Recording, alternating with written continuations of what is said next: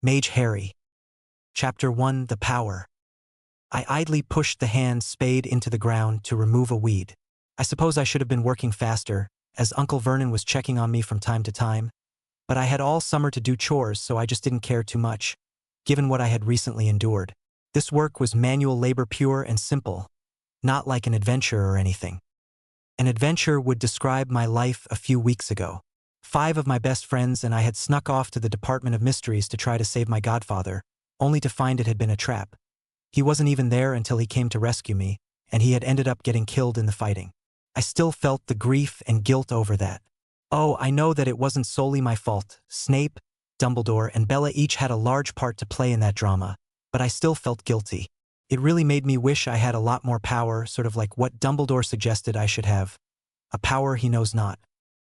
Right, the bloody prophecy says I have a power Voldmonkey doesn't know. Better still, Dumbledore says it's love. Ha, I snort in his general direction. Infatuation I might know about, but I think love is beyond me at the moment. I truly hope Dumbledore is wrong on what the power is. But I follow Dumbledore for the moment, such as by staying here with my relatives. I didn't want to be here, but Dumbledore insisted, and it was hard to deny Dumbledore's reason of staying safe after I had just played a major game of Hex Harry, with Voldsnake and his Death Munchers, which had gotten all of my friends hurt. Fortunately, none of them had died. No, only my godfather had died. Also fortunate for me, none of them blamed me for getting injured. A drop of water hit me on the head and I looked up. It seemed the dark clouds decided to give us an unexpected rain in mid-July.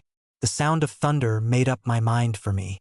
I had considered just working in the rain to stay away from them, but thunder and lightning convinced me to put the tools up and go in, no matter how much I didn't like my relatives. I put the tools away in the metal shed in a corner of the back garden. As I was closing it up, it happened. A freak storm let go of a freak bolt of lightning to hit a freak boy, me. Try as I might, I could not make my hands let go of the metal shed door until the strike finished. When it did, I dropped to my knees and then pitched forward onto the grass. I thought I blacked out for a moment, or maybe whited out, as everything had gone blazing white for a long moment. I couldn't begin to describe what being hit by lightning felt like. Really, I couldn't, because I couldn't feel much of anything as I started to regain my senses. I wasn't sure how long I laid face down, able to see only green stuff and smell the earth, but I was sure it was some time.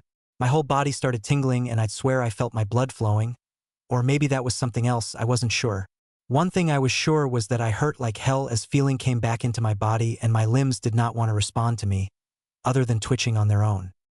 My hearing did work though, which was surprising as you always get thunder with lightning. I knew my ears worked because I heard my dear Uncle Vernon shout at me. Boy, quit lying around and get back to work.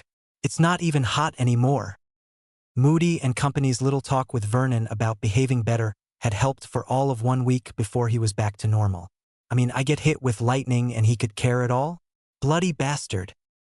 Trying my hardest to move my arms so I could get up, I'm sure you could imagine my surprise when I started levitating up a few inches. I let out an ah and promptly fell back down. Good thing I was on grass. I did manage to move my head a little and noted that Vernon was no longer at the back door. Thank goodness for small favors.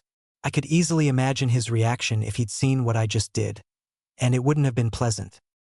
As feeling continued to return to my limbs, with supreme effort, I moved my arms up and managed to roll over onto my back.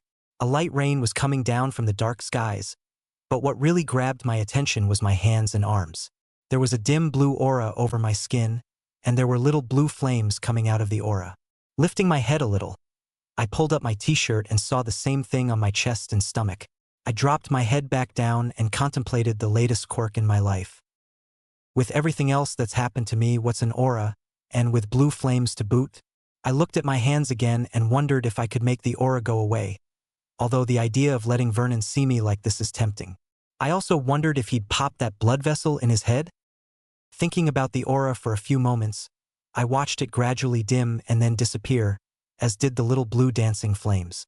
As happy as I am for that small favor, I noticed that I felt something moving within me as I did that. It was strangely exhilarating. Getting up, I couldn't help but notice what a mess I am. I snickered as I thought about my Aunt Petunia's reaction to me walking into her house at the moment all covered in dirt and grass. Why not? I said out loud and proceeded to go inside. I wanted to get into some cleaner and drier clothes. I barely make it into the back door when I encounter Vernon. A Vernon with a big sandwich in his hand. And another example of why he's twice the man he should be. "Boy, what are you doing in here? Get back out and finish the job or else," he says threateningly. "No, I don't think so," I told him, fed up with their treatment of me. "I can throw you back out there and you'll stay until the job is done," he tells me as he starts walking towards me. Tired of this behavior from him, I held up my hand towards him and imagined pushing. I don't know why I did that, but it seemed like the right thing to do. Well, color me surprised, it actually did something. It was only after Vernon and his sandwich went flying backwards into the wall behind him, knocking pictures down on both sides of the wall and putting some very serious cracks in the plaster, that I noticed the bluish aura and flames were back on my hand. I shook my hand like I was trying to fling mud off of it, and the aura and flames went away. Freaky.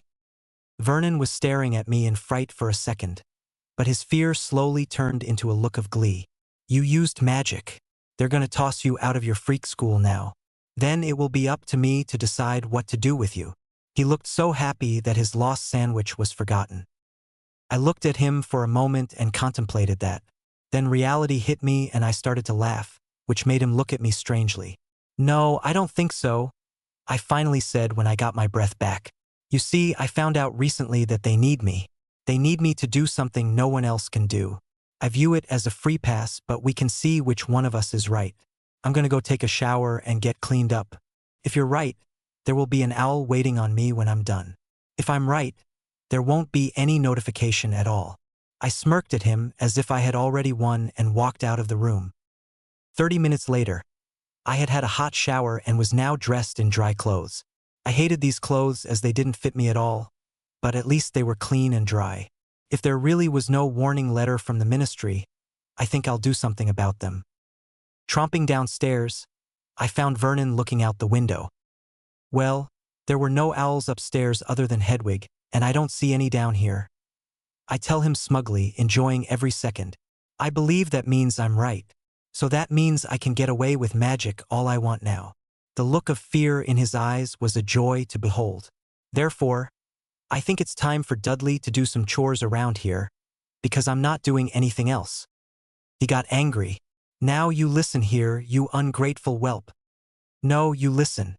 For 15 years you've been treating me like a slave. No more," I tell him forcefully as I wave my hand in a cutting motion. "Because of the way things are, I can't walk out of here right now, but if I could, I promise you I would. So I'll be here the rest of this summer and you and your family will leave me alone. In return, I'll leave all three of you alone. Then when I leave at the end of the summer, that's it. We can call it quits and never see each other again."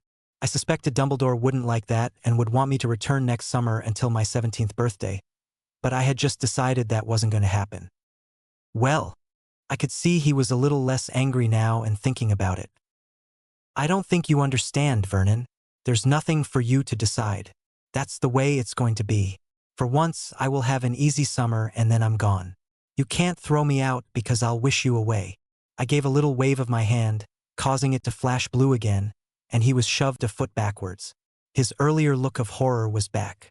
"The same holds true for your stuck-up wife, who I'm starting to believe really isn't my mother's sister, and for your precious Dudley Pooh. You tell them to leave me alone or they can go flying across the room too." Vernon stared at me, obviously not believing the situation he was in now, but it was also obvious that he couldn't figure a way out of my unilateral decision. Ignoring him, now that I've told him how it will be, as I've got the magic blue hand to enforce my will, I turned around and rummaged in the fridge. I pulled out a huge snack, twice what I normally ate, but was still less than half of what Dudley ate. Before I headed to my room, I noticed that Vernon was still puzzling through my ultimatum. With a smirk, I headed off. I have things to think about and do. While I ate, I thought about what had happened to me today. I got hit by lightning and now it looked like I could do wandless magic and I didn't get in trouble for it. Go me. I wondered what else I could do.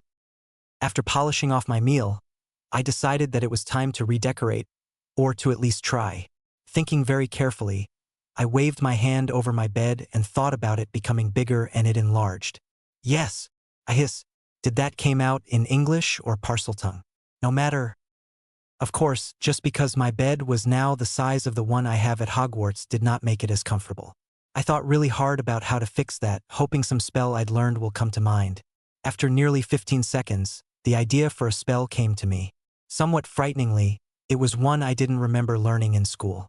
But in for a canute, in for a galleon. I tried it anyway. I was pleasantly surprised to see the mattress plump up, and upon testing it out, found that it was now very comfortable. I was very happy about that, but it did leave me wondering how I knew what to do. It also showed me another problem to solve. A big bed was great, unless you have the smallest bedroom in the house. Knowing it was possible, even though I know I didn't have clue how, I thought very hard about space expansion, hoping for another miracle. Another quarter-minute later, the thought of a special rune and a charm came to mind. With careful thought, I made magic come out of the end of my index finger. I drew the rune on the wall and then cast the charm. When I finished the charm, I saw that my room was now 4 times its previous size and was quite reasonable for me. However, I really needed to investigate what I did. Sticking my head out the window, I saw the outside wall was still straight. Perfect. Checking the hall, I saw the hall was still normal looking, so I deemed that a success. Of course, there was a fly in the potion. My closet was a separate room, so it was still tiny. The same rune and charm fixed that. I spent the next 10 minutes fixing up my room. When I was done, it looked pretty nice with decent furniture and none of Dudley's junk.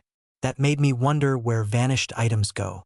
I'll have to ask Hermione, or else give it some deep thought later, since it seemed that I could pull answers out of thin air.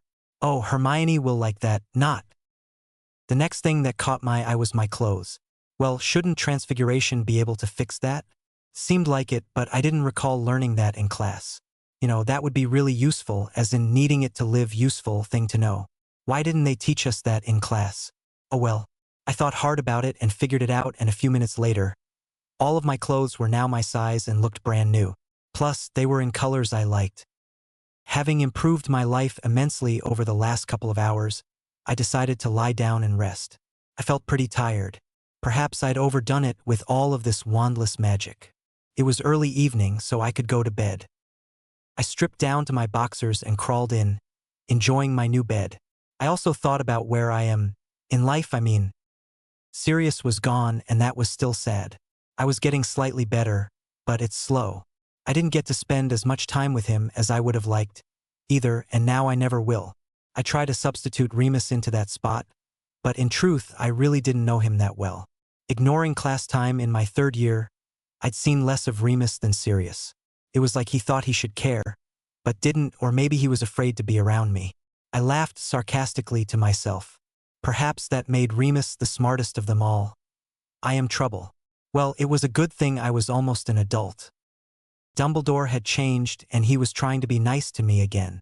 I wasn't sure what I thought about him. I trusted him in some ways and not so much in others right now. He'd made some really big mistakes with me. I knew no one was perfect, but really, he never should have put me here with the Dursleys, and he should have told me about my destiny a lot sooner so I could have started training or learning more. Oh, and let's not forget about what he'd allowed Snape to do to me, or his not telling me about my connection to Voldemort, which allowed Sirius to get killed. And let's also not forget about all the wonderful defense against the dark arts instructors he'd hired to train me and everyone else, I thought sarcastically. Hedwig flew in at that moment, and she had a couple of letters. "Hey girl," I told her lovingly as I petted her. She really was my best friend. She rubbed her head against my hand before sticking her leg out. I removed the letters and let her sit with me while I read. The first was from Ron. All he wrote about was complaining about how bad it was at HQ, and how he didn't get to go flying there. The second letter was from Hermione. She went on and on telling me to not feel bad about Sirius and that I needed to face my feelings, as well as how she couldn't wait to see her OWL results. I couldn't stop the sigh. Neither of them really said anything of importance. It was like the communication blackout of last summer. Some friends they were, but they were about all I had, so I supposed I couldn't be too picky. Not really knowing what else to do, and still being tired, I snuggled down in my bed while Hedwig flew to the windowsill and made herself comfortable.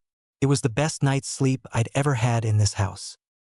The next morning I was awakened by a shriek. I flew out of bed and went into a crouch, flaming blue hands in front of me. Another shriek followed. It took me a moment, but I decided it was probably the hands that freaked my aunt out and not the fact that I was only in my boxers. Still, I would have preferred a polite knock to wake me up.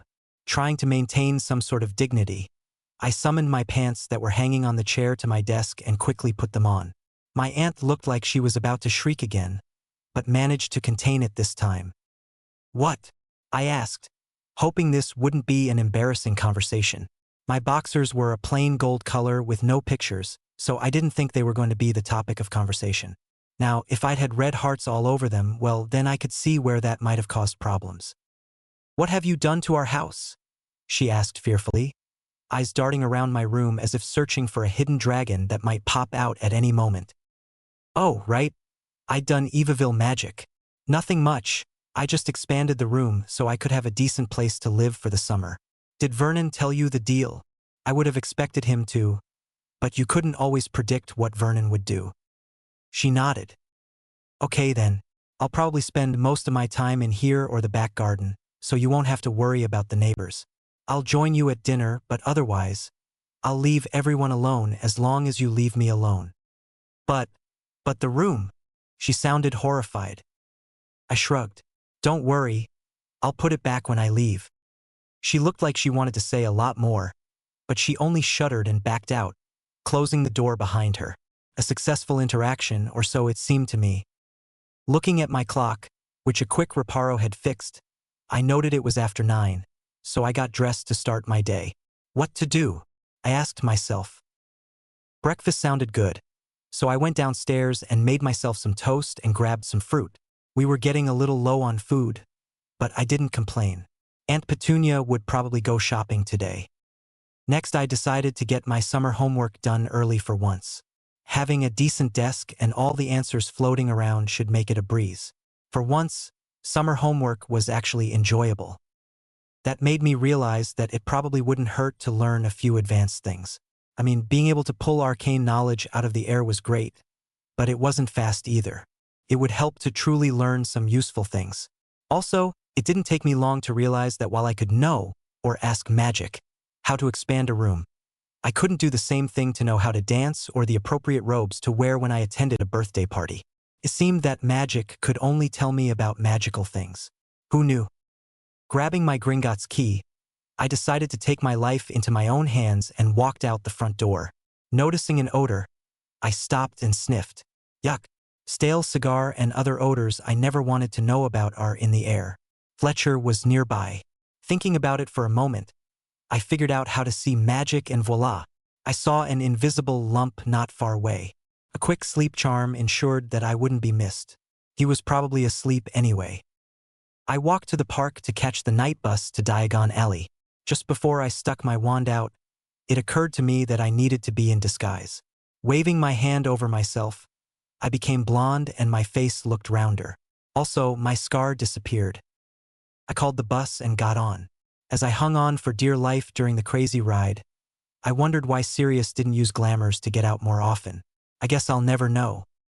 No one recognized or stopped me anywhere. I got money at the bank, both galleons and pounds. Surprise, surprise, I found that I now own number 12 Grimald and my vault was a lot fuller, thanks to Sirius's will being executed. It was hard to hold the tears in when the goblins told me, but I managed by the slimmest of margins. The loss of Sirius was still pretty raw and hurt.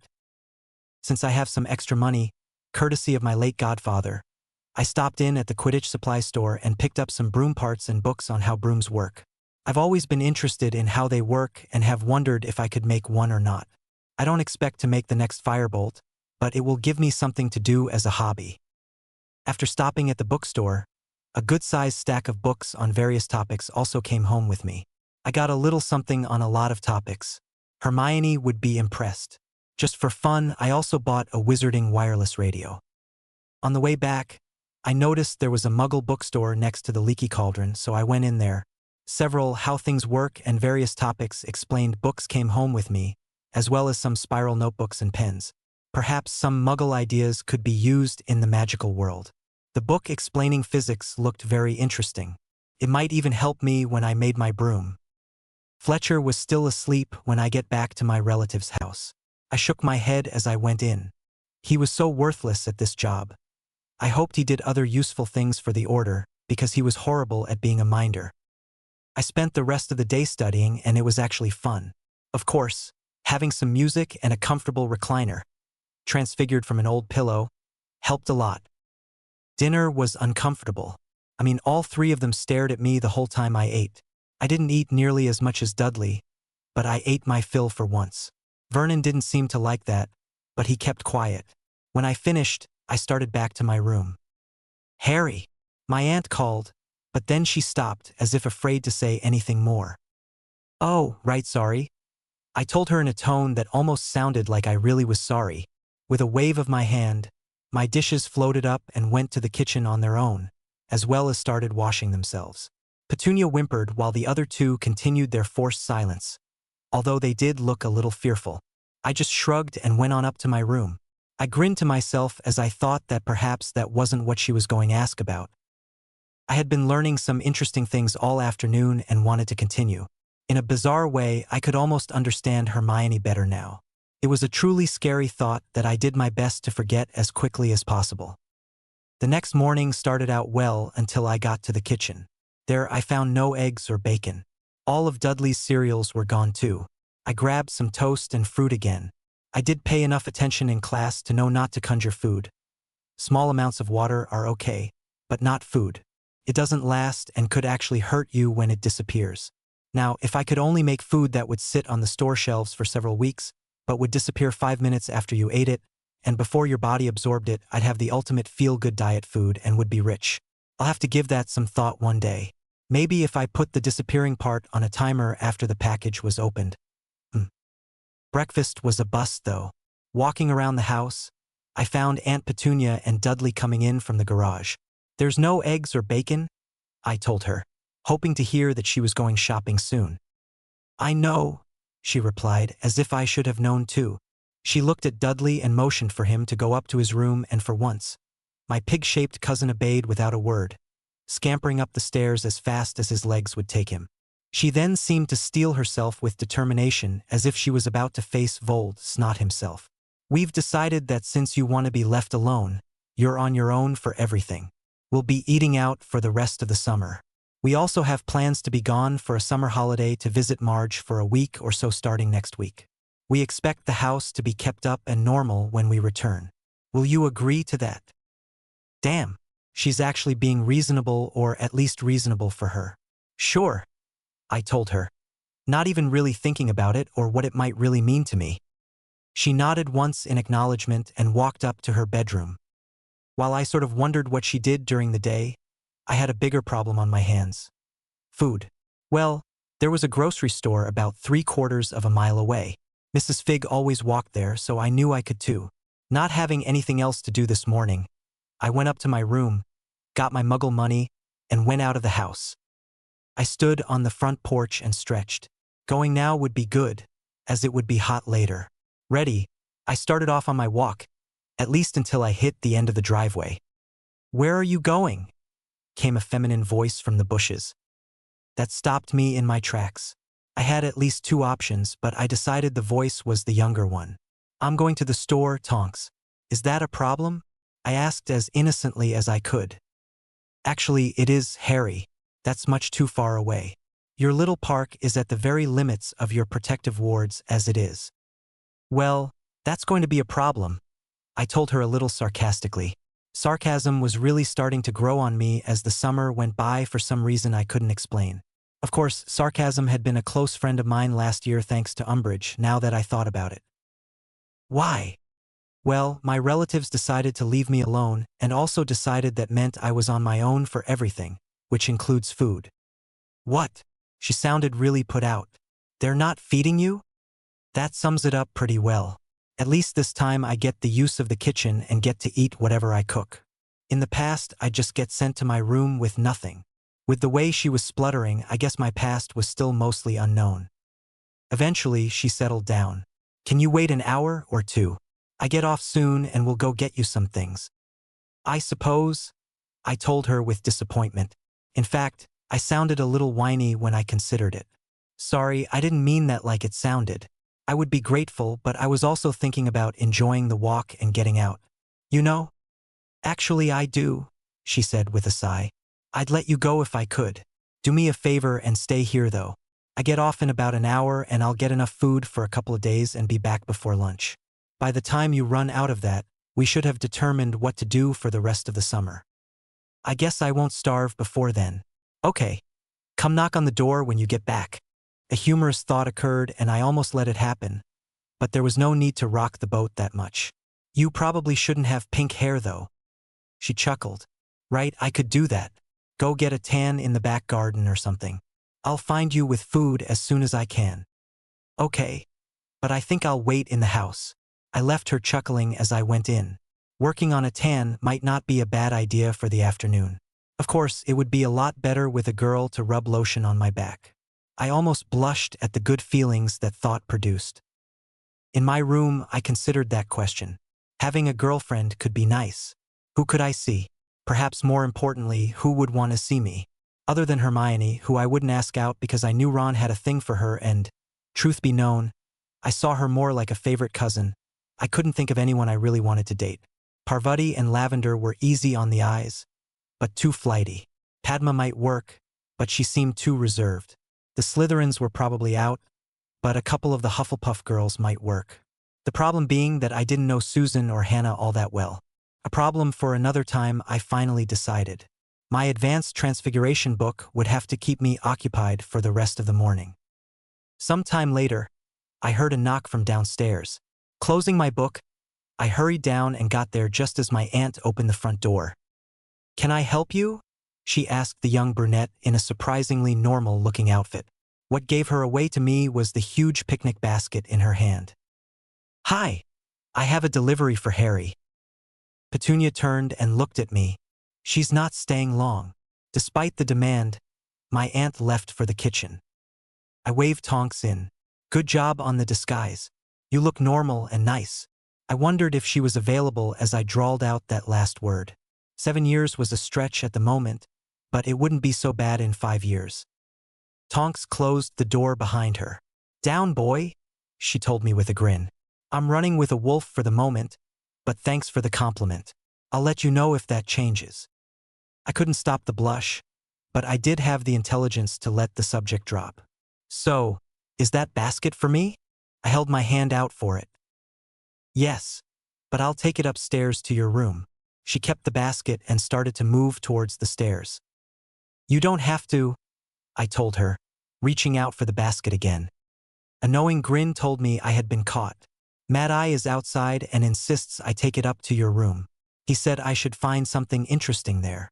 She resumed her march and I had no good option but to follow. On the other hand, I did notice that when Tonks was in blue jeans, she did nave a nice figure. I just had to wonder if that was natural or not. Of course, given that Tonks is a metamorphmagus, just what does natural mean? Did she even know what her birth form was anymore? Harry, what are these for?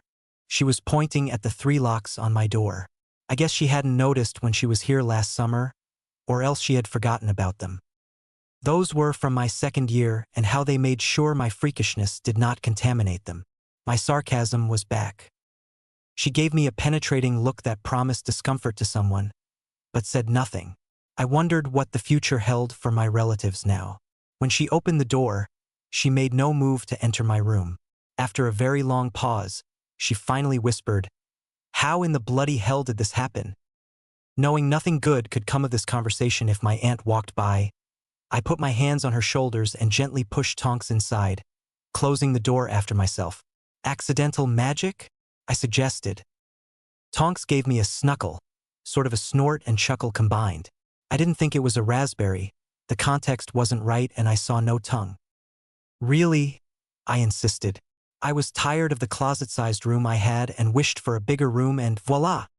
She gave me a get-real look before she inspected the room. Harry, this looks just like a Gryffindor dorm room. She lightly ran her hand over the Quidditch poster on the wall, causing several of the players on it to preen and try to get under her hand. It's so obviously larger than the space allows. Anyone could tell magic was involved. I shrugged. Doesn't matter. There's a standing rule that only family comes up to the 2nd floor, so my cousin's friends don't see anything. I think you're the first exception since I started Hogwarts. Harry, you're avoiding the question. How did this happen? She fixed me with a stare as if trying to make me answer. Her intimidation factor was nothing compared to Hermione's. I told you I wished for it. Besides, if I had used my wand, don't you think I would have received a warning letter? She nodded at my reasoning. And I haven't been taught how to do this in school. Maybe Hermione knows how, but she hasn't told me either. I was going to deny it all. She set the basket down on my desk. You have a point, as they don't teach this until 7th year, and I would have heard about any underage magic violations. She continued to give me a pointed look, but I ignored it and went to the basket. There should be enough in there for several days, but I'll check on you in 2, Tonks said, dropping the mystery for the moment. Molly was both appalled and delighted at your predicament, she said with a grin. I could imagine. I couldn't help but grin too. Opening it up, I found a note on top and moved it to the side and looked in. Laughing, I said, there must be enough food in here for 2 of me for a week. The inside of the basket was way bigger than the outside. I'm sure, Tonks agreed good-naturedly.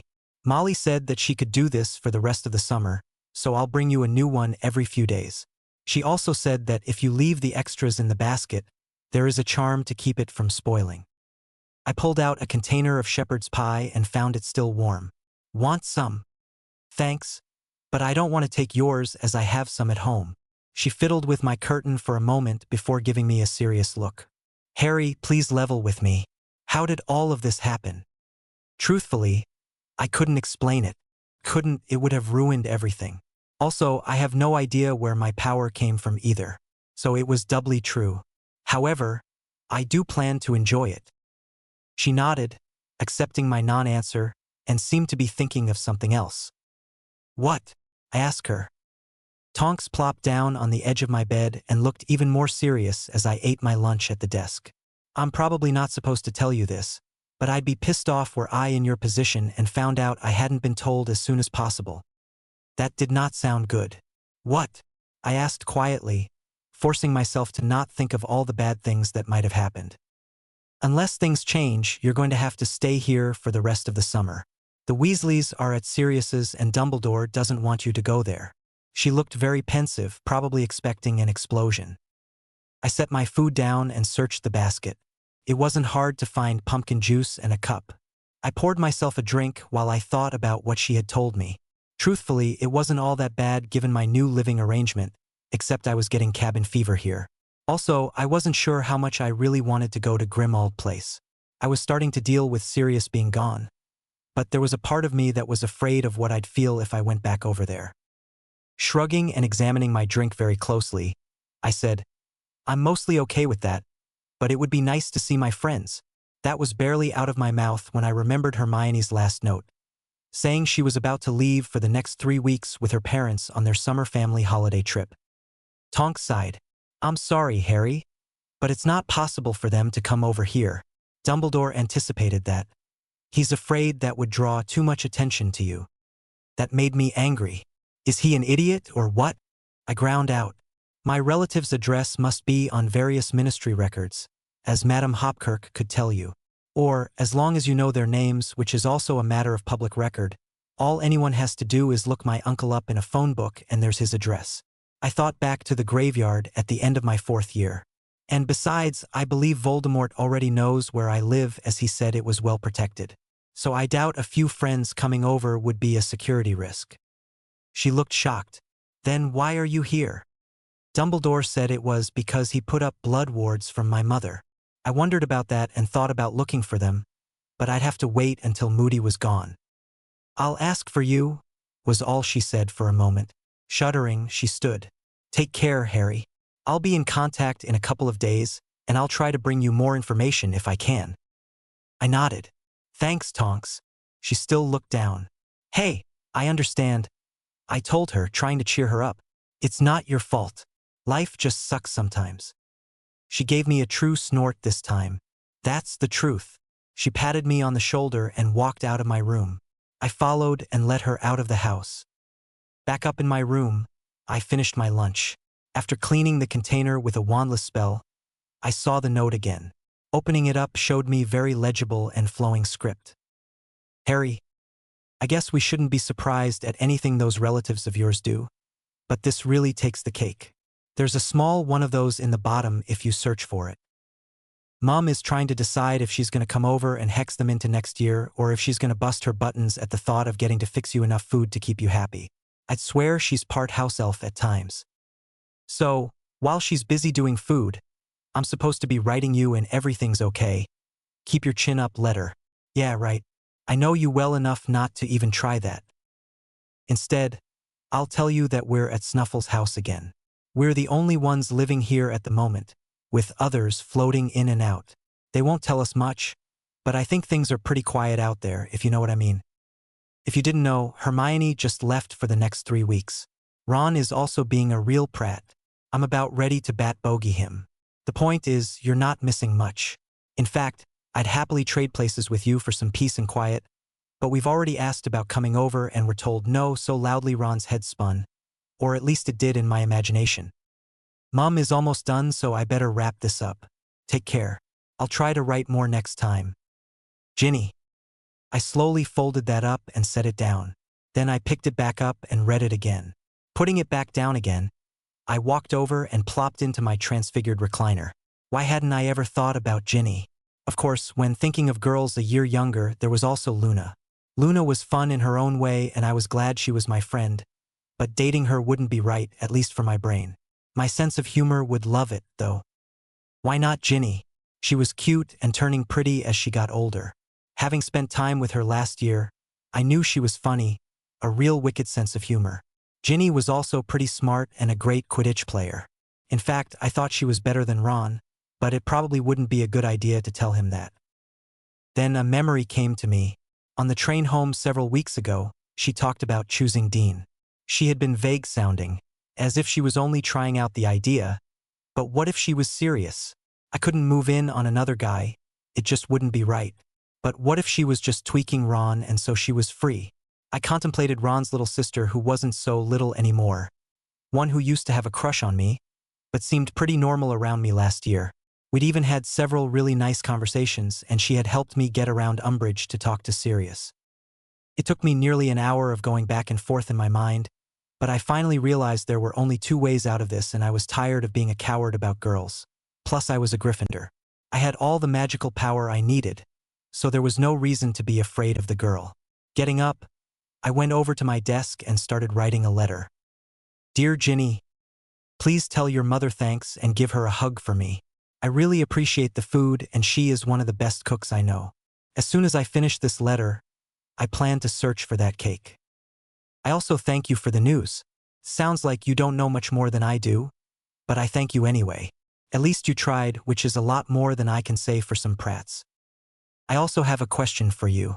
This may make it my turn to be a prat, but I hope you'll forgive me for being so forward. Perhaps if I was there and could do this in person, it would come out a lot better. I know you used to like me, but I also know that you seem to have moved on. Hermione told me you gave up on me. You also mentioned choosing Dean on the train ride home, so maybe you're not free anyway, but I was wondering if you had any interest in dating me, assuming you are free. Please write back and let me know. If you're interested, I'm interested too. Harry. Perhaps that could have been better, but magic couldn't do everything. I looked around and saw Hedwig sitting on the windowsill watching me. When we made eye contact, she flew over. I've got a smart owl. Take this to Ginny Weasley. She's at Sirius's old house where we stayed last summer. Hedwig hooted. Be safe and you can wait there for a reply. I won't have any other letters in the meantime. Hedwig rubbed her head against my hand and then launched into flight. With the rest of the afternoon free, I decided to take Tonks's suggestion, literally. Transfiguring some old boxers into real swim trunks, I headed out to the back garden with a towel. A cold drink, a large piece of chocolate cake, and a charms book also went along to keep me company. After stretching out on the towel, I realized this really was a nice day. At the end of a surprisingly nice day, despite the fact that my aunt told me that morning they didn't plan to feed me any more for the summer, I laid down to go to sleep. I had only been in bed for a few minutes when Hedwig came winging her way in. She was so silent I never would have known she had came back if she hadn't landed on my chest. Since she didn't normally do that, I wondered what Ginny had told my owl. That was fast, I told her while I petted her. She gave a short barking hoot which might have meant, of course. But then again, I don't speak owl. She stuck her leg out and I relieved her of her letter. Conjuring a floating light, I summoned an owl treat from across the room and gave it to her for the good job. I opened the letter to read it. I will admit to being very curious and even hopeful. Dear Harry, I was very surprised to get your letter. Not only was it fast in returning, but you've never written me before. Don't get me wrong, it was a pleasant surprise. You should also know that you have amazing timing, just like on the Quidditch pitch. Ask me about this letter sometime when it's just the two of us alone. I should probably tell you up front that I'm really sorry I ever told Hermione that I gave up on you, and I'm starting to think that you took that far differently than I really meant it. I now suspect that you thought I meant that I was completely over you and you were just another boy. Am I right? However, nothing could be further from the truth. What I really meant was that I gave up on my crush. Being around you allowed me to get to know the real Harry, and I found I genuinely liked him. So you could say that I'm interested in you too. You'll be pleased to know that I am free at the moment, no boyfriends, despite what my prat of a brother may think. However, I am very open to having a boyfriend, especially one who is willing to be with the real me. In some ways, it would be a lot easier to do this in person, and yet this is easier in other ways. Here, I can write what I really think and not let my blush get in the way and make me all shy and tongue-tied. I'm afraid we're restricted to letters for the rest of the summer. I wish that wasn't true, but I guess we'll have to wait until the train to hold hands or do the other boy/girl things. I hope you don't mind that I'm really looking forward to that. Please write soon. Your Ginny. P.S. Even though Mum will still be the one cooking, I'm now in charge of putting your basket together, so I'll put my letters in there for you. You can send yours back in the empty basket. P.P.S. I've also been told to tell you that Mum is happy for your thank you note, but that you must not send Hedwig over here anymore. They think she's too conspicuous and well-known. Personally, I'd rather have you over here, but that's not possible either, I'm told. I was figuratively bouncing off the walls at that point. I wanted to shout, "I've got a girlfriend," over and over like some little kid.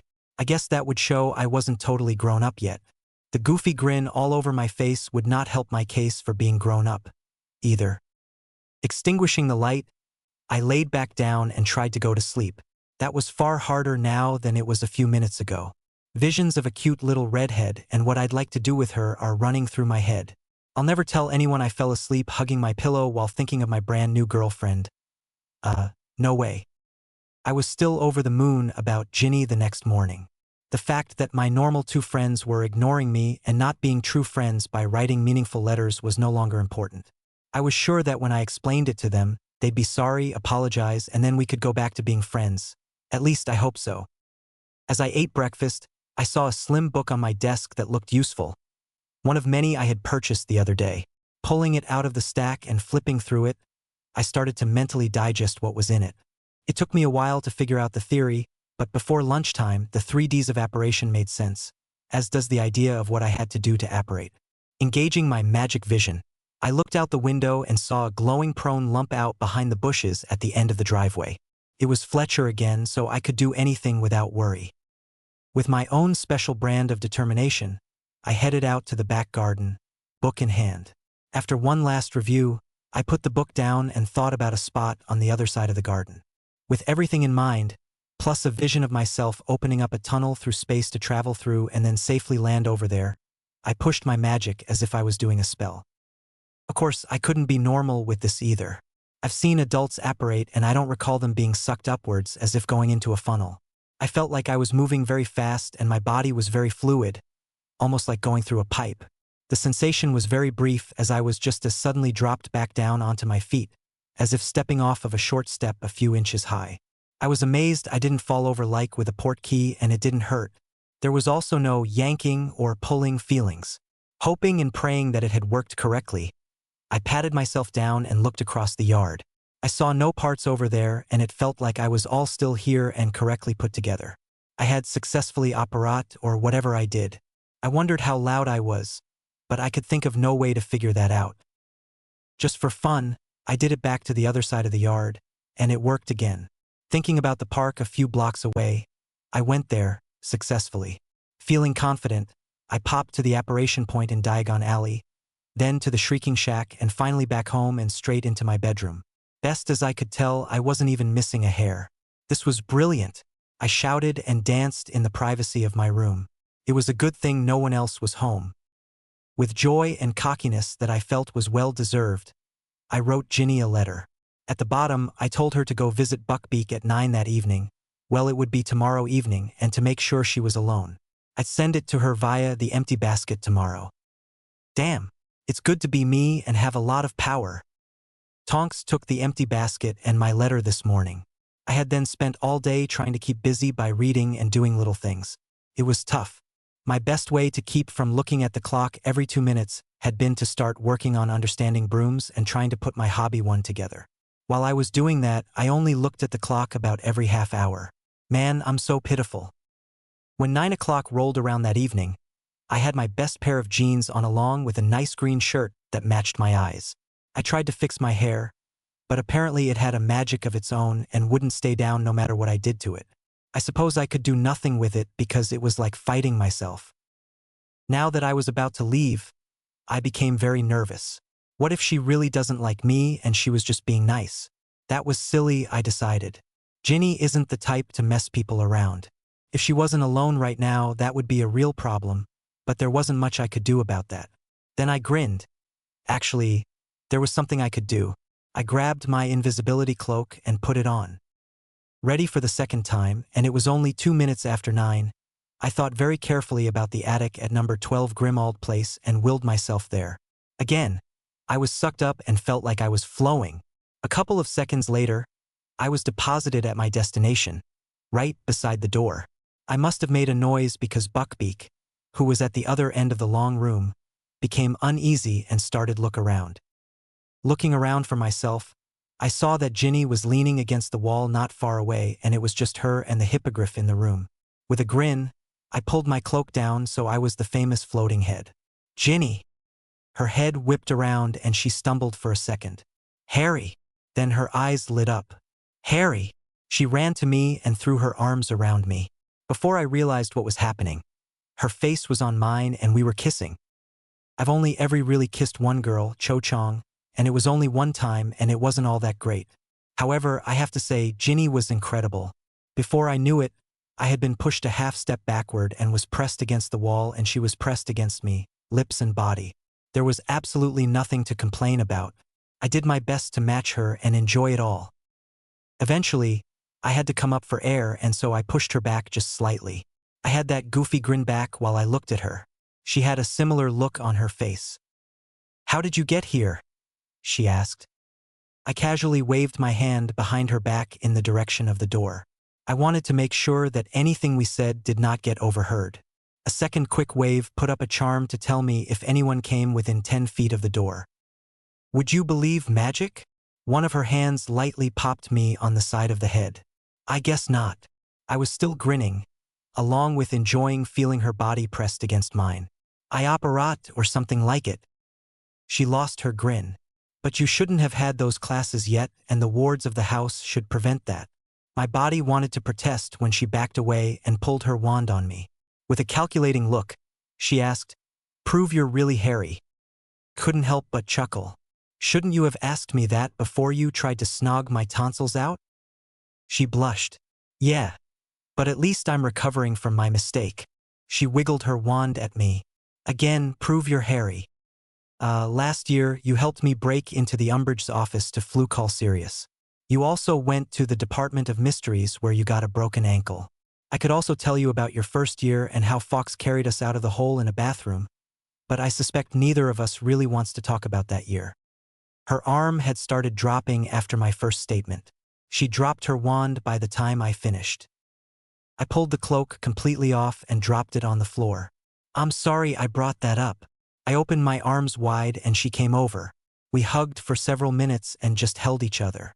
I'm sorry, I told her again. She shook her head, her forehead moving on my chin. No, it wasn't your fault, and that was probably the best proof you could have given me. I rubbed her back and she seemed to enjoy that and snuggled into me a little more. If she had been a cat, I would have bet she would be purring right now. I enjoyed holding her and slowing breathing in the scent of her shampoo. It reminded me of watermelon. So, you learned to apparate? Yeah. In fact, I can do a lot of things now that I couldn't before this summer. I have a lot to tell you.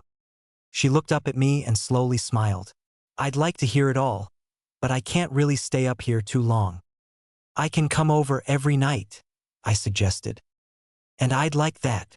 She pushed up a little and kissed me gently. Yeah, I'd like that too, I said breathlessly. She chuckled. Do you have your bedroom alone for the moment? Since Hermione is gone, yeah. Why? I can put my cloak on and go down with you. Tell whoever you're going to bed early and we can quietly talk for a few hours. Unless you have something to do early in the morning, I can stay as late as you want. I have nothing special to do tomorrow. Ginny quickly kissed me again. Sounds like a great plan. Put your cloak on. She bent down and picked her wand and my cloak up. I couldn't help but watch that motion, enjoying it thoroughly before taking my cloak back. I became invisible again and took my charms down. A minute later, I was in her bedroom and she told me she'd be back very soon. Took her nearly 5 minutes, but she returned and closed her door. Sorry, I can't lock it, so you should probably keep your cloak on, she suggested. Let me put a charm on the door so I know if anyone comes near. I waved my hand in that direction and she gasped. Your hand turned blue for a second. Ich grinste her. That's what I want to tell you about. Let me silence the room so no one can hear us. I did another spell before taking up a seat beside her on her bed, both of us leaning against the wall. How are you doing that, and aren't you afraid you'll get into trouble? She asked curiously. Nope, I told her confidently. Especially not here. This house is unplottable, so even you could do all the magic you wanted and not get into trouble. I just recently learned that. She slowly looked up and I could see her getting angry. I'm going to hurt my mother. Hey, either she didn't know or she did it just to keep you busy. You're not helping, Harry, she growled. A sound that I kind of liked now that she was my girlfriend. Oh right, sorry. Well, I guess I should explain about me. I launched into the story of my summer. I told her about the lightning hitting me and the power boost. I also told her about all the magical stuff I'd been doing around the house with Nary and Owl from the ministry. I also talked about all the stuff I'd been learning and doing. Took me well over an hour and many questions from her.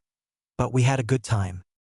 She also told me about her summer, and she was right in her letter. It was not much to speak of. Unlike Ron, she had already finished her summer homework. Oh, I was supposed to ask you about the timing of my letter. Ginny laughed lightly. Be glad you wrote when you did, Harry. I was waiting on Errol to come back from another trip so he could take a letter to Dean. I had been messing with Ron's mind when I told him about Dean on the train, but then I decided that he was a pretty decent bloke, so I had written him to see if he was still interested in me.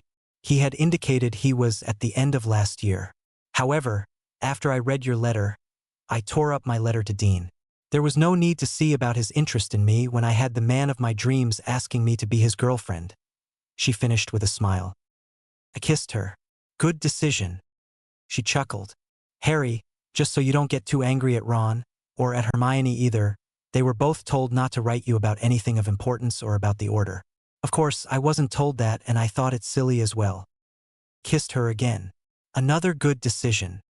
Coyly licking her lips, she said, maybe you need to give me some more incentives to keep telling you things. I eagerly agreed. After a little kissing, we arranged a meeting time before I left. She was watching me when I went home.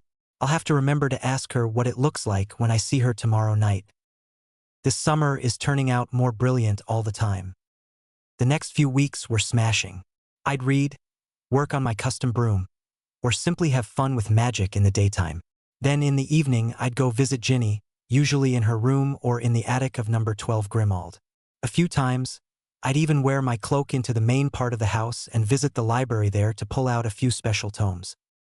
Ginny informed me that her mother had pulled some of the darker works out in an attempt to protect her and her brothers. That incensed me a little because those books were rightfully mine. So carefully reaching out with my magic, I sought out all the books in the house that were part of the Black Estate, establishing a magical connection to follow. That exercise led me to what Ginny told me was her mother and father's room.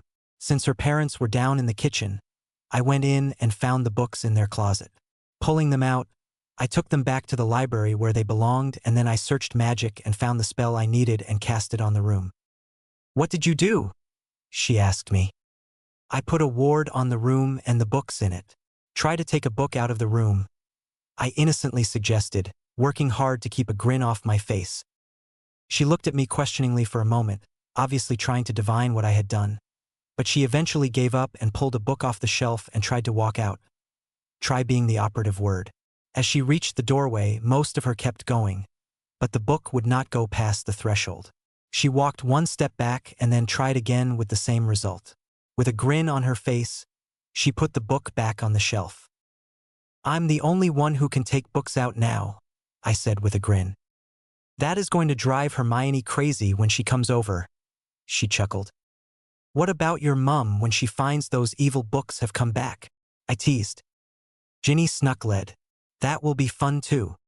Be sure to tell her that the books and everything else in the house are mine and nothing may be disposed of without my permission."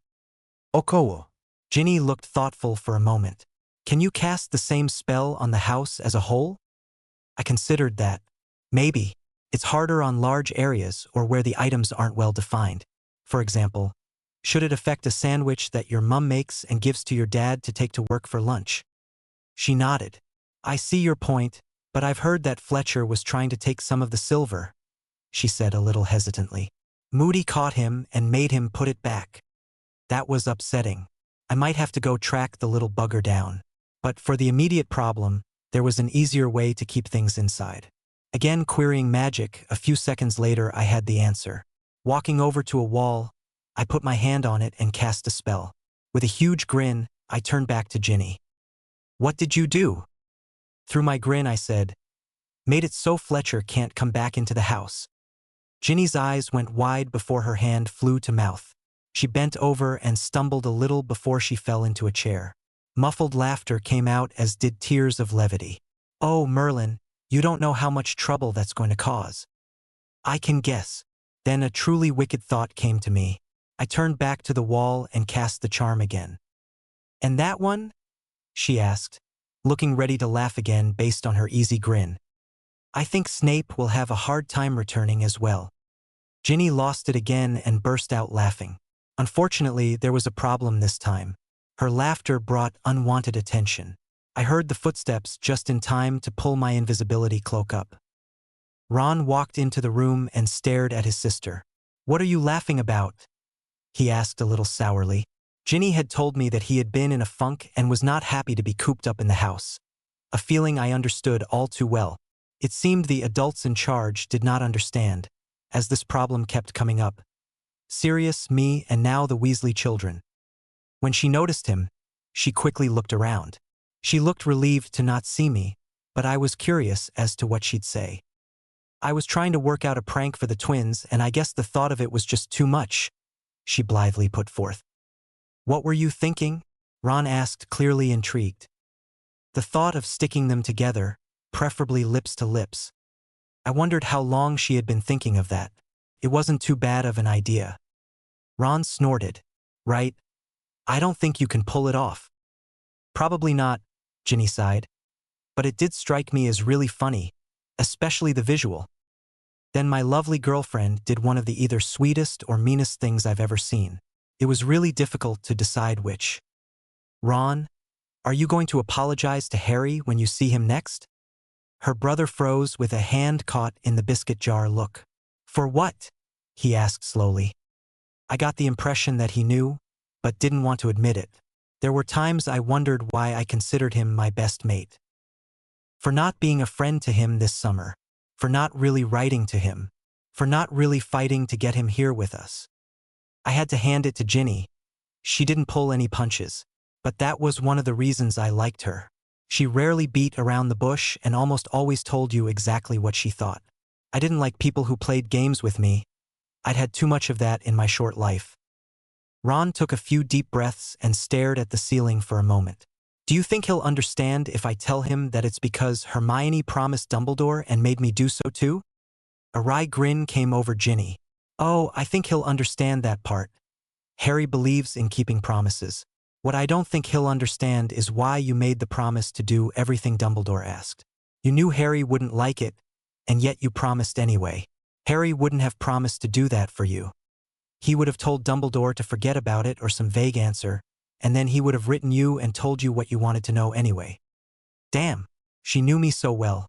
I liked her more and more each day. Ron decided the floor was interesting now and stared at it for a long moment. I suppose you're right, he finally said. Go think about that, Ron. A sincere apology will help you a lot. You should also plan on having this same talk with Hermione. You know how she obsesses over following rules, and yet this is one she should have broken, Ginny stated pointedly. You're probably right about that too, he said dejectedly before he turned around and left. In some ways I felt sorry for him, but it was his bad decision. Hearing his side didn't make me feel any better, either. When Ron was gone, I dropped the hood of my invisibility cloak. You're the best girlfriend ever, I whispered in her ear. Ginny sighed contentedly and leaned back into my arms, her back against my front. As much as I didn't want to say it, I said, I probably should go now. She turned around. Probably. Her agreement didn't stop her from grabbing my face with both hands and snogging me silly. With a goofy grin, I told her, I'll see you tomorrow night, before I left. Back in my bedroom, I flopped down on my bed and let my own sigh out. Merlin, I love that girl. It hit me what I'd actually said, which jerked my thoughts out of La La Land. Did I really love her? Did I even know what love was? I decided that I wasn't sure what love was, at least not at the moment, but if I did love anyone, Ginny would probably be the first. One interesting side effect of my many short visits to Grimmauld Place was that it helped me to get over losing Sirius sooner. The thought of him still left me with a bit of sadness, but by taking it in small doses and with Ginny present to help keep my moods from getting too bad, I thought I recovered faster than I would have otherwise. I saw Ron a couple of more times for a few minutes each, and he seemed pretty moody. I thought his tangle with those brain things in the Department of Mysteries must have done something to him. It wasn't too bad, but it was enough to be noticed. I decided I wouldn't be quite as hard on him, but I did still expect an apology about the letters. The second week in August changed things for us dramatically. First, I was able to put a very nice present wrapped in colorful wrapping paper in one of my return baskets. I had to do that because I was supposedly unable to see Ginny, so how else was I to get her birthday present to her? Secondly, Hermione returned from her holiday with her family and came to stay at Grimmauld Place. I went to Grimmauld Place late on the 11th and met Ginny in the attic. She was very happy to see me and thanked me profusely with her lips for her present. I was just as happy to receive her thanks. I admired her choker with a ruby lion on it. It looked beautiful on her, or maybe I should say I thought it enhanced her beauty. That looks better on you than it did in the store, I told her as we parted from our kiss. She sort of growled and moaned before giving me another kiss. I think it's spectacular, despite what my mother thinks. Oh, I couldn't imagine why her mother wouldn't like it. The pendant on it looked very tasteful and like it probably was expensive, which it was. I'd gone out one morning a few days ago and bought it in a Muggle jewelry store. Ginny chuckled. Yeah, she recognizes that it wasn't cheap, which makes her wonder why you spent so much on me when she thinks that all we are casual friends. Also, she's never liked chokers as she thinks only loose women wear them. She gave me a quick kiss. But don't you worry, I like it. I kissed her throat around the choker. She responded by clinging even tighter to me as she threw her head back to give me access. You are so amazing. The throaty growl was back. You're wonderful too, but I can't stay too long. Why not? I murmured as I moved up, planting a kiss near her ear. Because Hermione is going to be suspicious if I'm gone too long. As much as I hate to say it, your visits are going to have to be short and random. Apparently unable to take what I was doing to her anymore, she reached up, grabbed my head, and snogged the life out of me for a long moment. When I could talk again, I said, I could just appear on the doorstep and say I was here for the rest of the summer. She snuck-led. Do you know how many questions and problems that would raise? I'm sure they'd find out about your magic then, and you said you didn't want that. Of course, I like watching your blue aura and the blue fire run over your skin. I think it's... She blushed prettily. Well, let's just say that I really like it. I wasn't quite sure what she had intended to say or how to take that, but I decided it was a positive comment and went on. I said I wanted to delay their knowing, but they will find out one day. I mean, I am going to have to take care of Voldemort sometime soon. Since nothing is happening, I'm not too worried. But when he starts things, I'm going to have to finish him off once and for all. I had told her about the prophecy just after my birthday. I was actually impressed at how calmly she had accepted it, but that was probably due to my recent power increase, so she wasn't as worried. Still, I think you should wait until you get back to school.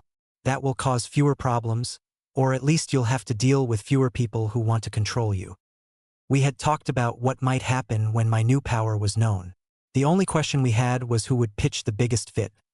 Dumbledore, Fudge, or her mother. You have a point, I agreed. And it is only for the next 3 weeks. Once we get past that, we can easily have the next 10 months together. She pressed me against the wall and slid up a few inches to kiss me again. I'd like to have a lot longer than 10 months, Harry, she breathlessly told me. Between her body, her smoldering look, and the way she talked to me, I knew I was a goner. 10 months was now irrelevant. I wanted her forever. Of course, I might have been thinking with my hormones at the moment, but my hormones were really happy and wanted to be that happy again as often as possible. You can have as long as you want, I told her as I crushed her back to me and snogged her. Considering how occupied we were with each other at that moment, I was very surprised I even noticed my proximity alarm going off. Knowing I had no hope of hiding before whoever it was at the door opened said door, I continued to hold on tightly to Ginny and transported us back to my room. I felt squeezed a little tighter with both of us going at once, but otherwise it was a normal transportation. To me, Ginny had a different opinion. When we fell the last couple of inches to the floor, she looked up at me in terror. What just happened and where are we? Shush. I tried to calm her. Someone was about to walk in and I brought us back to my place. She nodded in understanding and started to calm down, but I could tell she wasn't comfortable with it. Did it hurt you in any way? That seemed to stop more of her worry as she took stock of how she felt. No. I'm fine, it's just that, I guess I wasn't expecting that. It didn't hurt at all. I suppose I was just really surprised. You're fine then, I gently reassured her. We'll stay here for a few minutes and then I'll get my cloak and we can go back. I had stopped using my cloak when I came over after the first week, unless I had planned to go out of the attic. I was stupid for not doing so now that Hermione was in the house. She tended to investigate everything. Do you really think we can sneak back? I mean, your method of travel is really unusual. I smiled and raised my hand to brush a few errant hairs out of her face. She leaned into my hand and then hugged me. I comforted her and let her calm the rest of the way, knowing her question was really rhetorical given how powerful I was now. When I had returned the day after my first visit to Grimmauld Place, Ginny had watched my arrival. She had explained that instead of just appearing like her parents did when they operate, I appeared feet first like I was falling out of the air. She said it was like there was a line just over where my head should be and my whole body quickly moved down with my feet appearing first and going down, until my head appeared last. I suppose it would be like coming down on a lift, except that it happened in the blink of an eye. She also said that when I left, it was the opposite, like there was an artificial ceiling just above my head and I went up into it extremely quickly. I was also totally silent. Better yet, she knew there were anti-apparition wards on Grimmauld Place and I went right through them. So my method of travel was not really apparition, but something better. Ginny took a few minutes to look around my room. It's like our dorm room. You did a good job, Harry. Thanks. The real room is about a quarter of this size. She looked surprised. You did room expansion wandlessly? She looked really impressed. I nodded. I think it's time to return. We can go to Sirius's room. I remember where it is and I don't expect anyone to be there. I retrieved my invisibility cloak and wrapped it around both of us before I took us to Sirius's room. It was indeed empty of people. I was also hit with the biggest wave of loss yet since I had left school for the summer. Ginny must have recognized it or expected it, because she gave me a hug to end all hugs. It's all right, Harry. She gave me a short, soft kiss and that helped to ground me. I saw a lot of caring in her brown eyes, and I was again glad that I had chosen her as a girlfriend. The idea of a future with her was sounding better and better. I gently kissed her back. Thanks. I noticed a small mirror on the desk there and recognized it immediately, since I had once had its mate. That memory didn't help my feelings, but the mirror also gave me an idea. I quickly grabbed it and put it in my pocket for later. I led her over to the door and listened carefully. Neither of us heard anyone out in the hallway. I opened the door and let her slip out. Before she could close the door, we both heard one of the voices we really didn't want to hear. "Ginny, what were you doing in there?" Oi, Armiuna. "Nothing much, I just wanted to see what it was like. It's one of the few rooms I haven't explored yet. I didn't think Harry would mind." Again, I was impressed with her ability to make up stuff that made sense. She was definitely the sister of Fred and George. "Why does it matter what Harry thinks? I mean," she hastily added, "I know Sirius was his godfather, but you make it sound like you need his permission. In a way, we all need his permission to be here. You do realize this is his house now, don't you?" Looking through the crack of the door, I could see them both. Hermione was giving the question some real thought, apparently never realizing that I might be Sirius's heir. "You think Harry inherited this?" Ginny grinned. "Actually, I know he did because he told me so in a letter. A small stretch as I told her in person, but I had told her." Hermione considered that. A quizzical look came over her. "Do you think that's why I can't take library books out of the library anymore? When I tried this morning, the book wouldn't leave the room. I could take books out when Sirius was still alive." Hermione looked put out, and I immediately wished I could have been there this morning when she tried to remove a book. Her struggle and reaction must have been hilarious to watch. Ginny shrugged. "One could guess that is the normal way the house works and that Sirius overrode it, so when he died, the normal behavior returned." Hermione worried her lower lip. "That would be pretty sophisticated magic, but I suppose that could happen." Ginny had impressed me again. "Do you know what Harry got on his OWLs? Did he tell you in one of his letters?" "No, actually he hasn't told me. I'll have to ask." I really hadn't told her because it didn't seem important when I got them a week ago. I had sent my sixth-year choices to McGonagall with Hedwig and then tossed the results in my trunk, forgetting about them. I had done a little better than I had expected, but they weren't brilliant by any means. Too bad I didn't have my power boost before I took my OWLs. "Do you think I could put a letter in with yours?" Hermione asked, and she sounded very sincere. "Sure. I just sent a basket over this morning, so it will be day after tomorrow before I send the next." "Thanks." Hermione suddenly looked very unsure of herself, a look I didn't see on her very often. "Will you come help me write it? I got to thinking during my trip that I haven't treated Harry very well this summer, and well, you seem a lot closer to him right now than any of the rest of us. You're acting like you're his best friend and know what he's thinking now." That admission surprised me, but then again, Hermione had supported me during our 4th year and Ron hadn't. So I really shouldn't have been surprised that Hermione had picked up on the problem with the letters before Ron. "Sure."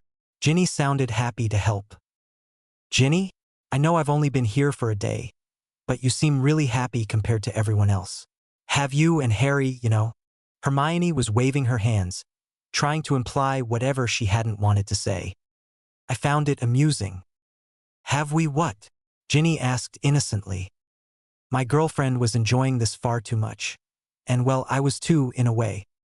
After a moment, Hermione shook her head. "Never mind, it's not important. Will you come help me with my letter?" "Yeah. Let me close this door first." Ginny came back to the door and stood right next to it for a second. "Here, tomorrow night," I whispered very softly.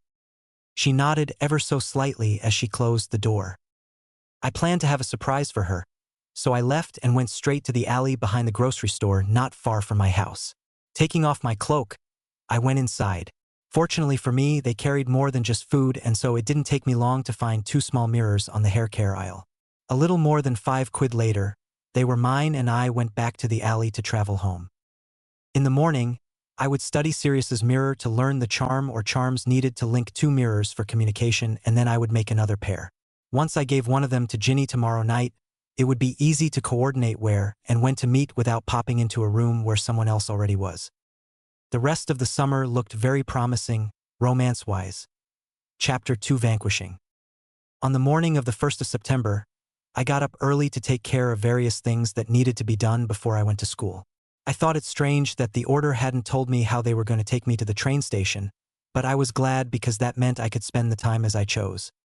I had already visited Diagon Alley in disguise and purchased my school supplies. I told Ginny in a letter that I had owl-ordered them, to make the order think I had been a good boy and hadn't left my aunt's house.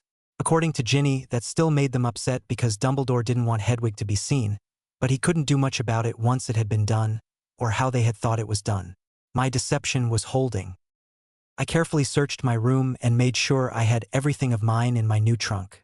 Well, it was my old trunk, but it was changed. Remembering Moody's 7-compartment trunk, I had expanded the inside of my trunk with the help of information from some of the extra books I'd purchased and made my own 3-compartment trunk. I had also installed some security on it so no one but me would be opening it, at least not without going through a lot of pain. I had plenty of space for all of my things now. Ready to go, I shrunk my trunk and put it in my pocket. Fortunately, the weight decreased as well. After a quick breakfast, I shrunk the last food basket and gave it to Hedwig to take to Mrs. Weasley at Grimmauld Place before she flew on to Hogwarts.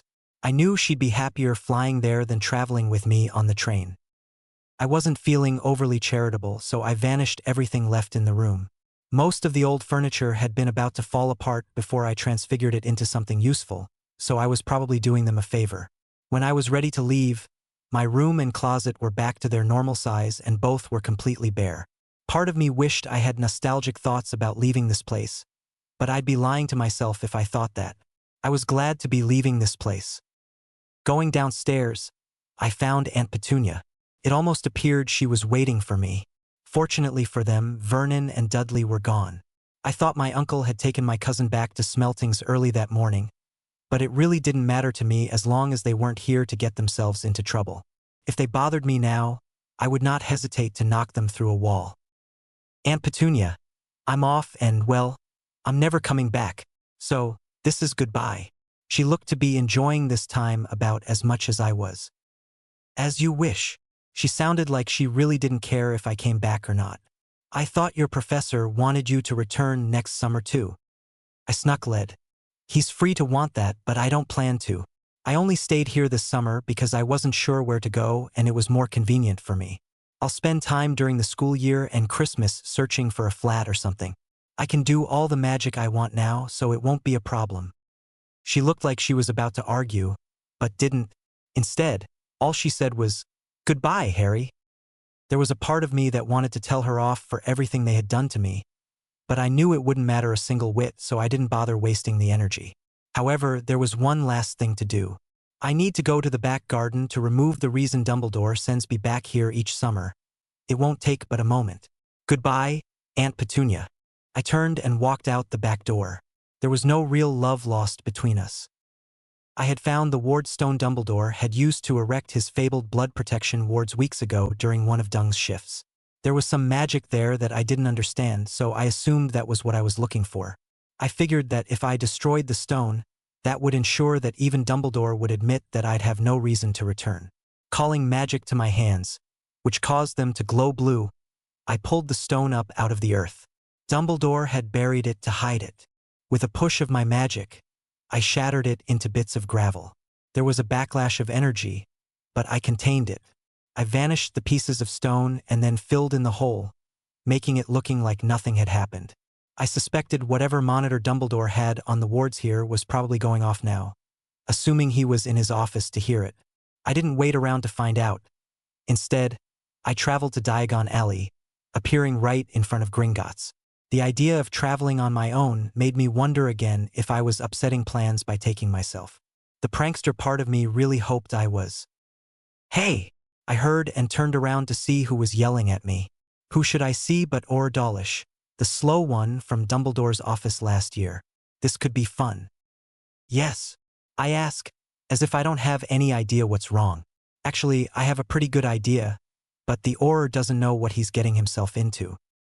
"Hey, you're Harry Potter!" he suddenly exclaimed in surprise. "Oh? What makes you say that?" I really couldn't help myself. It was so fun playing with clueless people. "You're Scar. And you're not 17 yet, so you're operating without a license. You're going to have to come to the ministry with me." He started walking towards me, to grab my arm to take me in, I assume.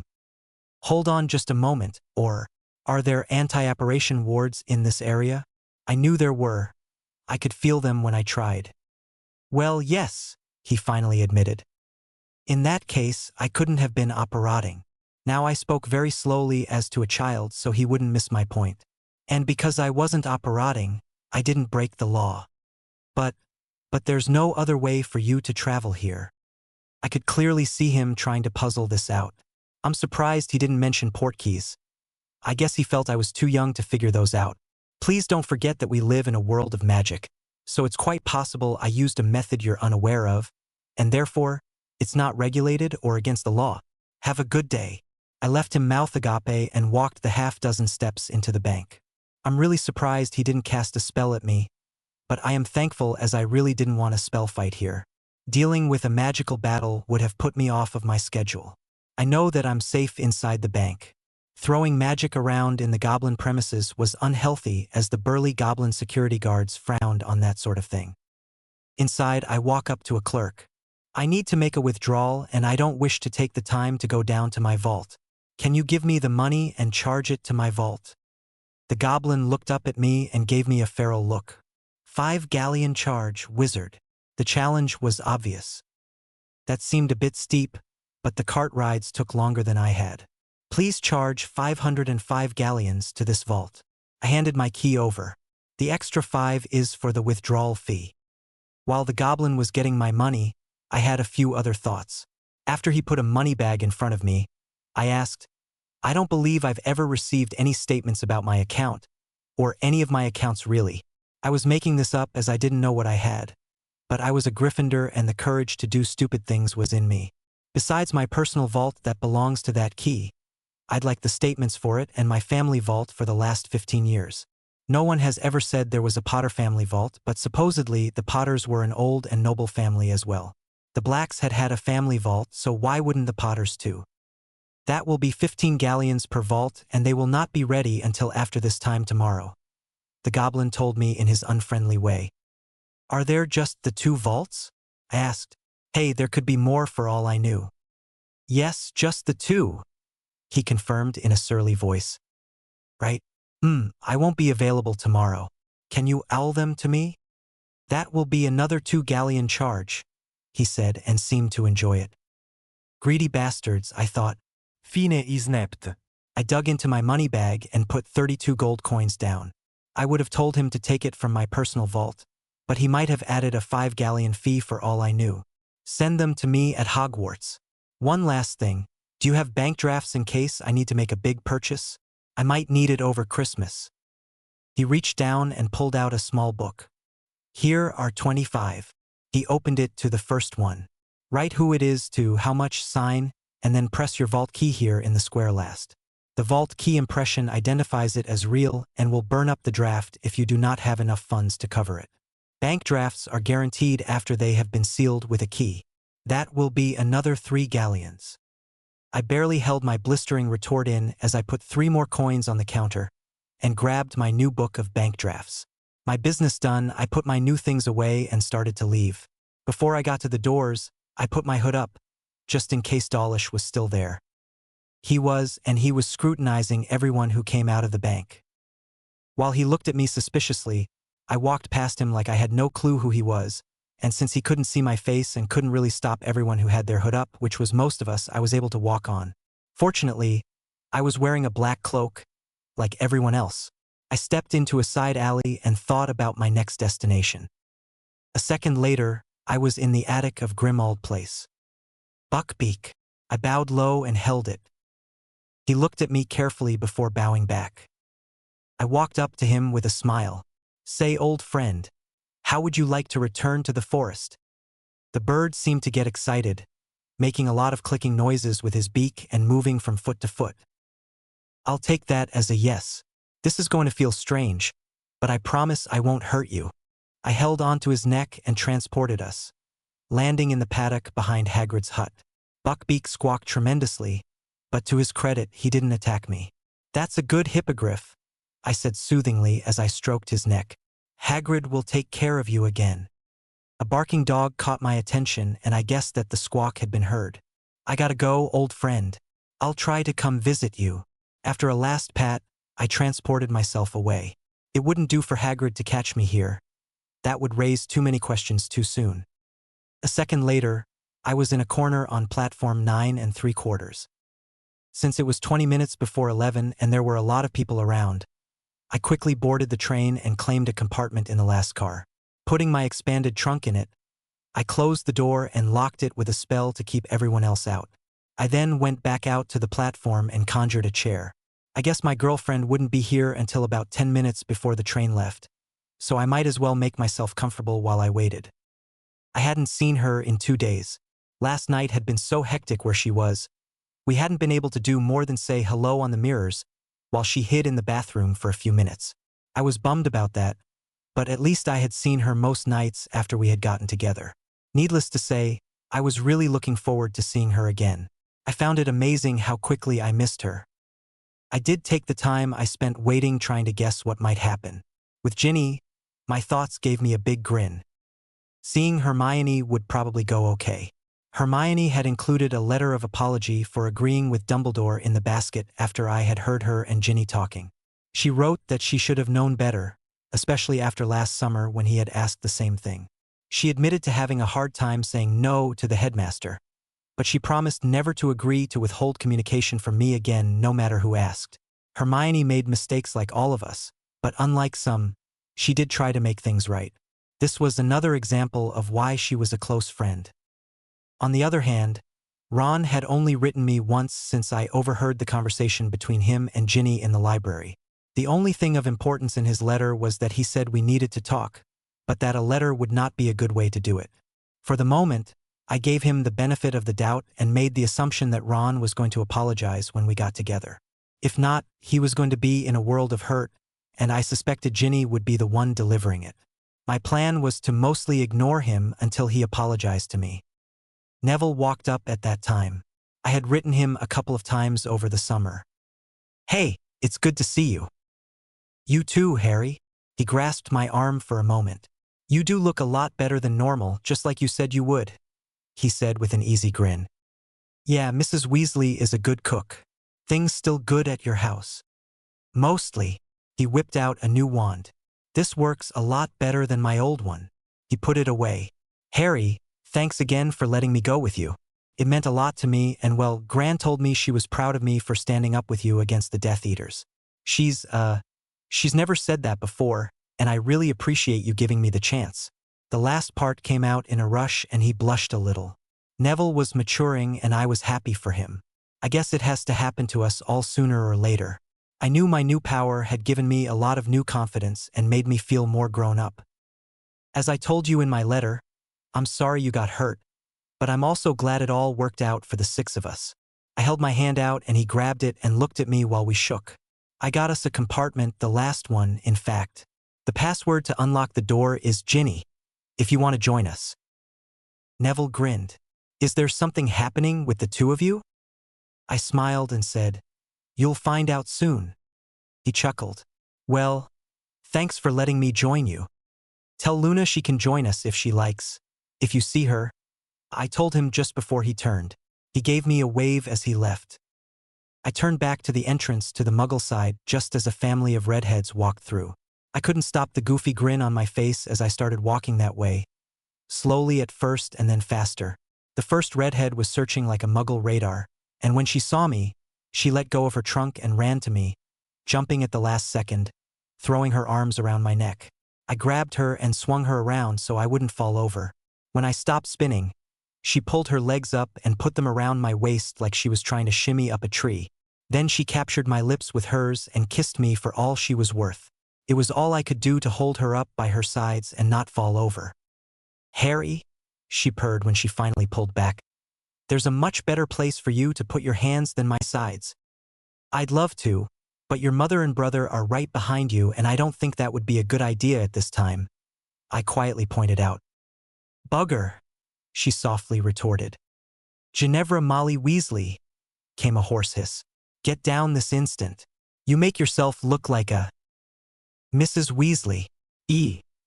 I really didn't want her finishing that sentence. Ginny would get angry and I preferred a happy Ginny. Also, I might need to defend Ginny, and I really didn't want to have to hurt the woman who fed me for most of the summer. I lifted a little on Ginny and she got the message. She dropped her legs and I set her down. That's when I noticed that her faded jeans looked painted on her and her black t-shirt fit her like a second skin. I was gonna have to check out this outfit later. Mrs. Weasley, thank you so much for all the food this summer. You were really wonderful. To further fluster her, as she looked like she was about to deny she had done all that much, I stepped over and gave her a quick hug. She was so surprised that she didn't hug me back, for which my ribs thanked her. When I pulled back, I looked over at Ron to see what was happening on that front and watched him cycle through several emotions, mostly shock and anger related, typical Ron. I lightly slapped him on the shoulder. Hey Ron, good to see you. We need to talk soon. I moved to the next person before he could get himself jump-started on some needless rant. Hermione had a bashful smile. Hermione, it's really good to see you. I gave her a quick hug which she returned. Any progress on getting a boyfriend? Bullseye. I scored big time and mentally celebrated her world-class blush. I guess not then. Perhaps we can talk later about how to get him to notice you sooner. She continued to blush and Ron cycled back towards anger. There were days I wondered why I considered him my best friend. My new best friend eagerly put an arm around my waist as I stepped back over to her and I put my arm around her shoulders. When did that happen? Mrs. Weasley asked as she pointed at the two of us. And why didn't you tell me, young lady? Fortunately, Mrs. Weasley didn't sound angry at all. She looked more puzzled than anything. I squeezed Ginny's shoulder, hoping she'd let me answer, and she did. I think at about the second basket of food. I finally realized there was this really great girl, who was also cute, right in front of me and I would be stupid to let her get away. That's my sister. Ron finally found his voice. Ooh, well spotted, brother, Ginny said sarcastically. Hermione looked like she was about to bust a gut as she held her laughter in. I wondered how long she had known Ginny had a boyfriend and if she had already known it was me. The train whistle blew its warning signal before the argument could grow any worse, or the interrogation could continue. Mrs. Weasley had to get one more in though. Ginny, dear, I expect you to write me in the next day or two and tell me all about this. She stepped forward and gave her daughter a quick hug, and then me one too. I'm glad you two are together. I've always thought you'd make a nice couple. She then turned to Ron. Goodbye, dear, have a good term, and behave. Mom, don't you go giving Ginny or Harry a hard time about this. If you do, you'll answer to me, assuming they leave anything for me to deal with. I was amused at her pragmatism, but perhaps that just showed how well she knew her children. She hugged him again and patted him on the back. Ron looked like he couldn't believe his mother was doing that in front of everyone else. I took the few steps over and grabbed the end of Ginny's trunk. No one saw my hand briefly flash blue while I did a little magic before I picked the trunk up like it was empty, which is how it felt to me. I easily carried it and put my other arm around Ginny, guiding her over to the train. I saw my chair still there by the train, but decided to not worry about it. It was conjured and would eventually disappear. It didn't take long to reach my compartment. Neville and Luna were already there sitting beside one another and talking. I said hi to Luna as I shoved Ginny's trunk under our bench and took the seat next to the window and across from Luna. Ginny happily sat on my lap with her back to the window. Hermione sat next to me and Ron took a seat next to Neville.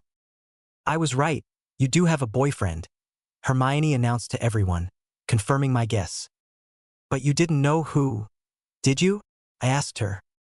She frowned. No, and I'll admit that you surprised me.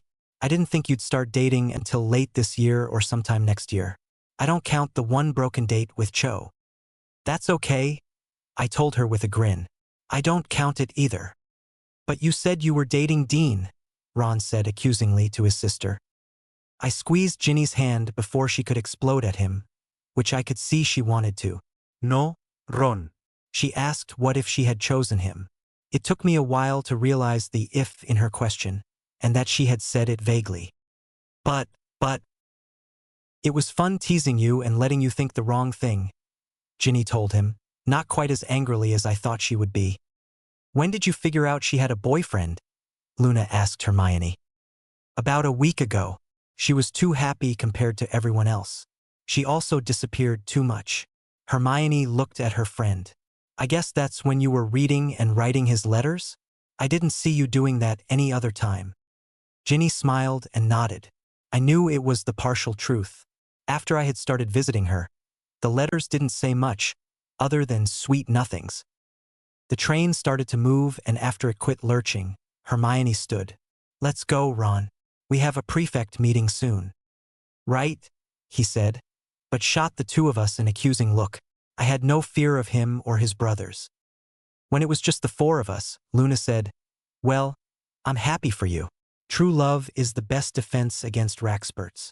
She then dug into her small bag and pulled out a quibbler. Thanks, Luna, Ginny said brightly.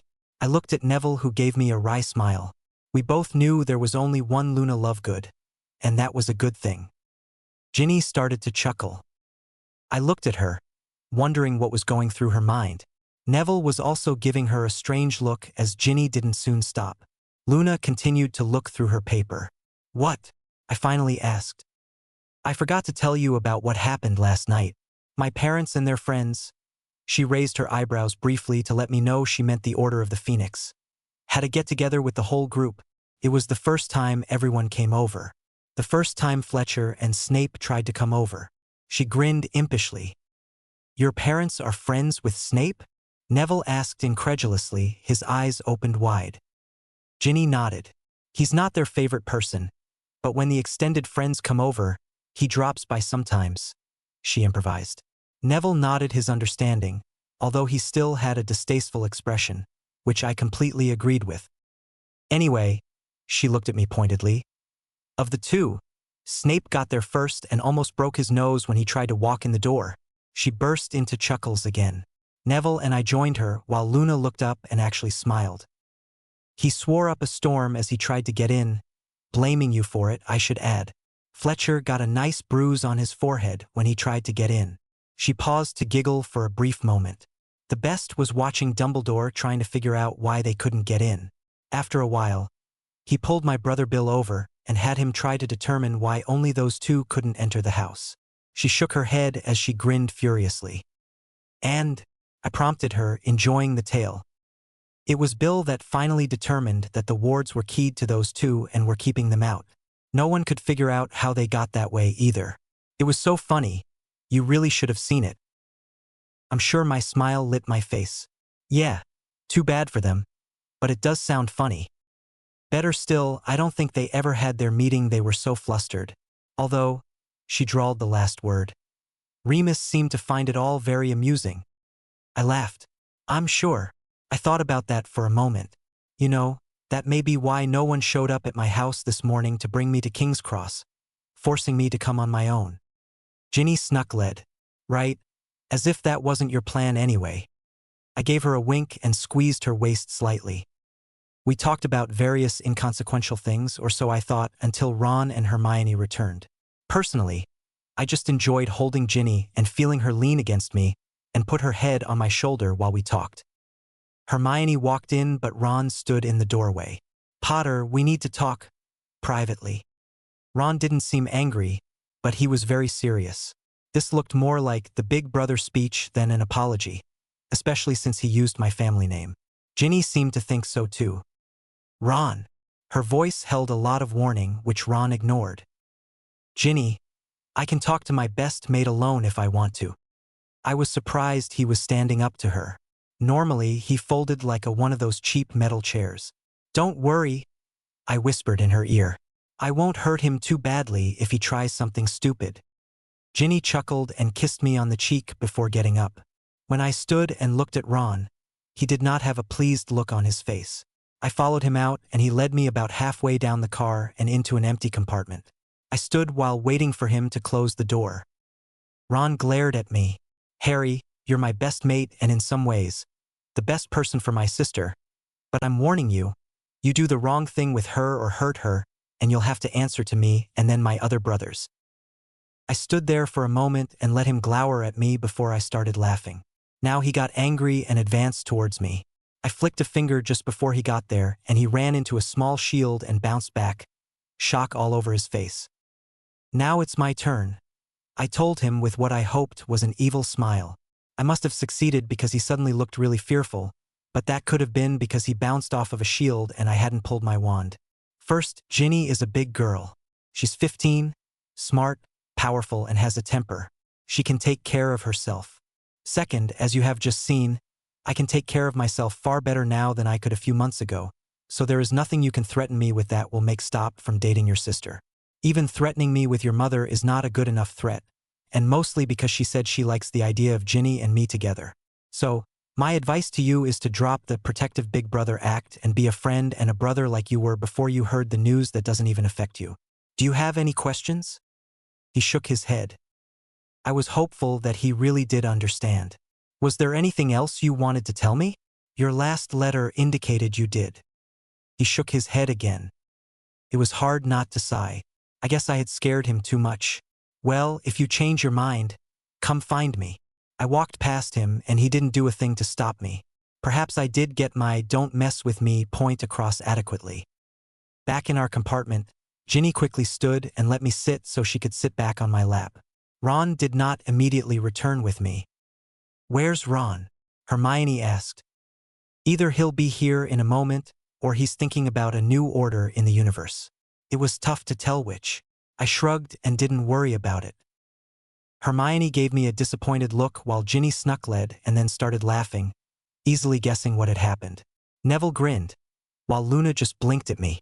I was pleased with myself. A moment later, Ron opened the door and sat down beside Neville. He did not look happy. In fact, he appeared to be sulking. That made Ginny laugh some more, which made Ron look more upset. I found the whole thing hilarious, but contained my response to a grin. Fate took that moment to hand me a present, no doubt to make up for all the other hideous things I'd had to endure. The door was opened and there stood Draco Malfoy with his 2 followers behind him. It was time for his regular visit, the last one ever, if I got my wish. Potter, he drawled. Congratulations, Malfoy. I told him excitedly as if he had just won a prize. You know my name. Now that you're here, I can explain a couple of things to you. What could you possibly know that I care about? He sneered. 2 things, Malfoy. 1, I'm so tired of you insulting me and my friends, as well as making a pest of yourself, that I'm telling you this is the last warning you'll ever get from me. Leave us alone, or after this, I'll make you sorry you were ever born. 2, that means you have a choice at this moment. You can either leave by nicely closing the door and walking away, or you can leave by throwing yourself out the window. Your choice. As he looked at me, I let my hand behind Ginny's back, where no one else could see it, do a small wave causing the window to drop down so it was wide open. All heads but mine turned and looked at the window. I watched Malfoy to make sure he didn't take that moment to attack us. I was also wishing that I could do magic without hand motions, but I had yet to figure out how. After a long moment of everyone hearing only the wind whip in the window and the sound of the train be louder than normal, Malfoy's laughter rang out. You're amusing, Potter. I have to hand it to you. How did you get the window to open right then? I gave him my evil smile. I simply asked it to. It's time to decide, Malfoy. He stared at me.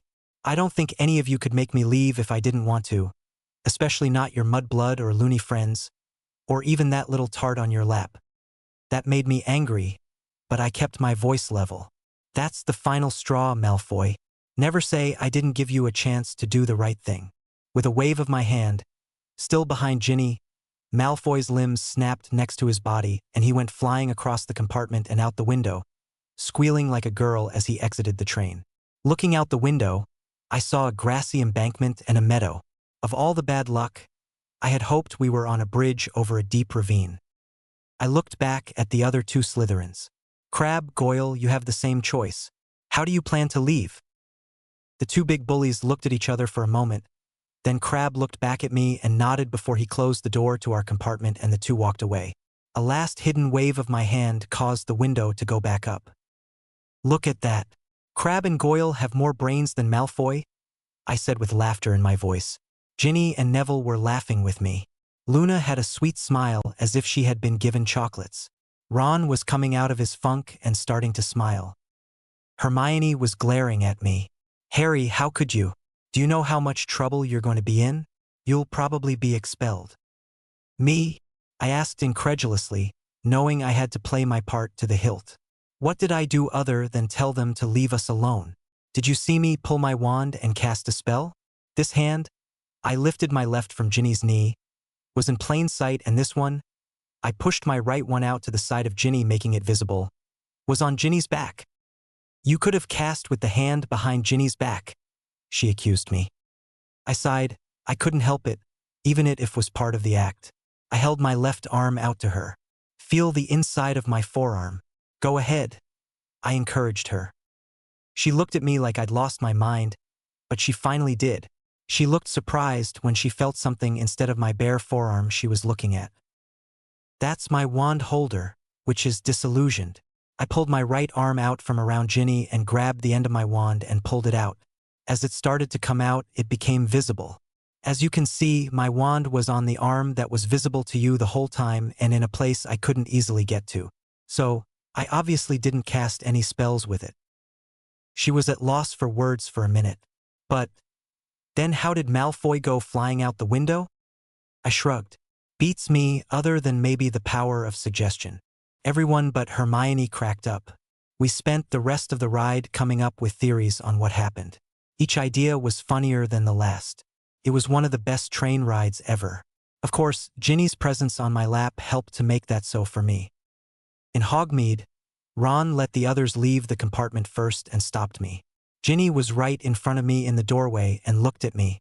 I nodded to her and she walked on, although I didn't think she went far. I turned my gaze to Ron and waited.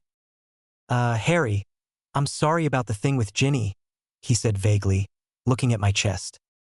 I gave him a nod. I had never understood why it was so hard for Ron to apologize.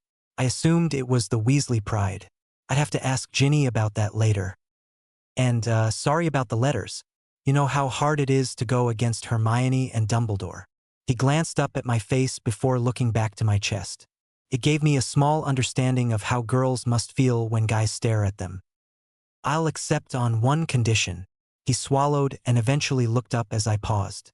Don't do it again, no matter who asks. Either you're my close friend or you aren't, and my close friends wouldn't promise to do something they know I wouldn't like. He sighed and nodded. I smiled at him to dispel the seriousness.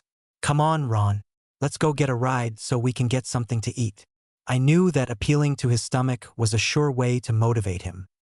He grinned at me and we walked out of the compartment. Sure enough, Ginny was standing in the hallway just barely out of sight from the compartment windows. She looked happy to see us. It didn't take a genius to figure out she had heard the whole conversation.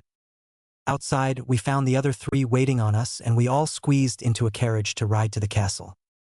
When the carriage dropped us off at the castle, Snape was at the front door. Potter, I'll see you expelled for what you did to Mr. Malfoy, and if that fails, I'll see you in detention all day every Saturday and Sunday for the entire term. Snape's legendary sneer was firmly in place. Damn, how did he learn about what happened to Malfoy so fast? Then Crabbe and Goyle stepped out of the shadows, which answered my question. No matter, I was ready for this.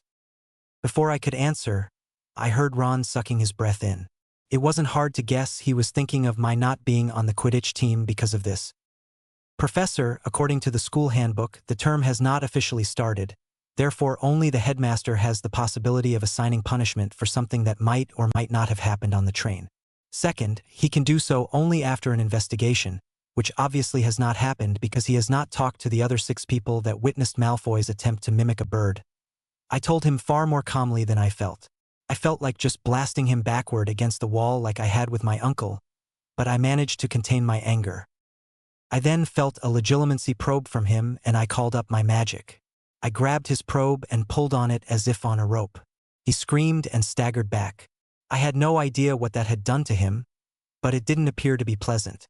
I was quite pleased with myself, which helped to remove some of my present anger. Potter, I'll see you expelled for attacking a teacher, he said venomously while holding his right hand to his temple. Excuse me, Professor? I was just standing here, I said innocently as I turned to my friends. Did anyone see me do anything? I got 5 negative responses. Perhaps you should visit the hospital wing, Professor, since it appears you don't feel well.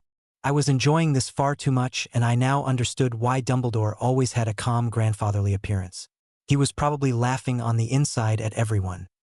When Snape raised his other hand to his head and said nothing, I shrugged and walked around him. My friends and the group that had gathered to watch followed, leaving the professor and Malfoy's cohorts behind.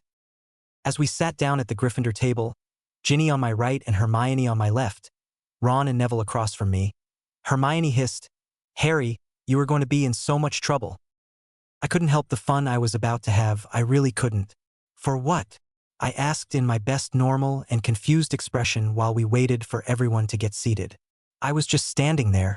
You saw me. Then why did he accuse you of attacking him? Because he hates me and he's a childish greasy git, but you already knew that, right? Hermione fumed and Ginny chuckled. I leaned over and gave her a quick kiss on the lips. Ginny gave me an impish smile for my trouble. Will you two stop that? Ron spat, as if he had just been slapped on the back of the head or something. Then don't look. The funny part was that he got that in stereo from Ginny and myself. Neville, Ginny, and I all chuckled. McGonagall came in at that moment with the first ties and the sorting ceremony began. Not counting Ron still eating like a goat, the feast after the ceremony went pretty well. Okay, some guy named Slughorn was named the potions professor and Snape was named the defense professor, which sucked as that was my favorite class. Otherwise, the rest of the feast was good. When Dumbledore dismissed everyone, McGonagall quickly made her way over to us. "Mr. Potter, the headmaster would like to see you in his office. Now please." "Sure, Professor. Ron, Hermione, Neville, we'll see you later," I told them. I held on to Ginny's hand and pulled her with me after our guide. Ginny gave me a questioning look and then stopped worrying and smiled. I'm glad she trusted me. By the time we made it to the corridor, McGonagall noticed that I was still holding Ginny's hand. "Miss Weasley, this meeting is for Mr. Potter only." "That's all right, Professor," I said cheerfully. "I've invited her to the meeting." "Mr. Potter, you did not call the meeting and Miss Weasley was not invited," she said firmly. "Professor, do you know what this meeting is about?" "I do, Mr. Potter," McGonagall said with a small nod. "You have a lot of explaining to do." "Ah, then if I need to explain things, wouldn't it be reasonable for me to bring a witness to the events in question?" I did my best to sound reasonable and it must have worked, because she was actually thinking about what I said. "Very well," she finally said and continued on her way with us following. I winked at Ginny, who had to stifle an amused reaction. McGonagall gave the password and up we went. I came last and was disappointed that Ginny had her school robes on. I was going to have to get her out of those and wearing only jeans and a t-shirt again. I really needed to examine her figure more closely so I could remember it better for when she wasn't around. Walking into the headmaster's office, I saw it was as cluttered as usual. All the portraits on the wall were silent but paying rapt attention. I saw the headmaster and Snape as expected, but I also saw Kingsley Shacklebolt, which was a surprise. He was wearing his Auror uniform. I wondered how he had been pulled into this and suspected that Lucius had thrown a fit and gotten the Aurors involved and Dumbledore had made sure the Auror was a member of the Order of the Phoenix. I wasn't all that worried, as they'd have a very hard time proving I'd done anything wrong, or at least significantly wrong. Dumbledore raised a bushy eyebrow. "Miss Weasley, I do not recall inviting you to this." "I invited her, Headmaster," I said. "Professor McGonagall said that I was to explain some events, so I thought it reasonable to bring an eyewitness to all of the events of today." "That's actually a good idea," Shacklebolt said in his deep baritone. "Very well, each of you have a seat." Dumbledore folded his hands and leaned forward on his desk. "Harry, I'm very glad to see you. I don't know if you are aware, but something happened at your aunt's house this morning and the protective wards I installed there failed." I nodded acknowledgement, admitting nothing. Denial was going to be my defense for as many things as possible. "In addition, when Miss Tonks showed up to take you to catch the Hogwarts Express, you were not at home." He looked very concerned. I blankly looked at him, waiting for a question. I truly had no plans to volunteer any information. "So I'm sure you can understand that I was happy when Molly Weasley told me she had seen you on platform 9 3/4 this morning." Okay. I continued to play dumb. Dumbledore looked he was expecting some other response, like maybe concerned that something might have happened to my relatives, but I had none to show. How did you get to the train station this morning, Harry? He must have given up on the subject of my aunt's home. I caught a ride into London with my uncle, I simply said. It was only a small lie. I did catch a ride in, just not with my uncle. But we did not see you leave with him. Dumbledore seemed quite put out at this turn of events. I shrugged. I can't help you with your watcher's problems. I stared back. He didn't try a mental probe, thankfully for him. I had mentally vowed over the summer to never let my privacy be invaded again. I had something like a Clumency Shields now. It was really a spell I had found over the summer, but it did the same thing. I had cast that spell on myself when I was coming up the stairs. I didn't trust either Dumbledore or Snape not to use legilimency against me. One would say it's for the greater good, while the other hated me. As if realizing he wasn't going to be getting any answers, he finally went on. Harry, some very serious charges have been leveled against you. First is the assault against Draco Malfoy. I was informed just minutes ago that he has been found and will live, but he has been hurt badly. You have been implicated in that. Second, Professor Snape says you assaulted him as well. If either of these accusations is true, I should expel you. What do you have to say for yourself? I found the should in that statement amusing. It made me wonder just how much leverage I had over him because of the prophecy. I would say that both charges are false, and it's easily proved I didn't do either one of them. Snape instantly stood up from where he had been leaning against the wall. He was obviously about to say something demeaning based on his angry expression, but Dumbledore raised his hand. It was with great effort Snape restrained himself and went back to leaning against the wall. This was going to be fun. Please explain yourself, Harry, because there are witnesses who say you did in each case, Dumbledore said. No, sir. There are people giving false accusations in each case. Shall we take them one at a time? I love this calm, nothing is wrong approach. It's a lot more fun than the I'm angry at everything approach I used all the time last year. Of course, it helps a lot to have as much power as Merlin probably had. Dumbledore is considered very powerful. Maybe that idea explains Dumbledore's actions. That sounds reasonable. Let's discuss what happened on the train first. As you wish, Headmaster.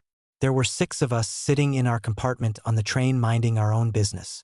As with every other train ride, whether coming from or going to Hogwarts, Draco Malfoy came into our compartment uninvited and proceeded to insult us, despite the fact that he is a prefect and should know better.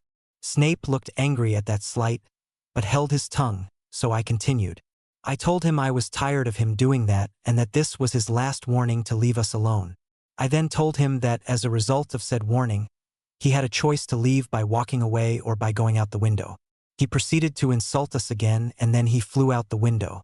None of us had our wand out. I wasn't sure how Snape was keeping his protests to himself. It was amazing. You're saying that Mr. Malfoy flew out the window on his own? How do you explain that, Harry? Dumbledore asked calmly, as if he was inquiring about a lesson. I have no idea, Headmaster. You can ask Ginny or any of the others there. I never pulled my wand out and my wand was in my wand holder on the arm that was visible to everyone the entire time. If you like, you can check for the last spells cast. I pulled my wand and held it out. Dumbledore looked surprised I'd offered to do that, but he took my wand anyway. He cast Priori Incantato on it and we all watched images of a packing spell, 2 cleaning spells, a repairing spell, and a cutting spell come out before he stopped the revealing spell. I'm satisfied he did not cast any spells on Mr. Malfoy. Kingsley. Dumbledore looked to the Auror. I agree. Miss Weasley, what would you say about the incident? The Auror looked at her. I agree with Harry's story. The only thing he left out was that I was sitting on his lap, so he never stood up and fought in any way. Also, because he was holding me so I wouldn't fall on the floor, his hands were not free to have cast any spells. She blushed a little at pointing out that part about my hands, but she didn't back down. If Crabbe and Goyle said Harry did something to Malfoy to make him fly out the window, they were lying to get him in trouble. Ginny had done a masterful job of backing me up. I probably owe her several long kisses for it. Dumbledore looked perplexed. Do you have any theories on why Mr. Malfoy went out the window? I think he was so scared of Harry he threw himself out. He was screaming like a little girl. Ginny was hilarious. She had said that with a straight face. Her sense of humor was one of the reasons I like her so much. Snape couldn't hold it in any longer. That's preposterous. Ginny sat there and said nothing, just like I did. She understood that there was no logical explanation and they would have to come up with their own theories. You're not going to let him get away with this, are you? Snape was all but shouting. Professor Snape, McGonagall said sharply, causing the man to look at her. If there is no evidence, then Mr. Potter cannot be held accountable. That's why we are investigating, as the school policies call for. Snape looked like he wanted to protest, but even he understood this couldn't be pinned on me. Then what about his attack on me? What attack, Professor? I asked innocently. When I came up to the castle, you instantly started accusing me of doing things to Malfoy. When I denied it, you started acting like I attacked you. Again, I never pulled my wand and cast a spell at you, as the revealing spell showed. You attacked me with legitimacy, he snarled. Couldn't help it, I laughed. Everyone looked at me strangely. Please explain yourself, Harry, Dumbledore commanded, and there was no doubt it was a command. Headmaster, he basically raped my mind in the guise of allegedly teaching me occlumency last year, which he said I was no good at. So if I couldn't learn occlumency, how am I supposed to know legitimacy and be able to do it without a wand or an incantation? Dumbledore sighed. He has a point, Severus. I'm telling you, Headmaster, he attacked me. I cleared my throat and everyone looked at me. If you plan to believe him, then I'd like to file charges against Professor Snape for attacking me with legitimacy multiple times over the last 5 years. I would have to think that an adult isn't supposed to do that to a minor. I looked at Shacklebolt. You are correct, Mr. Potter. That is a crime. Shacklebolt looked at Snape. These sorts of attacks are almost impossible to prove, but if you want to pursue this charge, then I will also have to accept his request to investigate your actions against him for the last 5 years. Snape looked at me and then at Dumbledore, who sat there passively. Swearing under his breath, Snape stalked out of the room, slamming the door behind him. Several portraits on the walls muttered their indignation at that display of anger. I'll take that as a no, Shacklebolt said quietly as he smiled. He looked at Dumbledore. Unless you have a better explanation, Headmaster, I'll write my report to read that Draco Malfoy performed accidental magic on himself in his haste to leave the compartment. While unusual for someone his age, there are other known examples. I have no better theory at this time. Minerva? Nor do I, Headmaster. Dumbledore nodded. I believe that concludes the investigation. I thank you for your time, Kingsley. Any time, Shacklebolt said with a smile and left via the flue. Dumbledore looked at me. Is there anything you'd like to tell me, Harry, now that it's just us? Nothing that I can think of, other than I hope you will talk to Professor Snape so he doesn't take his frustration out on me. I'll talk to him about it, Dumbledore promised. That's good, Headmaster, because the same thing I said to Malfoy applies to Snape. I'm tired of his insults and I won't take them anymore. If he does, you should expect to spend a lot of time dealing with it, as I'll appeal every detention he assigns me and every point he takes from me. If he attacks me magically, I will respond in kind, with the exact same spells. Harry, Dumbledore sighed, that is not the way to deal with this. You must take the high road and deal with this as an adult. You are 16 now. Headmaster, I believe you need to tell your professor that, as he's the adult being childish. I know he hates me because of my father, a man I never knew in any way. He has been nothing but cruel and hateful to me from my first class with him when I had no idea who Professor Snape even was. I will deal with this in an adult manner. Expect me to act just like any adult that man were to insult or cast a spell at as he walked down Diagon Alley. Harry, you need to be the better man. I couldn't help but smile at a feed like that. Oh, I will be, Headmaster. I'll show him who the better man is and can promise you that he will be the one spending quality time in the hospital wing. Not I. Dumbledore sat there looking very disappointed. I decided I was done and stood. Ginny stood with me and I walked her out. To my surprise, when I passed McGonagall, she didn't look upset at me. Instead, she looked slightly pleased. I could only guess at that reaction, but I was glad she wasn't angry with me. Back in the common room, I let Ginny repeat the story to Ron, Hermione, and Neville. I just sat there and lightly drew patterns on Ginny's back. It would have been a lot more fun to do that on her front, but that would have gotten me slapped, or worse. Still, the fantasy was entertaining to me. After story time, I took Ginny over to a chair in the corner. My 3 friends had already gone up and there were only a few 7th years around, who I knew wouldn't care about Ginny and me. So we spent some time snogging, making up for not being able to see each other for the last couple of days. I also thanked her for defending me tonight. It was definitely good to be me. The next morning, I had a surprise. In the bathroom, Dean stopped me as I left to get dressed. "Hey, Harry." Dean tentatively got my attention.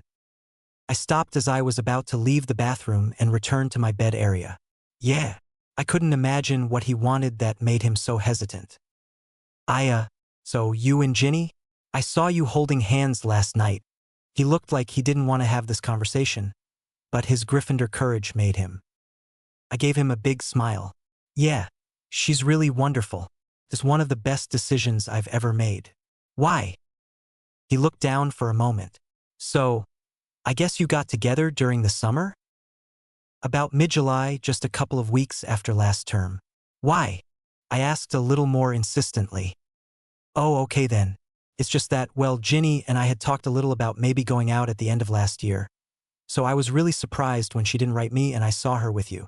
As I stared at him, not glared, he seemed to gulp and hastily added, "Not that I'm saying you cut in on me or I'm upset or anything, 'cause you didn't, but I was just wondering what happened." Based on how nervous he was becoming, I quickly glanced down at my hands to check them out. Nope, they were still normal colored, not blue. I gave a small shrug. "I heard her say on the train home that she was thinking about talking to you to find out what you were like. If that helps you feel better. I don't know how to explain it, but I woke up to the fact that she was amazing and asked her if she wanted to be my girlfriend, if she was free. She said she was free, so we got together." Dean nodded. "It was obvious to all of us that she did like you when she was younger," he said quietly, almost as if thinking out loud. He looked me in the eyes and said, "If you decide to break up with her, will you let me know as soon as you do? You want to ask her out, don't you?" He nodded. "I do, but I won't do anything while you're together. It wouldn't be right." "Thanks, Dean, and I can understand. She really is a wonderful person." I smiled as I thought of her before I answered him. "Sure," I agreed easily. "If we break up, I'll try to let you know first." My smile turned a little evil. Assuming we do break up. What could he really say to that? He gave a weak smile and a quiet, "Thanks," before heading to the shower. I went to my bed area and got dressed. Downstairs I found Ginny and gave her a good morning kiss, enjoying her just that much more after my conversation with Dean. I didn't think I'd tell her about it, at least not anytime soon. We went on to breakfast together since neither Hermione nor Ron was around. At breakfast, McGonagall came by and gave us our schedules for the year. I saw that my first class of the day was a double period of defense against the dark arts. I really questioned who hated me so much because it seemed like no matter the year or subject he was teaching, I always had Snape teaching my first class, except for my first year. Maybe there was one other year that wasn't true, but I couldn't think of one at the moment. Looking up at the head table, I saw that Snape was up there and he did not look happy at all. I suspect that was a holdover from last night. Joy. I knew he'd take it out on us during class unless Dumbledore had really made an impression on him. I would be ready if he tried something, I thought, enjoying a few fantasies of what might happen. "Harry? What's that evil smile for?" Ginny asked with a mischievous smile of her own. She must have seen where I was looking a moment ago. "I'm just imagining what might happen in my first class." She pulled my schedule her way and looked it over. When she let go, her grin had turned evil-looking too. "Don't hold back," she whispered to me. "But don't get caught either." "Never," I heartily agreed. The talking in the Great Hall quieted down a bit and got my attention. I looked around like everyone else and spotted Malfoy slowly walking in. Either he wasn't hurt as badly as I was led to believe, or else he had dirt on Pomfrey to make her let him go sooner. Could be both, I considered. Not worrying about him, I picked up my knife and fork and resumed my breakfast. "Potter!" Ferret Boy yelled from across the room. You'll be sorry when my father finishes with you for what you did to me. That would be your Death Eater father who's sitting in Azkaban right now? I yelled back, getting a few oohs from our audience. Besides, why are you blaming me for your own clumsiness? He looked furious, and I took joy in that. One day, Potter, you're going to end up just like your parents. All right, that's it. The gloves come off now, I thought. Since everyone seemed to be looking at him as he shouted, I flicked a finger and my hand very briefly glowed blue. A plate of bacon flew off the table and hit him hard in the throat. Malfoy's eyes bugged out as the metal platter clanged to the floor. A number of people looked at me, and I did my best to give a look of happy surprise while holding my knife and fork up near my face as if eating. I wanted to make it very clear I did not have my wand out. I didn't worry about Malfoy dying, as there were too many teachers in the room, but I really hoped this taught him a lesson. Snape went rushing down to where Malfoy was, doing some sort of spell to try to prevent him from choking to death from an injured windpipe. Since I was looking in the direction of the head table, I saw the headmaster and Professor McGonagall scrutinizing me, but they did and said nothing. Snape must have been successful, as several Slytherins suddenly dropped their worried looks and the man stood up and glared at me. Potter, a month of detentions with me for attacking another student. I stood up and faced the head table. Headmaster, I appeal this unfair punishment. I was across the room and eating breakfast.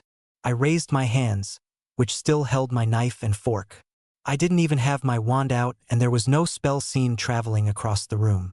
Personally, I suggest checking for pranking poltergeists, but I do not deserve punishment for this. Dumbledore looked frustrated, and I surmised he felt caught in the middle. The punishment is cancelled. I do not see how Mr. Potter could have attacked Mr. Malfoy.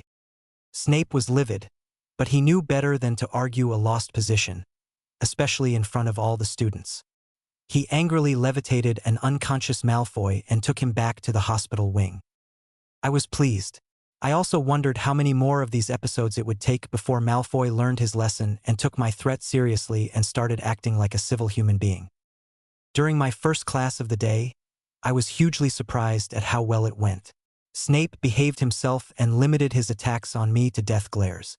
I ignored him, as I'd seen too many of those glares over the years for them to be an issue to me now. However, as I went to leave the room, I did flick my hand his direction while he was sitting at his desk. I wondered how long it would be before he tried to move his feet and found that his shoes had a permanent sticking charm on them, adhering them to the floor for a very long time. The second morning of school started out nicely, or so I thought. Ginny was waiting for me in the common room, and we walked to the Great Hall together. I knew Hermione and Ron were walking behind us, but I hardly noticed after the first half-minute or so. Ginny and I were in our own world talking about what we each wanted to do one day. I really can't decide, Ginny told me. I'm not sure if I'd rather play professional Quidditch or maybe run a magical creature preserve. Nothing like where Charlie works, as they have only dragons, but something more like a Muggle zoo with magical creatures only. Either of those could be fun. I'm sure Luna could help you get some interesting specimens, I said with a straight face. Ginny snuck-led, despite trying to hold the reaction back. I can't decide what I really want to do either.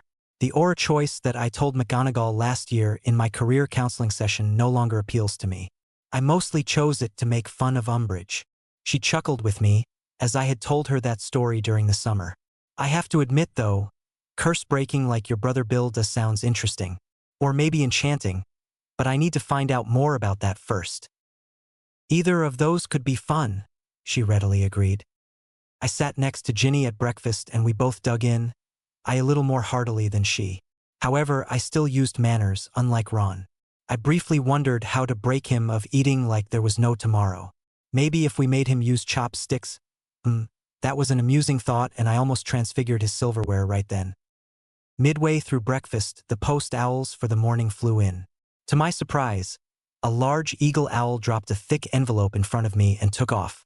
The Gringotts seal on the envelope reminded me of my request, and I happily put my silverware down and attacked the envelope, ripping it open. Ginny had an amused, interested look, but she gave me my privacy. I was glad she was the one sitting next to me, because I wasn't so sure Hermione would have been as accommodating, based on the looks she was giving me now.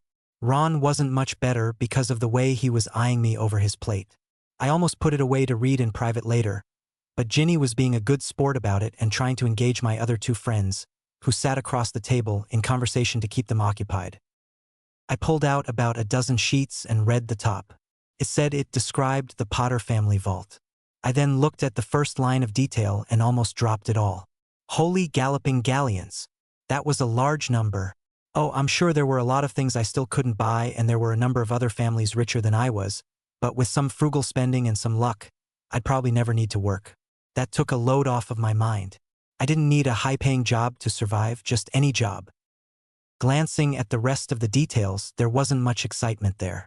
Every month, there was some money taken out to cover some fees, and money put in from investments.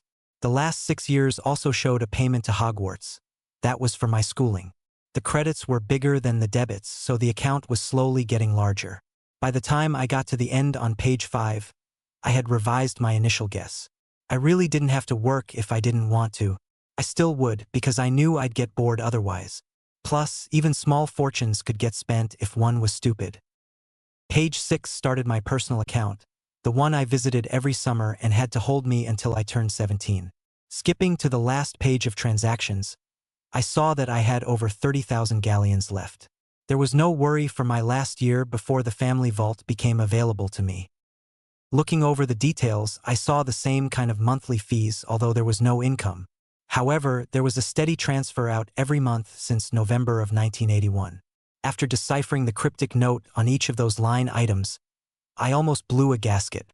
I quickly leafed through the rest of the pages. The only other withdrawals I saw were for school supplies these last 6 years. Everything else was in order. But that one monthly charge was there for every month, even for those months I was in school. And the one for this month had just been paid. In total, there was 1 month shy of 15 years of these payments. That bastard! I swore under my breath, not able to contain myself any longer. All 3 of my friends looked at me. Before Hermione could chastise me for what I said, I looked at her and asked, "Quick, Hermione, what is 12 times 15 times 50? Hermione looked up for a moment as if the enchanted ceiling held the answer. 9,000. Why, Harry? Because a certain grandfatherly bastard who had my vault key gave away 9,000 galleons of my money. Every month, there is a transfer for 50 galleons to a Barclays account with the name of Petunia Dursley on it."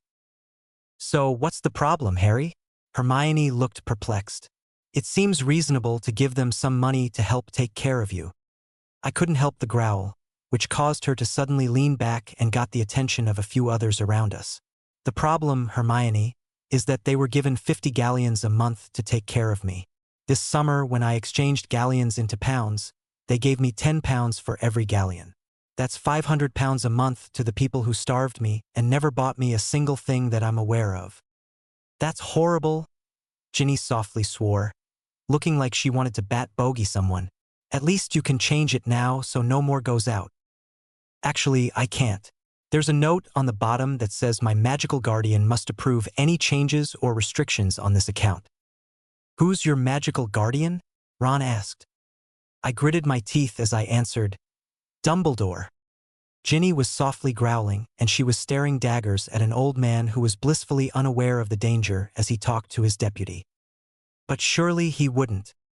"Hermione," I hissed, stopping her weak defense in its tracks. "That is the same man who dropped me off with them and then never checked up on me. It's also the same man who has let Snape and Malfoy do whatever they want of me for the last 5 years. So don't tell me he wouldn't give them money and then never follow up to make sure it helped me." "What are you going to do, Harry?" Ginny asked quietly. "I'll tell you what I'm going to do."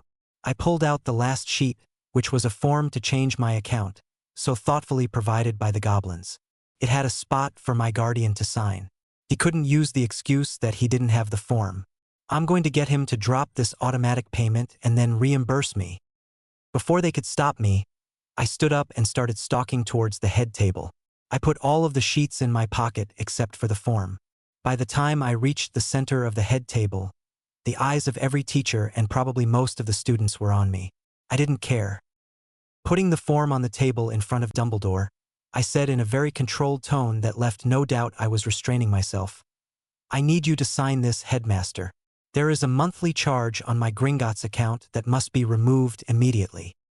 Dumbledore looked at the top of the form and then gave me his grandfatherly smile. I'm sorry, Harry, but I cannot. It needs to stay the way it is. His expression was one that indicated he thought the matter closed. I don't think you understand me, sir. My account will be changed so my relatives no longer receive any money, and you will reimburse me the 9,000 galleons you illegally authorized payment for, I said with a steely voice.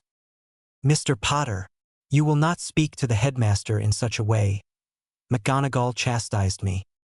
Professor, this has nothing to do with school and is between me and my magical guardian. I merely use his school title because it is habit. Harry, I promised that payment to them when I left you with your aunt, and I promised the payments until you turned 17. So there must be another 10 payments, he told me, as if there was no other logical way to look at it. Mr. Dumbledore, I purposefully said, drawing a gasp from McGonagall and a few ugly looks from those professors I could see in my peripheral vision.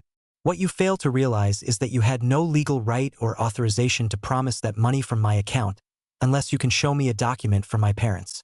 Secondly, not a single canute of the money has been spent on me. Everything you gave them was spent on my cousin, my uncle, or my aunt. They never bought me clothes. They did not feed me half the time. They treated me as badly as the Malfoys treat their house elves and worked me like one too. They neglected me far beyond what you did by never checking up on to see how badly I was treated. A grave look came over him. Harry, I think we should continue this conversation in my office. Not unless you sign the form first, I said adamantly. Harry, these are things that should not be discussed in public. I suspected the entire population of the school was watching this, but I really didn't care and I didn't turn around to find out. Only because you don't wish for others to see your rather large blunders. He huffed at that and I could see him drawing his power up to intimidate me. Fine, I was ready to rumble if that's what he wanted. If you feel so strongly about paying them, then you pay them out of your own account and reimburse me. I want my money now, you old goat. That was a little low because that insult really applied to his brother, but I was really angry by now. Dumbledore stood up and let his power out, like he did at the end of my 4th year when he had come crashing into Moody's office after me. Before he could say anything, I confidently told him, puff up all you want, but you don't scare me. If you won't sign my form, I'll just go remove 9,000 galleons worth of stuff from your office. Yes, I was that angry. That was a rash and probably stupid thing to say, but I had worked myself up into a state of major anger. That's it, you insolent brat, I heard from my right side. As I turned my head, I saw a curse come at me from Snape. Instinctively, I put up my hand, which flared blue, just in time to block the curse. Willing my magic to respond, the curse rebounded.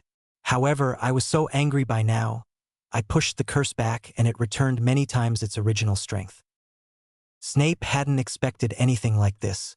The spell hit his wand, causing it to explode. He cried out and slapped his left hand to his right wrist to try to stem the flow of blood. Everyone saw his mangled and bloody right hand. I ignored all the gasps of surprise. You're right, that's it, you greasy git. I'm not taking any more shit from you. But because I'm not as evil as you, I'll grant that you may not be in full control of yourself and give you one last chance, after I fix a problem. With a pulse of blue from my hand, Snape was pulled to me over the head table, knocking food and dishes all over the place. When he reached me, I grabbed his robes and practically slammed him down to the floor, the impact stunning him. Mr. Potter, I heard McGonagall yell from behind me. In a minute, Professor, I'm busy right now, I told her as I vanished the snarky professor's left sleeve. Harry, you'll have to wait too, Dumbledore, I called out as I put my hand on Snape's dark mark. Over the summer, I had wondered how much the dark mark influences those who have it. I was about to find out. Drawing up my power, I shoved it into Snape's mark. The man's back arched like he had been hit with a crucio. I didn't really care and ignored him as I held tightly onto his arm. Calling up more power, I pushed harder into the mark, exploring it and trying to figure out its magic. A part of me realized that both of my arms were now blue with little dancing tongues of flames. I suspected my whole body was that way, but I was too busy trying to figure out what I was sensing. It was like there was a network inside the mark. There were some other aspects to the dark mark that I didn't understand, but I ignored them, blithely rushing on like a good Gryffindor. Merciful Merlin, he's a full mage, squeaked a voice in awe from behind me. I appreciated Flitwick telling me what I was, but I really was a little too busy at the moment to discuss it. There, I now understood what I was magically seeing through the dark mark. It was like a huge tree with every leaf a Death Eater with a mark. Since I had the connection and the power, I plucked each leaf, starting with those who were nearest. When I plucked the first one, I heard a scream from inside the great hall. I recognized who that fake girlish scream came from, but I didn't stop. I started plucking more. 2 more screams sounded. I bet that would distract the teachers for a moment. Then I felt something hit my back. Apparently, Dumbledore was trying to stop me.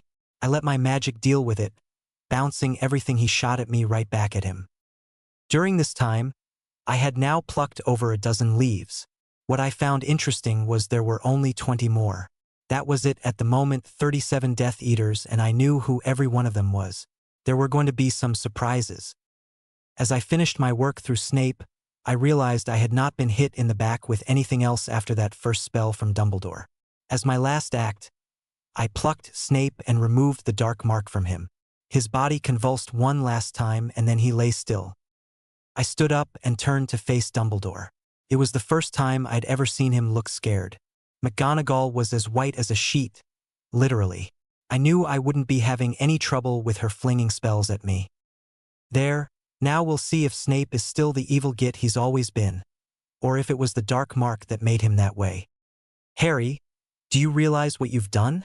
Dumbledore looked and sounded incredulous, as if I had just destroyed the world. Perhaps I had just destroyed his view of the world, but I wasn't bothered by that at all. Yes, I've removed the dark mark from Snape. His eyes went wide. You've also injured 3 students. I did? I don't remember touching them or casting spells at them. Why do you believe I injured them? I loved denying things they would have a tough time proving. I did find it interesting that a Hufflepuff took the dark mark, not that I'd say that before they did. I also wondered if I needed to check the Sorting Hat for tampering. Since Dumbledore didn't look like he was going to cast another spell at me, I let my aura dissipate. Now, as I was saying before someone distracted me by firing an unprovoked curse at me, Dumbledore, sign the form. If you do not, I will remove rare books from your office to pay for your damages to me. I'm afraid things need to stand as they are. It's all for the greater good. He was glancing between me and the downed students. I suspected he was wondering which was the more important thing to do. I found it interesting that everyone else behind me was staying reasonably quiet and not freaking out. I guess they wanted to hear about possible scandals. I've long since stopped trying to figure out the sheep in the castle. And I'm sorry that we have to part ways like this too, I said. I really was sad. I had looked up to him a lot in my younger years, but now that I see things more clearly, I could no longer fully trust him. I really don't think he's evil. Fawkes's presence helps to show that. But he's clearly misguided and has forgotten that I'm a real person in whatever plan he has to defeat Tom Riddle. Harry, we must work together. It's the only way to defeat Voldemort, he pleaded, validating my thought. The number of gasps I hear is sickening, especially from the number of professors I see reacting to the name. Then I have an idea, a really fun idea. No, Professor, that's not true, at least not in the way you think about it. What do you mean, Harry? He looks worried. I wonder if he thinks I'm turning dark. Hopefully he's not that stupid. Knowing I'm going to need to be very focused, I pull my wand out as I call up my magic. The blue aura and flames surround me again, and I hear a number of oohs and ahs, mostly from the Ravenclaw table. A quick glance at my girlfriend showed her giving me a big grin and a proud look. Pulling up my magic into a huge surge, which causes a blue flare of light, I shouted, "Accio Tom Riddle!" I felt a huge pull of magic, both out of me and into me. It was like I was sucking in magic from all around me and it was leaving just as fast through my wand. I felt my magic grab something and then yank hard. With a smile, I dropped my arm and waited. While an interesting idea, Harry, that will not work, Dumbledore told me. He is too far away, too heavy. and probably under far too many wards. He turned to the school nurse who just happened to be there for the meal. "Poppy, will you please see to Severus and then the students?" His voice broke her out of the reverie. Almost everyone was in, and she hurried down. He turned back to me. "Now, will you please come to my office so we can discuss what has happened to you, Harry?" A lot of students are whispering to their neighbor asking who Tom Riddle was. I wondered why Dumbledore hasn't spread that knowledge. It would be good for the war effort. But I ignored them and shook my head at Dumbledore. "Haven't you learned that magic is mostly about belief? Well, belief and power?" I say with a smirk. A person did need a lot of power to do what I was doing now. He chuckled. "While you are correct, no one has that much power, not even me, Harry." I found it amusing that he still considered himself more powerful, while I had just shown myself to be a mage. I was pretty sure Dumbledore was not a mage. "Are you going to sign my form now?" I asked, stalling for more time. I could still feel the pull on me and the rushing of magic both in and out of me. The idea of needing to open the doors to the Great Hall, which were presently closed, occurred to me, but for fun, I left them as they were. He stared at me, but to his good fortune, he didn't try a legitimacy attack on me. I would not have taken kindly to that. With resignation, he reached into his robes and pulled out what looked like a self-inking quill and leaned down and signed the form. I picked it up and looked at it carefully. I only needed a little bit longer. I wondered if Dumbledore was asking himself why my aura was still so bright. "Thank you," I said magnanimously with a dip of my head before I put the form into an inside pocket of my robe. "Please come with me, Harry. Just a little bit longer, please," I told him as I turned back around and faced the main double doors coming into the Great Hall. "Headmaster," Pomfrey called from in front of me. "Other than magical exhaustion, I can't find anything wrong with Professor Snape, but no matter what I do, I can't wake him up. Please take him and the others to the hospital wing. More tests can be done there," Dumbledore ordered. Before anyone else could say or ask anything, the double doors burst open as something slammed against them. Everyone looked just in time to see a body come flying in, hit the Hufflepuff table about halfway down and then slide, knocking food and dishes everywhere, before coming to a rest right in front of me with his chin barely on the end of the table. Pomfrey was still kneeling on the floor next to Snape, so she was also now nose to nose with my new guest, and she looked like she was about to dirty her knickers. In some ways, I really didn't blame her. He was pretty ugly. Screaming filled the Great Hall, but I ignored it and looked at the ugly brute in front of me. I was surprised by the amount of eggs and jam on him. I also noticed that he looked really bruised and cut up, not to mention windburned. I wondered if he had gone through a window on the other end. Oh well, I didn't plan to ask as I didn't care. The monster was starting to groan and move his arms, which started another round of screaming. Fortunately, I had already asked magic for the needed spell while I was waiting, so I was ready. When he opened his eyes and looked at me, I jovially said, "Tom, so glad you could join us." Accio wand. After I caught his wand and slid it into my pocket, I cast Amor Principis Osculum. A light blue beam came out of my wand and hit Riddle in the head. His whole body glowed that color for a brief moment before his head dropped back onto the table and he went still. With a smile on my face, I conjured a rectangular platform, moved him onto it, and all the food on him too, and then conjured a glass dome over him. There, it was just like the fairy tale of Sleeping Beauty. Or was it Snow White? No matter, he would be there for quite some time, almost certainly forever. Looking up at Dumbledore, I see that he appeared to be having a heart attack. I suppose I can understand.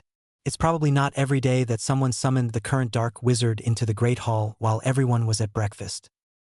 Everyone eventually stopped the screaming and yelling now that the excitement was over.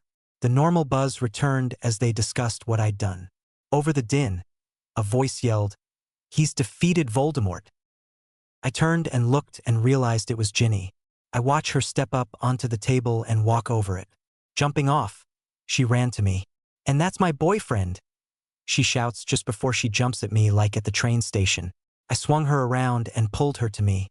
Unlike 2 days ago, I place my hands firmly under her cute derriere to hold her up, and not only does she not complain, she snogs the life out of me. I had a feeling she was doing this to claim her territory, and I was just fine with that. When she pulled back and grinned, I gave her a kiss to show her how I felt. She was quite happy with that. In the meantime, everyone was cheering. Well, almost everyone. I snuck a look at Dumbledore and saw him sitting in his chair with his wand still out, watching Voldemort very carefully. Eventually, he got up and motioned for me to follow him. I still had Ginny with her legs wrapped around my waist, so I carried her, having no reason to put her down. She silently giggled and made kissy faces at me as I carried her. Dumbledore floated the glass-topped casket I'd created behind him. The rest of the teachers had been given the task to restore order to the school. I did not envy them. The mess at the Hufflepuff table was of epic proportions. The other tables had large messes also, caused from all the excitement. At the stairs to his office, Dumbledore floated the casket over the edge and up to the floor his office was on. I put Ginny down as I didn't want to drop her on the stairs. She looked back at me and swayed her hips provocatively at me as she climbed up first. I gave her looks to make sure she knew I liked it, which caused her to quietly laugh. At the top of the stairs and before we went in, she took a quick moment to kiss me again. I loved that girl. She was so much fun. Walking into Dumbledore's office, we saw him backing away from his fireplace. A moment later, the fireplace flashed green and two people came out. Auror Kingsley Shacklebolt was back, and to my surprise, Director Amelia Bones. "Harry has something for you," Dumbledore told them, motioning to the glass-topped casket. If I didn't know better, I'd say that Dumbledore was embarrassed he couldn't explain this, but he played his cards so close to the vest, it was hard to tell. The two Aurors walked over and looked. Despite the remnants of food on the body, it wasn't too hard to tell who it was. "Merlin's ghost," Bones swore. "It's him." "No, it's Voldemort," I said cheekily. I got a glare from Bones and a quiet snuckle from Ginny. Part of me wanted to pout when Ginny's sound didn't get a sour look. Bones looked at Dumbledore. "How did this happen?" "I'm afraid I cannot take credit," he said sagely. "Harry brought him here and put him in this state." She looked at me. "I summoned him," I answered with a straight face. "What?" Her eyes looked like they wanted to pop out of her head. Shacklebolt's look was similar. "I summoned him. Accio Tom Riddle, wait a few minutes for him to come flying through the air, and voila. He came through the doors, hit the Hufflepuff table and slid to a stop right in front of me." "That would explain the eggs and strawberry jam," Shacklebolt's deep voice said dryly. That earned him a glare from his superior before she looked to Dumbledore. He sighed. "I know. I told him it wouldn't work when he did it. But..." Dumbledore held out his hand towards Sleeping Ugly. "And then what happened?" Bones asked me. I guess she had to ask. It was her job to investigate. "I cast a spell to keep him from attacking anyone. So, I now hand him over to you to dispose of him so that he never attacks anyone ever again. I believe it is the Ministry's job to defend the populace from criminals. I know it's not my job, even if Dumbledore says there is a prophecy about me vanquishing the Dark Lord." I snickered on the inside as Bones's head whipped around to look at Dumbledore. Ginny looked amused too. Strangely, Shacklebolt looked surprised. I guess Dumbledore didn't share even the part of the prophecy riddle new to the Order. That struck me as short-sighted, but who know what Dumbledore really thought. "I assume this would be the prophecy that caused all the ruckus last June?" Dumbledore gave her a reluctant nod. "What did the prophecy say?" she asked. When Dumbledore didn't answer, I said, "Basically, that the person who could vanquish the Dark Lord was about to be born, he would be marked." I pointed to my scar. "And that I would have a power that Riddle didn't know, and finally that I couldn't really live my life until he was defeated. As far as I'm concerned, my part is done and he's all yours." Dumbledore sighed. "Actually, Harry, you have more to do. Until he can be truly killed and you do so, then the prophecy is not fulfilled." I laughed. I couldn't help it. Only Ginny didn't seem bothered by that. "You may interpret vanquish as kill, but I interpret it as defeat and I've done that. He's not waking up and I have no intention of killing anyone, even those that deserve it. There are other ways to punish them." "What spell did you use on him?" Bones asked with a glance back to the body under glass. Amor principis usculum, icalmlian suarat. No one said anything for a moment. "That would be love's first kiss if I remember my Latin," Bones finally said, breaking the long silence. "I've never heard of the spell, but why did you pick that?"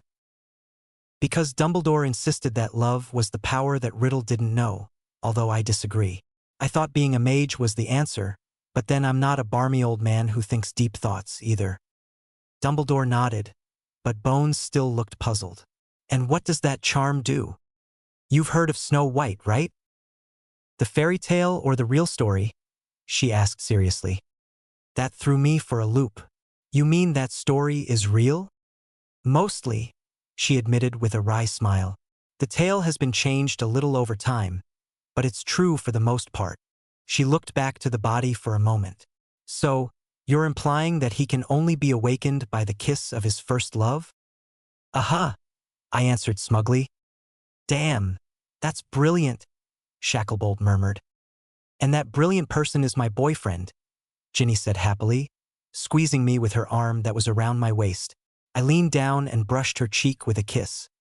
Bones was smiling more and more as she thought it through. Thank you very much, Mr. Potter. I know Minister Scrimgeour will probably try to take some credit for this, but I'll do my best to make sure everyone understands you did it all.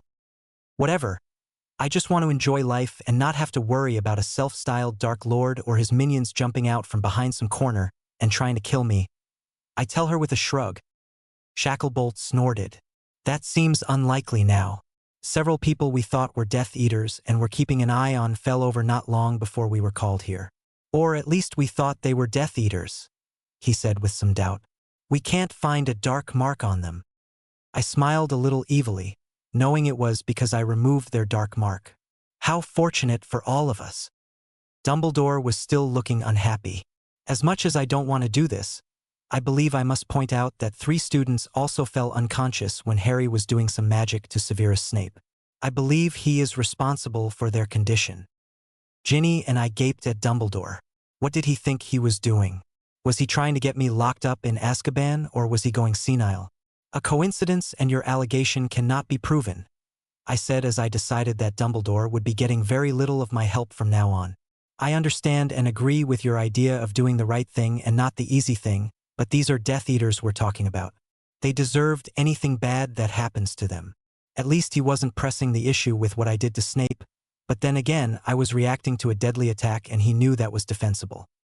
Bones looked at me very intently for a moment before looking over to Riddle's body.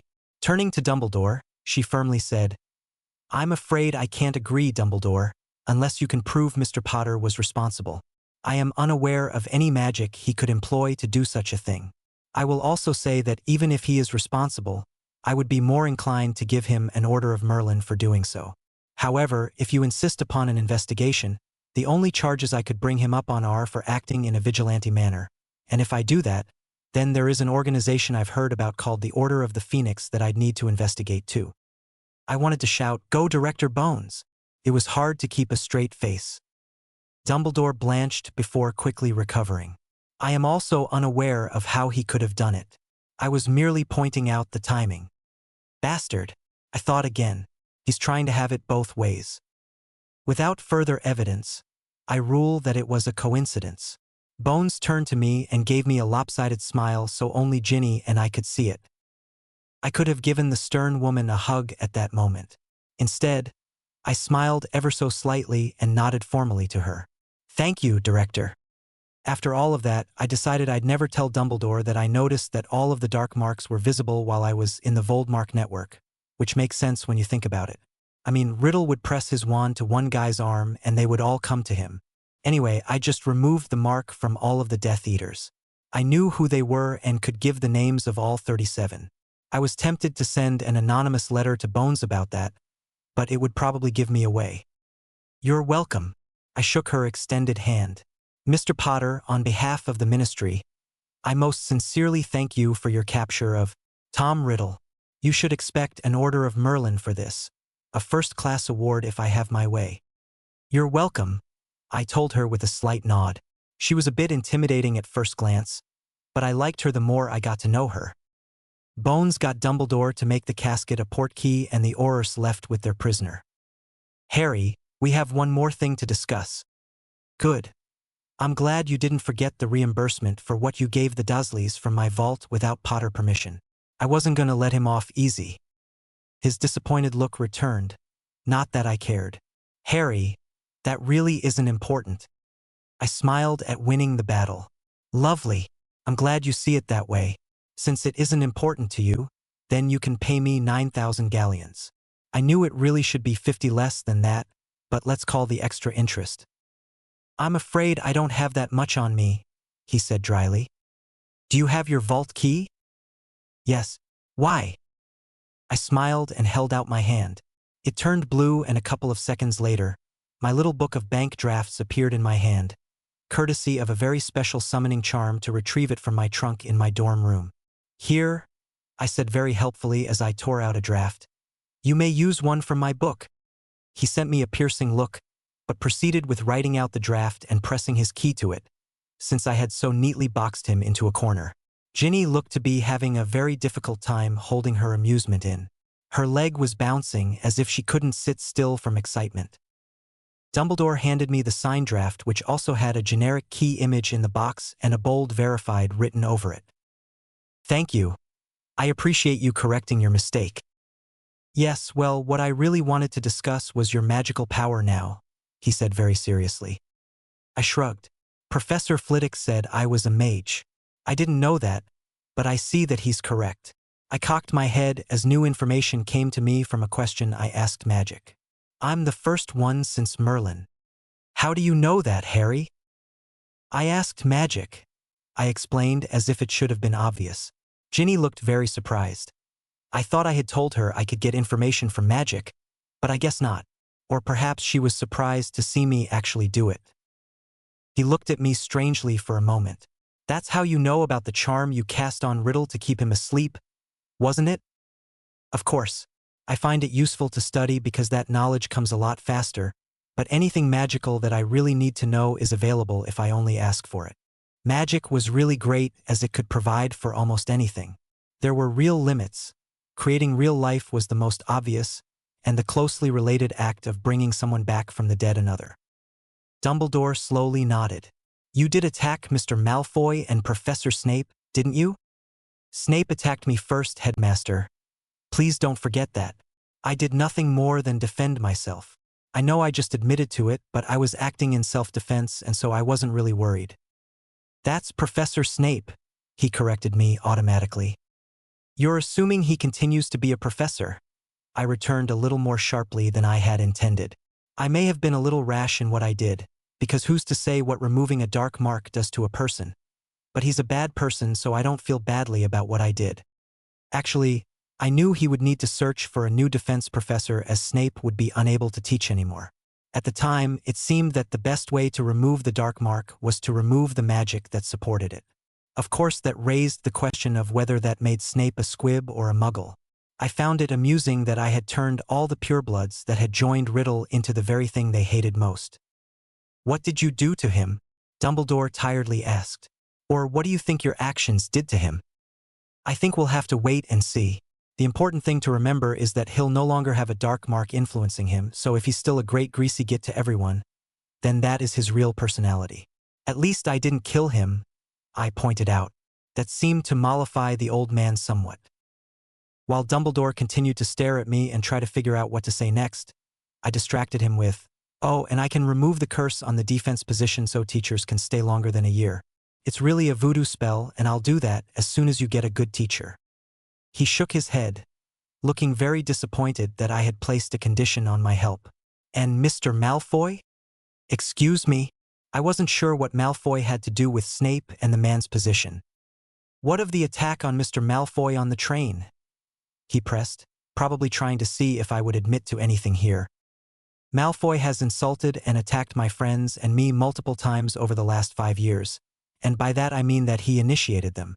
If fate should return some of that to him in some way, I said, admitting nothing, I won't shed any tears. Of course, as a person with no magic, he won't be in Hogwarts any longer, I thought with a mental smile. I noticed the twinkle in Dumbledore's eye had yet to come back. I suspected anything else I had to say to him today would not help it to return. How did this happen, Harry? How did you get all of this power? I saw him glance at Ginny, obviously wondering if she knew. I quickly threw my mind shield charm around her, knowing that would stop legilimency attacks. I really should have done that earlier. Dumbledore probably wouldn't attack her that way, but one never knew. She and I were going to have to learn real occlumency someday. Fortunately for me, I had expected this question to come from him one day, so I was prepared. Funny you should ask that, Headmaster. You see, shortly after you sent me back to the Dursleys this last summer, you know, the ones, my loving relatives who forced me to live in a cupboard for 10 years, starved me half the time, and never bought me anything. I enjoyed twisting that knife. Again. Yes, Harry, I'm familiar with them, he said with a little exasperation leaking out. Well, my loving uncle was forcing me to work in the back garden as a thunderstorm came. During that time, I was struck by lightning. When I realized I wasn't dead, I went into the house and my loving uncle tried to hit me for bringing mud in the back door of the house. He went flying into the wall when I thought about defending myself, and that opened my eyes to the new me. I can tell you that gave me a lot of new confidence and a new outlook on life. No longer was I a whipping boy for people who hate me for no real reason, insult me for no real reason, or who try to manipulate me. I looked right at him. Dumbledore didn't blink. He was good, I thought, but then again he was over 150. From there, life became a lot easier since they could no longer harass me physically. Instead, about the only bad thing they could do to me was to stop bringing food into the house. I looked down and smiled at Ginny. But that was a fortuitous event, as it caused Ginny to write me a letter and me to realize what a wonderful and pretty girl was right in front of me. Ginny gave me a bright smile and stretched up a few inches to brush my cheek with her lips, apparently not caring that Dumbledore was right there. If she didn't care, I didn't either. When I looked back at him, Dumbledore acted as if her kiss had never happened, which I did appreciate. Since that was early in the summer, how did you spend your summer, Harry? Well, I fixed my bedroom up so it was comfortable for the first time, and then I usually spent the mornings and afternoons studying, practicing simple spells, and even a little sunbathing. He smiled at the last one. In the evenings, I normally spent an hour or 3 with Ginny, so we could get to know one another better. I was so proud of myself for not blushing. A glance showed Ginny had kept her blush to a faint pink tinge. Dumbledore now looked puzzled. But Miss Weasley was at Grimmauld Place for the summer. Yes, she was.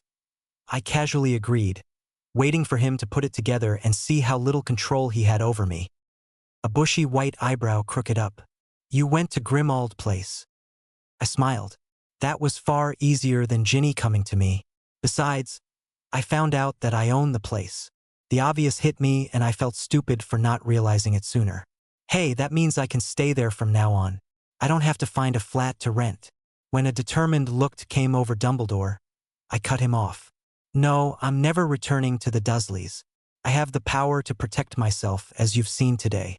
Plus, all the people you had to keep me safe from are no longer a danger. And let's not forget that the Blood Wards no longer exist either.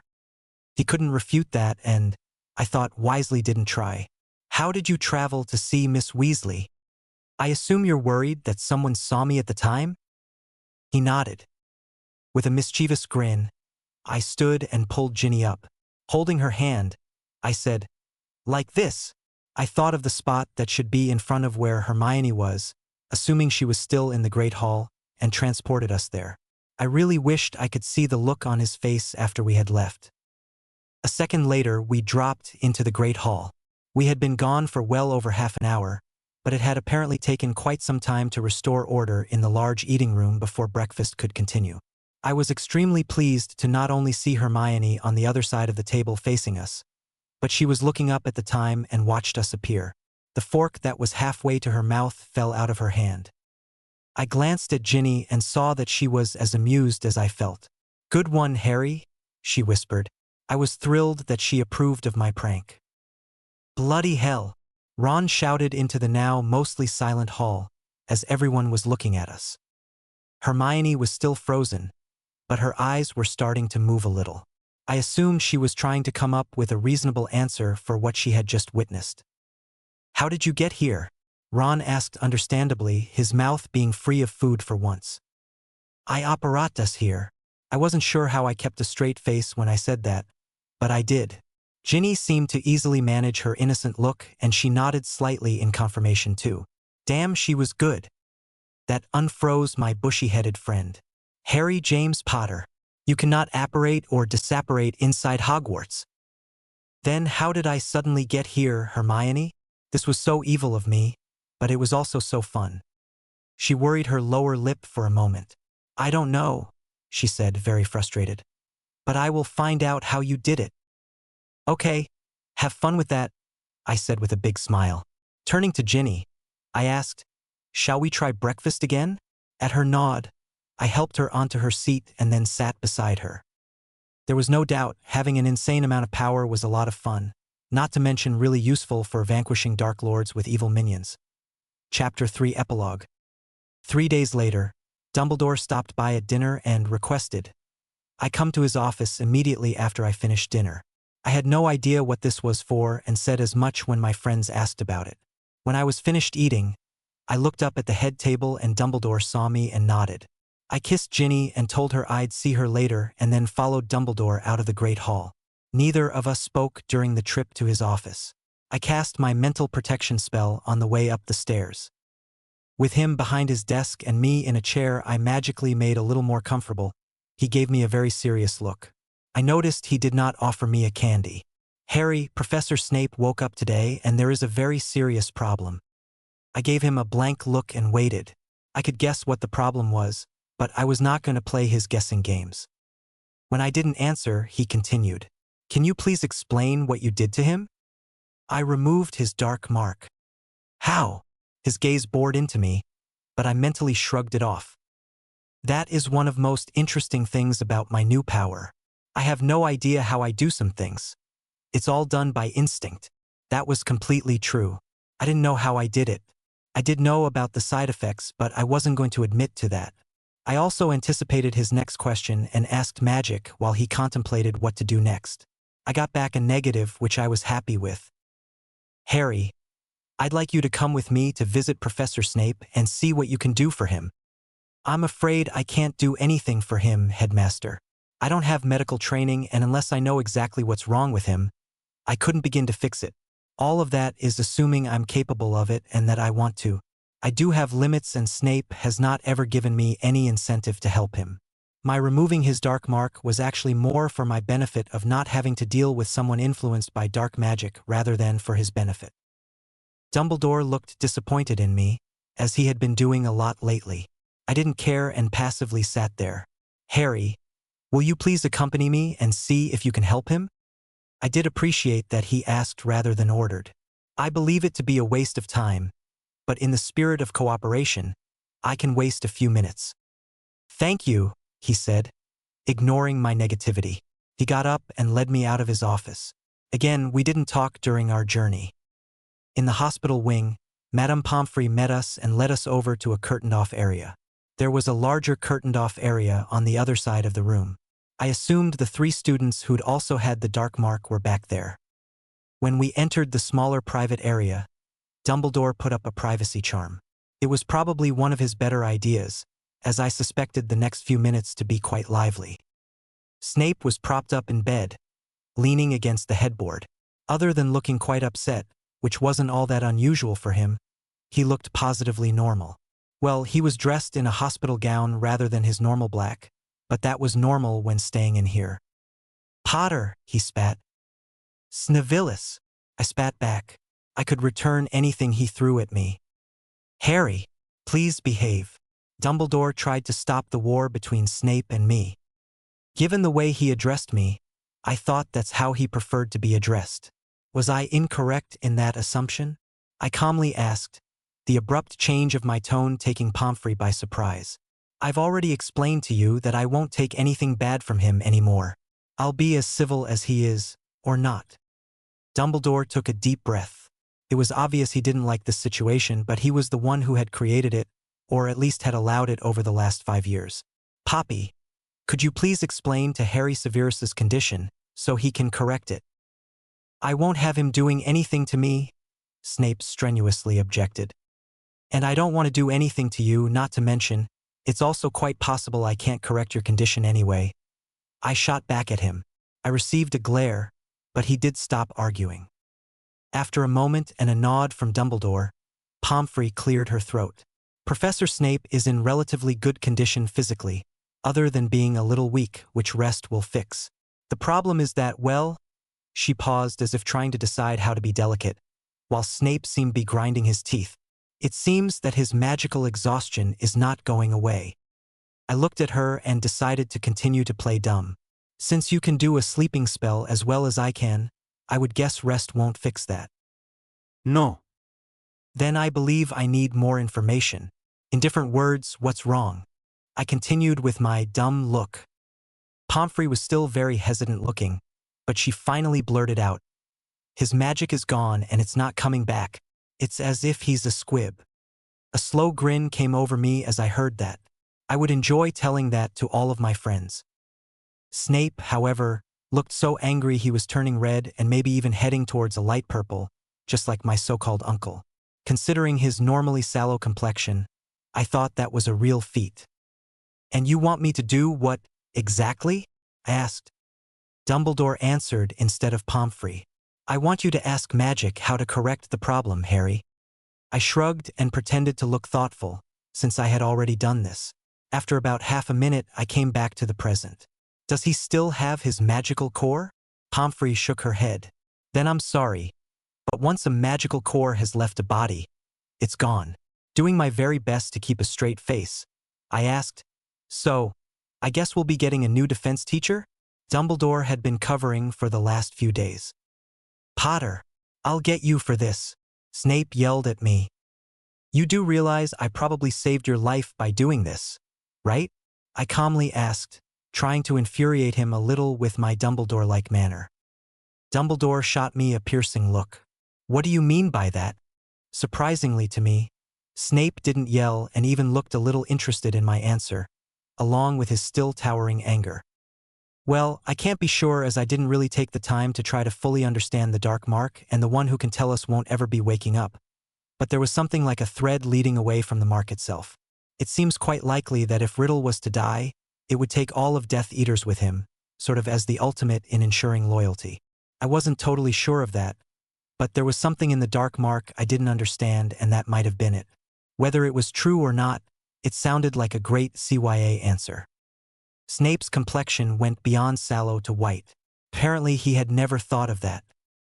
"So, if you want, you can think of that as my one good deed for you, Snape. Don't expect any others." Dumbledore sighed with great exasperation. "If you would like to stay, Severus, you may continue to teach potions. Horace doesn't really want to be here and he can go, now that it's safer." I couldn't help it. I chuckled. I received 3 glares. "What? You don't see what's going to happen if you do that?" Their lack of seeing the obvious was astounding. "Please explain," Dumbledore commanded. It was kindly said, but a command nevertheless. All 3 of them gave me their rapt attention. "I thought it would be obvious. Snape has very carefully and thoroughly made an enemy of every student who is not in Slytherin. The first time he calls any Muggle-born a mudblood, calls one of us a dunderhead, or assigns detention unfairly, someone is going to pull a wand on him and then it's all over. In fact, I might as well start a betting pool now as to who it'll be and how long it will take," I said with a grin.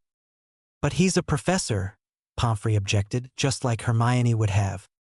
As I said, my smile not wavering, "He's made a lot of enemies because of his childish actions and antagonistic treatment of students." After a slight pause, I quietly added, "which someone did not prevent." Snape exploded and started yelling. Dumbledore got his exasperated and disappointed look again. Pomfrey gave me a deer-in-the-headlights look, but it was obvious she was thinking through what I said. At least one of them was showing signs of intelligence, I thought. "Madam Pomfrey," I said with a nod to her before I turned and walked away. As far as I was concerned, I was done with the Death Eaters. It seemed that Dumbledore actually took what I said to heart. Snape left the school a week later. To many people's surprise, Remus Lupin returned as the defense professor. I would need to talk to Lupin about whether or not he wanted me to lift the curse that Riddle had placed on the position so that he could stay for more than a year. I didn't know how Dumbledore had managed to get Lupin back after he was sent away at the end of my 3rd year, but a little of my respect returned for the old man.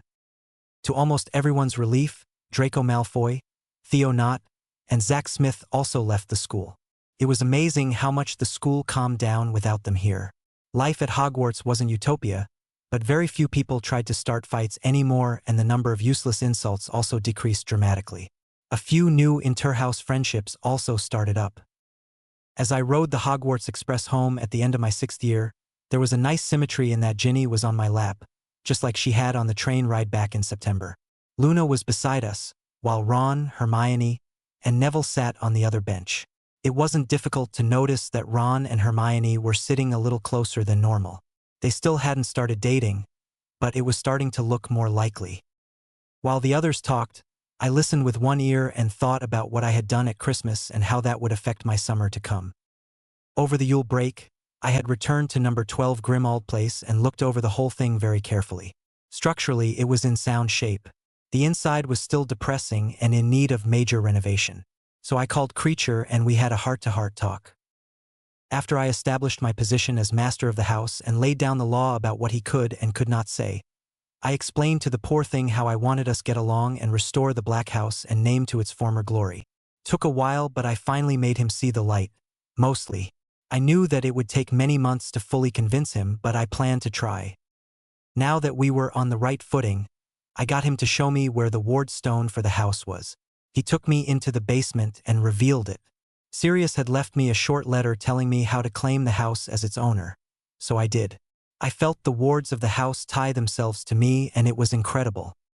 The next thing I did, as owner of the house, was take Dumbledore's Fidelius charm down.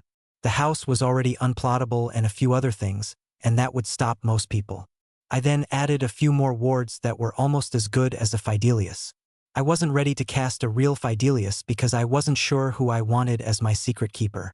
Still, the existing wards and the few new ones I added would make the house very hard to find, and if someone managed it anyway and then tried to get in, well, let's just say they might have a very short day.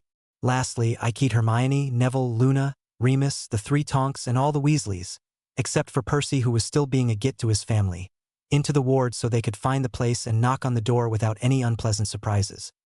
Back upstairs, I made the Floo restricted, except for Ginny. As soon as I could remodel so the Floo was in a separate room with a lockable door, I'd remove the restriction for my friends and family. As much as I loved Molly, I didn't want her to be able to Floo in unannounced. It would be bad if I was busy with someone, such as her daughter. Then before I returned to the Burrow, where I was staying for Christmas, I gave Creature some money and told him to start redecorating the place and cleaning it out one room at a time. His goal was to put dark items he found in a trunk for me and then restore the room to its former glory. When he finished each room, he was to come tell me so I could inspect it and then start him on the next room after we discussed it. It was amazing what the right motivation could do for the barmy house elf. Every week or two, he'd pop into Hogwarts and let me know he had finished a new room. I'd transport myself home in the evenings and look. He did good work when he wanted to, and the transformation of the house was amazing. I'd give him a day off and then point out the next room. He had finished the basement, ground floor, first floor, as well as the front of the house by the end of the school year. I could hardly wait to see it all together and show it off to Ginny. "Harry, mate, hello? Anyone home?" Ron's query broke me out of my reminiscing. "Yeah. I was asking when you'd be coming over. Since you don't need to stay with your relatives, I thought you could come over whenever you wanted and we could go flying." "Yeah." Ron looked anxious. I really didn't know why, as he got to fly quite a bit at school. "Sure. I can come over tomorrow if you'd like." Ginny gave me a particular look that I knew so well. It was the one she always gave me when she was about to wind her brother up. "You can come over this evening, Harry. You know my mother never minds if you join us for dinner. I'm sure I can find a good dessert for you, too," she said coyly. It was all I could do not to grin as I recognized what she was doing, and I was happy to go along. Your mother is a great cook. I'd be daft for turning down her cooking for dinner and then having you for dessert." While I was staring lovingly into her face, I could see Ron go red out of the corner of my eye. Harry," he loudly sputtered. "That's my sister you're talking about."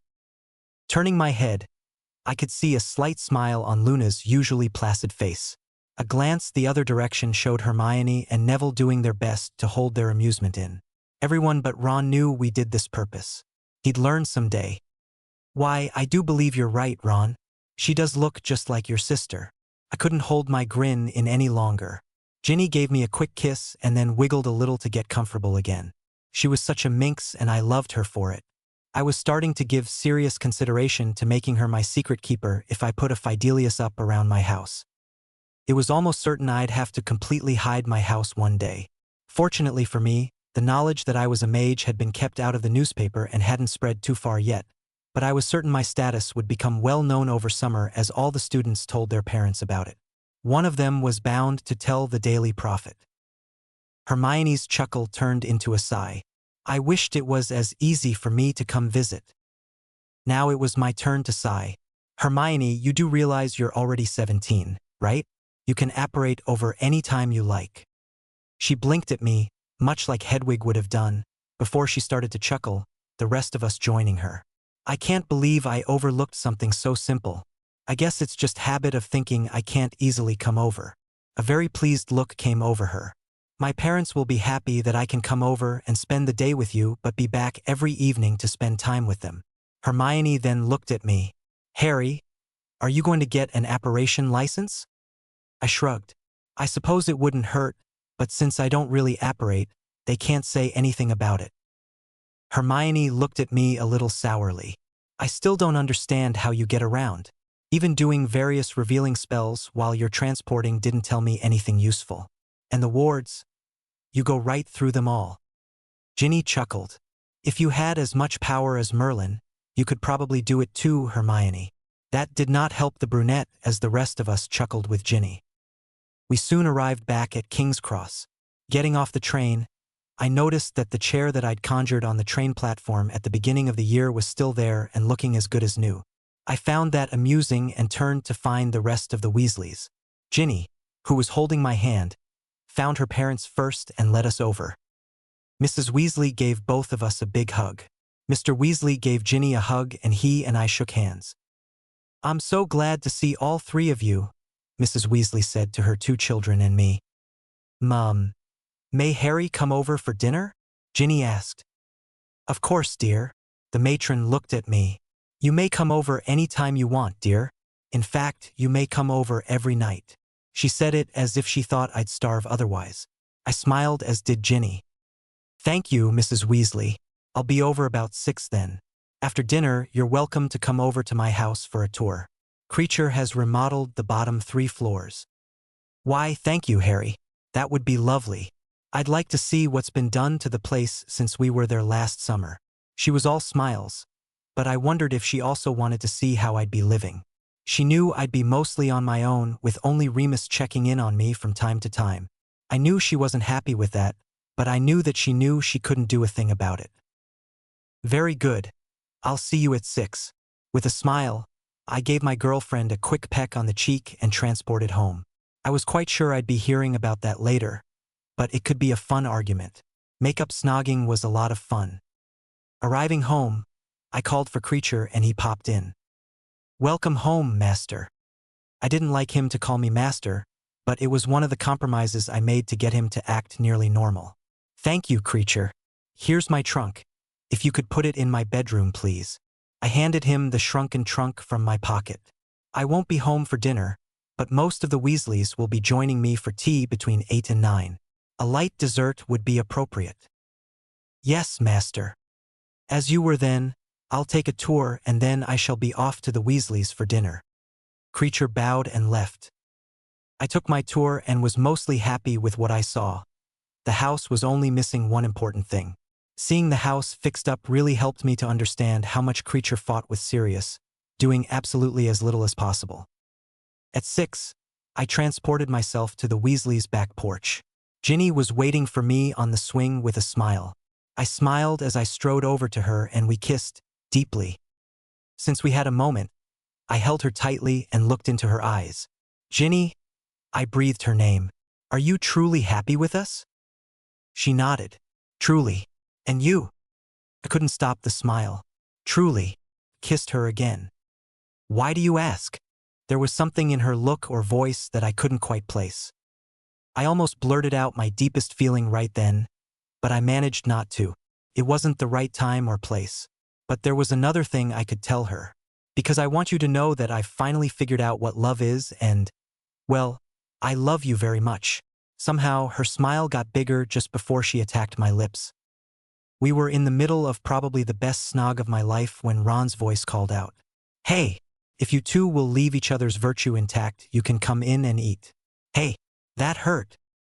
Ronald Weasley, I can't believe you said that about them, his mother yelled, clearly heard despite the fact that she was in the house and we were outside. Ginny and I both pulled back from the kiss laughing. It was a good thing we were holding on to one another, we were laughing that hard. When we got a hold of ourselves, she told me, I love you too, Harry, before she stood up on her tiptoes to give me a quick kiss, as if to seal what she had told me. We walked in arm to find the entire family there, except for Charlie and Percy. Ron was sulking and rubbing his shoulder, but the rest of the brothers greeted me warmly. Dinner went well. Mrs. Weasley's food was as good as usual and I had a blast there. I think what made it so wonderful was being treated just like one of the family. Well, that and sitting next to Ginny. After dinner, I told them all to take the flu to the House of Black. After about half a minute while I gave them temporary access, I threw a pinch of flu powder in and left. After giving them all access, Ginny came out first, followed by the twins, Ron, Bill, and then her parents with Mr. Weasley being last. Everyone looked amazed as they looked around at the spotless room that was decorated in a bright and cheery way, while also showing its luxurious roots as the Blacks might have had it. Ginny was having to fake it a little as I had already brought her here a few times during the school year and she'd already seen a few of the remodeled rooms, but she still enjoyed seeing all of the changes. I can hardly believe it, Mrs. Weasley said in a soft voice as she tried to take it all in. Ron was speechless and I couldn't decide if that was good or not. Was he only amazed at the change, or was he going to show jealousy? Blimey. Good. The twins were their usual selves even when surprised. Bill and Mr. Weasley looked around very appreciatively. Very nice, Harry, Bill said. I like what you've done with it. Thanks, Bill. Creature has really done all of the work. I only supervised. Creature? Seriously? Mr. Weasley asked. Yes, we've come to an agreement on how to live and work together. Come on. Let me show you around and then we can sit down for some tea. I grabbed Ginny's hand and put it on my arm and led them around as a head of house should. Ginny blushed a little as she played mistress of the house. I liked the feeling of her being there, which continued a few of my previous ideas from earlier in the evening. By the time the Weasleys left, with Ginny leaving a few minutes after everyone else, all of them were happy for me being here. I anticipated a wonderful summer. I spent most of my 17th birthday in Gringotts. The goblins said it was their policy that no one could be down in the vault area unsupervised. So I took pleasure in keeping one of them sitting in the cart waiting on me for nearly 5 hours. It took me quite a while to go through everything in the Potter family vault. Most of the heirlooms only had sentimental value, but that made me treasure them all the more. There was plenty of gold there, but I ignored it all and concentrated on the items and papers. Probably the most treasured find was a diary from my mother.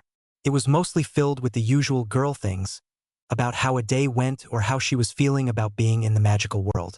In and of itself, useless information, except that it really helped me get to know her better. She had noted a few ideas about spells and potions there, but I'd look at those parts later. Sadly, my father left nothing similar. I found one other item I really liked and stuck it in my pocket. I was starting to get an idea and I thought I'd want it soon, probably by the end of the year.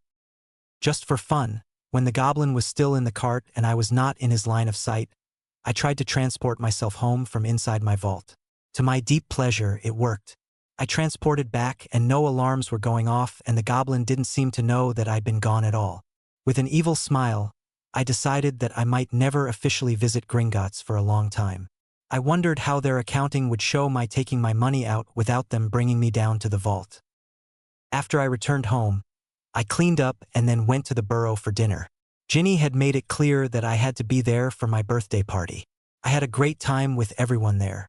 Hermione, Neville, and Luna joined the Weasleys.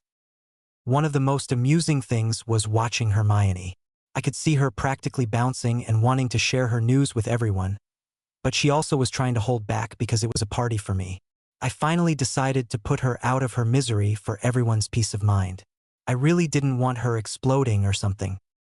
So, Hermione, I started during a pause while we all sat around talking. You look as if you know something special. Would you like to share? She gave me a look like I'd caught her with her hand in the biscuit jar. I don't want to spoil your fun, Harry. Nonsense. I'm having fun now and I'm sure I'll have more later. Go ahead. I encouraged her. Ginny received some news too and she can go afterwards.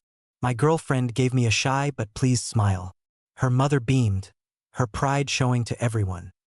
Well, if you insist, Hermione said as she reached into her pocket and pulled out a button. She didn't say anything. She just held up her button. It said HG on it in gold, unlike prefect buttons that were in silver. Congratulations, Hermione. You got a button with your initials on it, I excitedly told her. Her eyes narrowed for a brief moment as if going for a glare before she started smiling when she realized I was having her on. Everyone else called out their congratulations on her making head girl. While they were busy doing so, I pulled something out of my pocket. I just wished I knew who made head boy, she said. I'd really like to know who I'll be working with. I casually flicked the object in my hand her way. She caught it and gave it a look before she squealed and ran across the room to me to give me a hug. What? Ron asked. Neville had figured it out and gave me a salute. I returned a nod to my quiet friend. Luna was even quieter and just turned down the dreaminess for a moment along with a smile as congratulations. I'd only told Ginny my news, and she had enthusiastically congratulated me. I have the matching badge, I replied, with much playfulness, at least for Hermione. She acted like she was the queen and presented me with my badge that had HB on it. I took it back from her with a smile. Everyone congratulated me as well. McGonagall had sworn me to secrecy and then told me that I was head boy only because she had forced Dumbledore to pick me. The old man had not been very happy with me for the last year. He didn't seem to like my can-do attitude since I'd become a mage, because my preferred direction was not his preferred direction for me. Ginny, your turn, I prompted her with a smile. She smiled back at me. Thanks to Harry's help, I got exceeds expectations on my astronomy and history of magic OWLs, and an outstanding on everything else. I managed to kiss the top of her head just before Hermione was back over, giving Ginny a hug this time. When everyone started to congratulate her on her OWL scores, I stopped them. Hold on. Ginny has one more bit of news. Ginny looked puzzled. What? That was all that was in my letter, other than the form for what classes I want at the Newt level. That's because this didn't come in an owl post. I took a few minutes today on my way home from the bank to stop by Hogwarts and talk to McGonagall. Harry, only you could go from one side of London to the other side of London by way of Scotland. Everyone laughed, as did I, but I mentally made a note to myself to one day get the twins to tell me how they talked like that. Yeah, well, it was easy enough to pop into her office. You should have seen the look on her face when I suddenly appeared. Well, and the fact that I had to pull a shield up to save myself from getting hexed. That drew more laughter as I had intended. Anyway, she told me who the head girl was, and we talked about who was going to be the Quidditch captain. I pulled another badge out of my pocket and presented it to Ginny with a smile. Here you go, Captain. Her eyes lit up and she threw herself at me. I hugged her tightly and whispered, You deserve it, in her ear.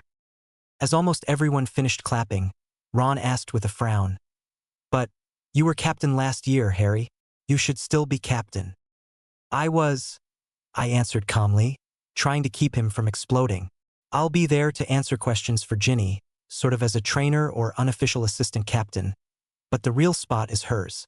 McGonagall and I decided that we all should start training replacements, and I felt that included the captaincy since I would be busy being head boy. This gives Ginny the chance to learn the ropes and then be around to train someone a lot younger next year as she leads the team. Ron nodded in understanding, and I was happy he hadn't gotten angry.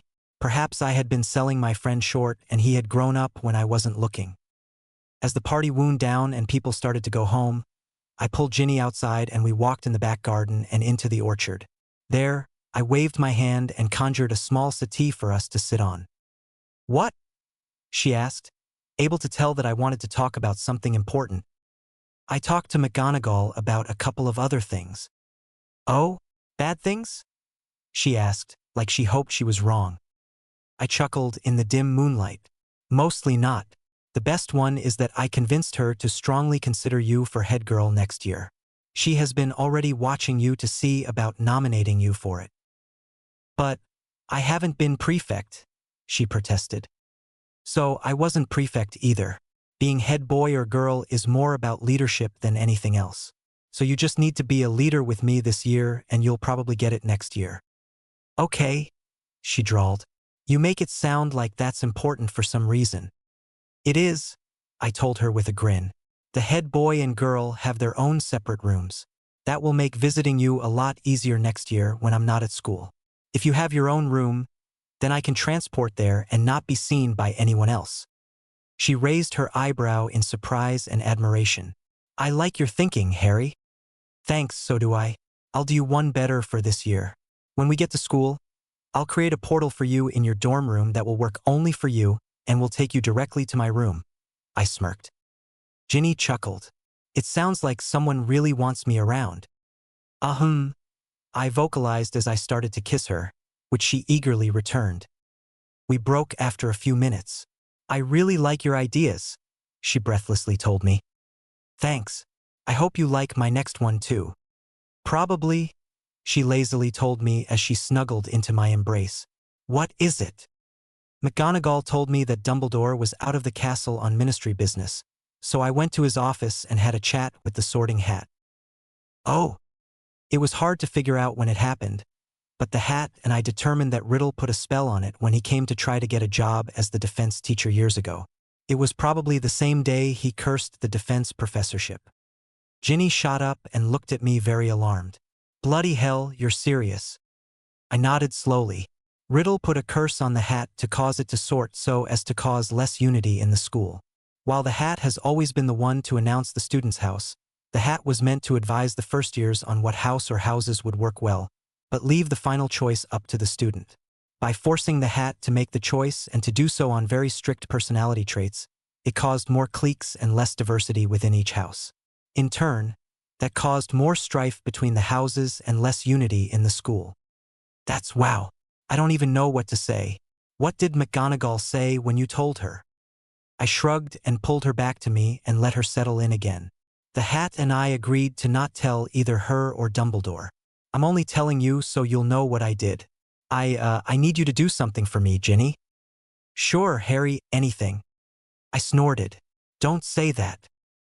She softly kissed my cheek.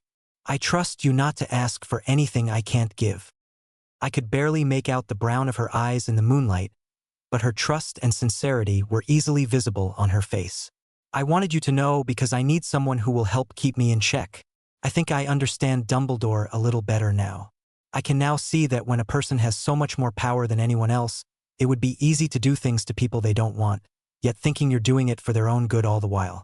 I don't want to do that or be that way, ever. I need you to keep watch over me and tell me when I'm wrong. I think that is Dumbledore's biggest problem. He's all alone and never really had anyone to tell him no when he wanted to do something stupid. Ginny quietly chuckled. Only you, Harry, could call Dumbledore stupid and make it seem reasonable. She moved a little and kissed my cheek. I'll be your conscience for as long as you'll let me, Harry. I hugged her tightly. Thank you, Ginny. You don't know how good that makes me feel. Try anyway, she said. There was a hint of mischievousness in her voice. It wasn't hard to figure out what she wanted. I kissed her for all I was worth for a while before I vanished the settee and walked her back to the house. The party had been wonderful in more ways than one. I felt incredibly nervous, almost to the point of about to being ready to hurl. I was presently making small talk with Mr. Weasley about small electrical appliances while we passed the time waiting for Ginny. It was New Year's Eve, and in a few hours it would be 1998. I was dressed in warm clothes and my Christmas present from Ginny. She had bought some very nice material and then spent a little time here and there over the last few months creating a magnificent-looking cloak. Besides sewing it, she also put numerous charms on it for temperature control and protection. It also never wrinkled and dirt seemed to be unable to cling to it. She had done a truly masterful job. By comparison, my present of a half-Kneazle with all the accessories seemed almost inconsiderate. Ginny loved cats, but still I almost felt like a cad. She told me she loved the kitten and it was a great present, but I really wasn't so sure. On the other hand, I had planned the special date tonight for over a month, and I hoped that would make up for my apparent lack of thoughtfulness in presents. A mostly black little kitten with a few white spots came bounding into the room. I smiled as Ginny walked in a moment later. She was dressed in jeans and a flannel shirt, just like me. However, she looked a lot nicer than I ever would. That gorgeous red hair, cute face, and blinding smile helped a lot.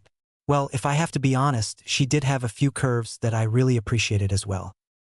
"Ready?" I asked. "Almost. Let me get my cloak." "No need," I told her and motioned her over. A flick of my hand caused my cloak to be double its original width. I held it out and she stepped to my side with another smile as I wrapped my cloak around her. 2. I felt a hand fall on my shoulder and squeeze. Looking up, I saw Mr. Weasley give me a knowing smile. "You two have fun this evening." He lightly kissed Ginny on the forehead and then left for the kitchen, where his wife was doing something that made a lot of noise. Pulling Ginny to me, I thought very carefully about where I wanted to go and transported us there. I had only been here once, and that was during the day. At night, it was everything I had wanted. It was 12 days until the next full moon, so there was only a tiny crescent near the horizon. Between that and the cloudless sky, the stars looked magnificent. "It's beautiful," Ginny breathed as she looked around. She also shivered despite the wonderful cloak around us. I magically created a barrier around us that blocked all the cutting wind. We still felt the cold in the air and stood in crunching snow, but now we had a chance to be cozy on this mountain top with a little magical help. "Where are we?" Her head was still swiveling, taking in the brilliant stars above us. As our eyes adjusted to the dark, the outlines of other mountains could be seen around us. I turned us a little to the left and pointed down. "See that glow down there? That's Hogwarts." "You mean we're in the mountains above it?" "Uh-huh," I mumbled into her ear as I pulled her closer, wrapping my arms around her underneath the cloak. We both stood there and enjoyed nature and each other for a few minutes. "Why are we here?" she finally asked. I had wondered how long it would take her. Apparently, she was as caught up in the beauty of the place as I was. My hand came out of the cloak and waved. In front of us, a roaring fire surrounded by stones appeared. Another wave conjured a thick quilt over the ground. "Now let's see if creature found what I asked for." Another wave caused a small cauldron on a tripod to appear, with 2 small tankards hanging from it as well. Looking in the cauldron, I saw a liquid and smiled. Success. Sitting her down, I drew 2 drinks before I put the tripod near the fire and sat down with her, arranging my cloak around us again. Very carefully, Ginny moved over and sat in my lap. A wave of my hand put a warm boulder behind me to lean against. We were warm, cozy, and in a lovely spot. Couldn't ask for much more. Ginny took a sip from the tankard I had handed her. A spiced wine. I'm told it's good for cold evenings. Remus had suggested it when I told him of my plans. I guess being a former marauder was good for thinking about little details. "I have to admit, Harry, this was not what I expected when you told me you wanted to take me on a date on New Year's Eve." How should I take that?" I asked lightly, hoping for the best. She moved a few inches and softly kissed me on the cheek. "It's a very nice and romantic surprise, Harry. I like having you to myself, and a date under starry skies is always good."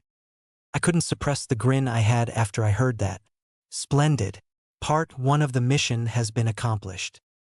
"Part 1?" she asked with a raised eyebrow. "Taking you to a romantic place."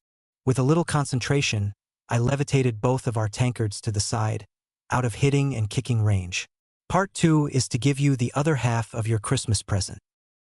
Now both of her eyebrows rose.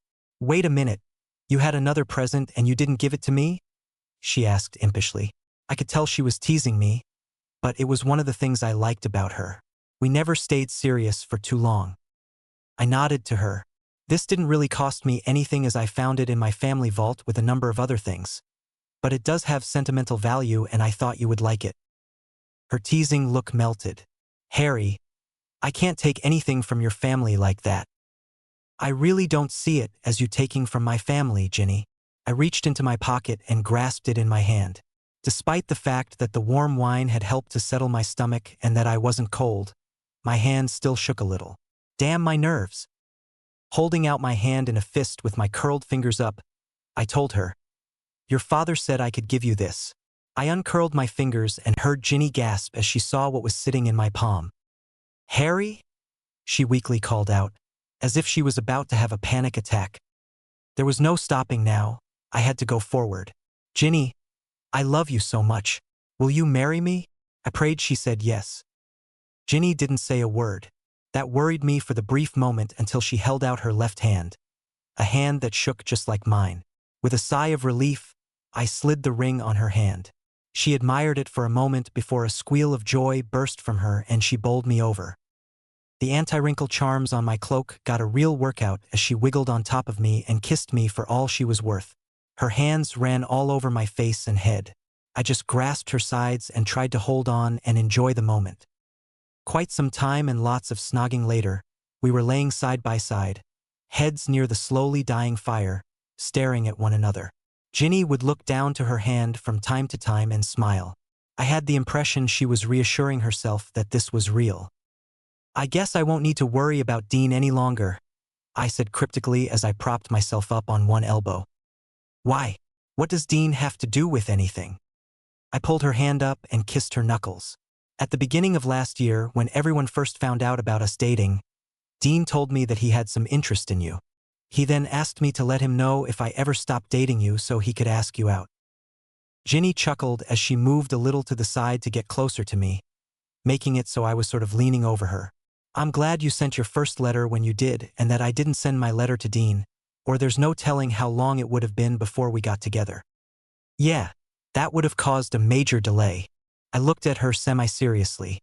"If that had happened, do you think we still would have gotten together afterward? Or do you think we each may have moved on and not given us a chance?" Ginny snorted. "Oh please, Harry. I've always been waiting on you. I had to be patient while you figured girls out, but you were always in my sights." She blew me a kiss with her lips. "Now, it's possible we might have dated a while and then decided we were better off as friends, but we were always going to date at some time." "You sound very sure," I asked teasingly, while I wondered if she really thought I had figured girls out. I didn't think I had. "I'm as sure of that as I am that you're going to kiss me and then take me home because it's getting very late." When I hesitated, she reached up and pulled my head down. I mentally laughed at her getting her way while I kissed her. Wanting a few more kisses before I took her home, I put my hand on her side to pull her the last few inches to me, except that she was too heavy for the position I was in. So I let my magic out a little and my blue hand momentarily lightened her before I pulled her over so she was pressed into me. I enjoyed feeling her warm body next to mine and I did my best to keep my thoughts from going further, at least while she was with me. Ginny started to giggle and then laugh. "Harry, stop. That tickles," she gasped. I looked down and saw that my hand was still blue, so my magic was still active and running over my skin. I touched her hand when my magic was active a few times before, and she said it tingled in a good way. I'd even massaged her back and neck a few times with my magic active, and she said those were the best massages ever. Letting my magic go inactive, I sheepishly told her, "Sorry." She blushed a little as she looked right into my eye. "That was just a bad spot, Harry. Now, if you want to touch me a little higher and on the front, I think I'd like to experience that at least once." My imagination went into high gear as I realized what she said. "You mean I can touch you? You can now, fiancé privileges." I thought that through. "So I was allowed to touch your bum because of, boyfriend privileges?" Ginny gave me a cute smile and a nod. Slowly, I moved my hand from her side around to her stomach and then I started moving it lower. She quickly caught my wrist before my hand had traveled very far. She told me playfully. "It takes husband privileges to get in there." Couldn't help it, I laughed. It was all stated so strangely and yet, it made sense. I moved my hand back to her side and she let go. "All right." I easily agreed and leaned down to kiss her, which led to several more very long kisses. When she again reminded that it was getting late, I reversed all of my magic at our little campsite so the natural setting was restored, sent to the extra things back to my house, and then I took her home. We were very quiet and careful when I took her back to the burrow, landing in the living room, because we realized it was almost 3 in the morning. Fortunately, the house was dark, which we took as meaning everyone was in bed. With some luck, she'd be able to get to bed with no one the wiser. So I transported her straight to her room. It was only my command of magic that saved us. Our landing in her room set off fireworks, and only the twins knew what else. I had to hand it to them. It was inventive. 2 waves of my hands froze all magical items and silenced the room after a mere half-second. My whole body was lit in my blue flaming aura from expending so much magic so quickly. Ginny lit her wand to give us a more normal light, and it was amazing as to how many traps were set up. There was also a note on her bed. She picked it up and read it to me. "Ginny, Dad says this was a special evening for you. Even though he didn't say why, we thought we'd help you celebrate. Congratulations. TTFN. I am going to kill them," she fiercely whispered. "You can have the second shot. Let me take care of this stuff. I'll see you tomorrow. I love you, Harry." She molded herself to me for a goodnight kiss. I almost didn't want to leave after that. "I love you too, Ginny." I resized my cloak back to its normal size so I could now work properly. Concentrating on all of the prank stuff, I gathered it with my magic and transported to a certain popular shop in Diagon Alley. There, I set about putting all the things I had brought from Ginny's room around the shop and to not go off until after both twins were in the room. I also added a few things of my own, just to show them who they were messing with.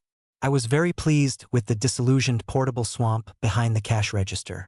The last thing I did before going home was to disillusion the rest of the equipment. As I was about to transport out, I had a cunning idea. I put a camera in a corner and spelled it to take pictures if both twins were in their shop.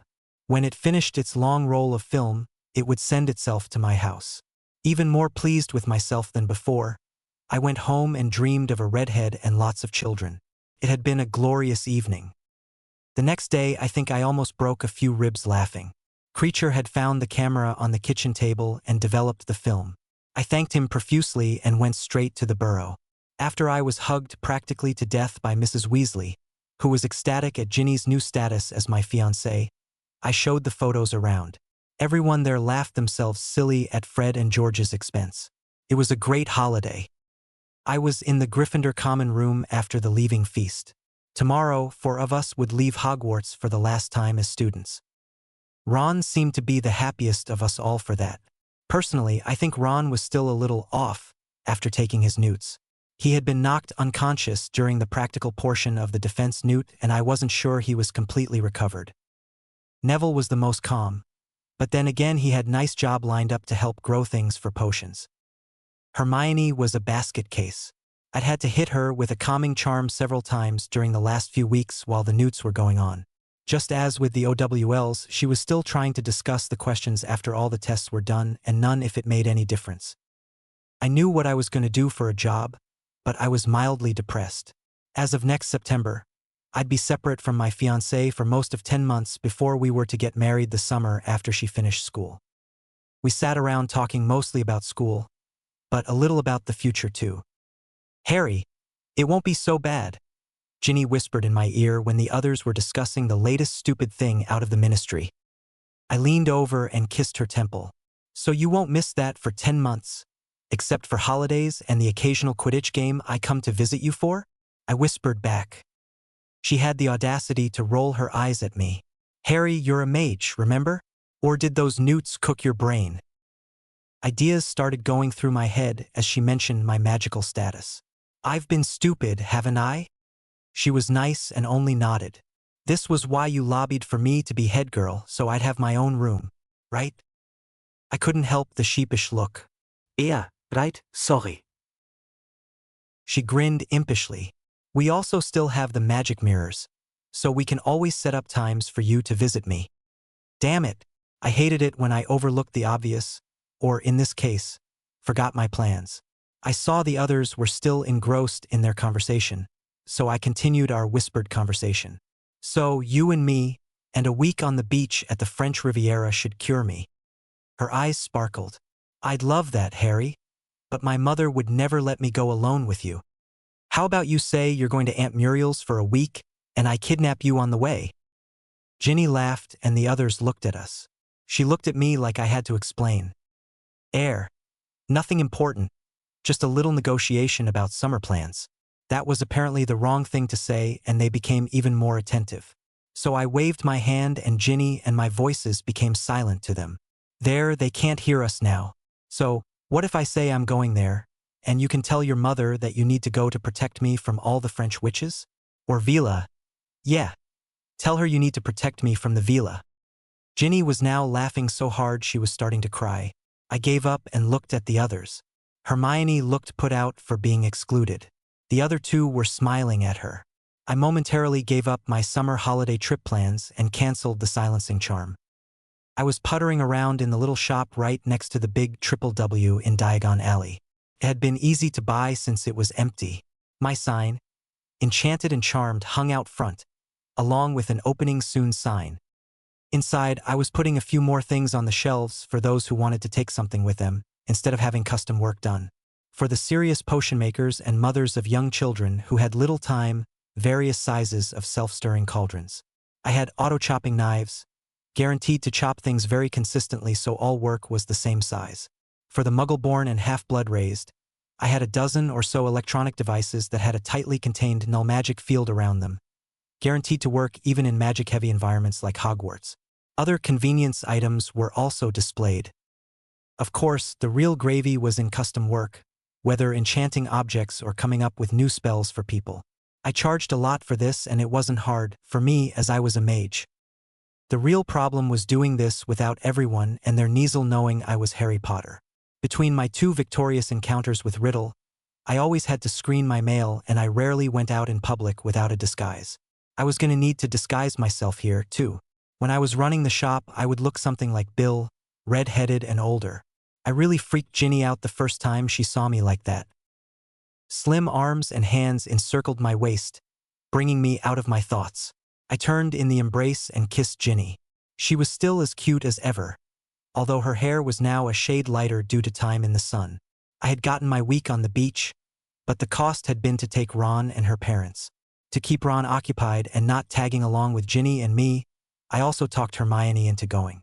It had been a good decision, especially since Ron finally asked Hermione on a date while there. I still didn't understand why she liked him like that. "Are you ready?" she asked. I looked at the clock and saw that it was 9 in the morning, on the day I had advertised to open, the 24th of July, a week before my birthday. I nodded as I waved my hands a few times, creating Adam and Eve O'Donnell. We both now looked 30-ish and a little different than our normal selves. Ginny had objected to being called Eve, but I liked it as I saw us as the first of my family. Ginny/Eve opened the door and she was practically shoved backwards by the crowd rushing in. I quickly threw up a spell to limit visitors to 10 families at a time. That upset a few people, but the store was very small. To try to settle everyone, I conjured a small sign explaining the limit and posted it on the door. Once she recovered, Ginny hurried to the checkout counter on the other side of the door while I, as Adam, walked around the store and helped people. I was amused when 10 minutes after the store was opened, Justin Finch-Fletchley walked up to me holding a portable CD player. "Sir, I noticed that you don't have many discs for these," he brandished the player. "Do you plan to get more?" I smiled. "I'm sorry, but I don't plan to be a music store. I carry a few popular ones so you can have something to play now, but we specialize in making the player work while around magic. There is nothing special to be done for the CD. So I can go buy them anywhere?" My thought was that only those wizards and witches who knew what it was and where to get CDs would buy the player, I patiently explained. Justin snorted. "You mean those with a Muggle background?" I smiled. "My wife is from a pureblood family and knows what they are, but I'll grant you that she's probably an exception. I know I think of her as exceptional." I winked at the last part. Justin chuckled. "Okay, thanks." I watched him grab a second player and wondered if a younger brother or sister of Justin's would be going to Hogwarts this year. Justin also grabbed several packages of batteries before getting in line to purchase his selections. A glance at Ginny showed her to be working as fast as she could. At the moment, she was taking pounds sterling from a man, probably a Muggle-born, I thought. I had a sign saying that the store took both Muggle and Wizarding money. The Muggle money was used to purchase the items in the Muggle world, and allowed me to avoid the conversion fees the goblins charged to go from galleons to pounds. "Excuse me?" a female voice called. I turned to see another familiar face and smiled at her. "Yes. I've always wanted to have a scientific calculator at school for arithmancy, but all I see are the simple four-function calculators on the shelf. Will you be receiving more of the advanced model soon?" "Oh, I've sold out of those already. Please wait a moment." I pulled out my wand so no one would know I was the enchanter. My wandless ability and blue hand would have been a dead giveaway, and silently summoned a small box from the back. After I caught it, I put my wand away. Digging into the box, I pulled out the more advanced model of the calculator and handed it to the girl. "There you go. I should probably check on the rest of my stock." "Thank you, sir," she said before she leaned in and whispered, "Good disguise. I wouldn't have recognized you if I hadn't known." I smiled at her, ever the friendly shopkeeper I was. "Enjoy your calculator, Miss Granger." Since my friend had finished at Hogwarts, I wondered which school that would be. She probably was just saying that as an excuse, but I'd ask her later. Hermione flashed me a smile and turned to go see Ginny and check out. Ginny knew to charge her a single galleon instead of the regular price of 2 galleons and 3 sickles. All of my friends only paid a single galleon for items when I used their ideas. I smiled to myself as I surveyed the shelves and resupplied the top sellers. I had told my closest friends what I was doing and had sworn them to secrecy. My status as a mage was now public knowledge and privacy was hard to come by. They had also given me a few ideas on things to carry. Hermione had been the one to suggest calculators. She had also suggested laptop computers, but I was still working on them. They were a little more delicate, but I thought I'd have them working soon. There was also the whole lack of AC problem to run or charge the laptop computers, but I had an idea for a small AC generator where the motor was turned by magic, but the electrical part was shielded. That was still in the prototype stage. Fred and George came over with lunch and a wink as they welcomed their new neighbors. George also stayed for a few minutes to help restock shelves when I brought the boxes of charmed items out from the back storeroom to the front. At the end of the day, as I was about to shut and lock the front door, a woman with a small child hurried in. "I would like to inquire about your custom work, Mr. Odonoji, Madam. What can I help you with?" "I need a spell or something," she said with a little desperation, "to help me track a child." Tracking charms are taught at most schools. Not that I don't want the work, but one of those won't do for a child. I had to admit I was curious. No. Exhaustion added to her desperation. "We think it's accidental magic that cancels them, but he likes to run and hide, and well, it scares us when we can't find him. Can you please help me?" He does look lively," I bantered while I asked Magic about how to make a permanent tracking charm. "If you'll excuse me a moment, let me go to the back to make a flu call to our enchanter and see what he says." Ginny nodded at me and I knew she would watch over them. In the back storage room, I took a seat for a moment. The answer finally came to me and I considered how to work it. I decided that what really needed was some gold. So I searched and found an old gold ring in a box of junk I'd brought in so I'd have base materials to transfigure. I went back out front. The woman looked at me hopefully. Ginny was watching her as she tallied up her sales sheet. "Madam, we can create a ring that can always be tracked. With a special charm to make it stick to him and an auto-sizing charm so it grows with him, you should always be able to find him with a simple charm." "Oh, thank you." She almost cried in happiness. "My husband and I would be so thankful." There will be a 20 galleon charge for the spells and the ring. Also, for all custom work, we require the requester to sign a magical oath saying the work will never be purposefully used to harm anyone. She looked shocked. How could this ever be used to harm anyone? "I don't know, but that is our policy. The fee is for our work, but we also desire to make sure our work does not hurt others. I can show you the oath before you decide." She nodded, so I pulled out a copy of the standard oath I had already written and she read it. "I can agree to that." She signed the oath before pulling out 20 galleons and handing them to Ginny while I went to the back to go get the work from the enchanter. About 5 minutes later, I returned with the ring that had a few special runes on it and a slip of parchment with 3 spells on it. One to stick it to the boy, one to remove it from him, and one to show the direction of the ring. The woman was very grateful and left her desperation behind as she hurried home. Ginny locked up behind the woman and looked at me with a very tired look. I can't believe I agreed to this. I am so tired. She brought the cash box with her as we went into the back. Bloody hell.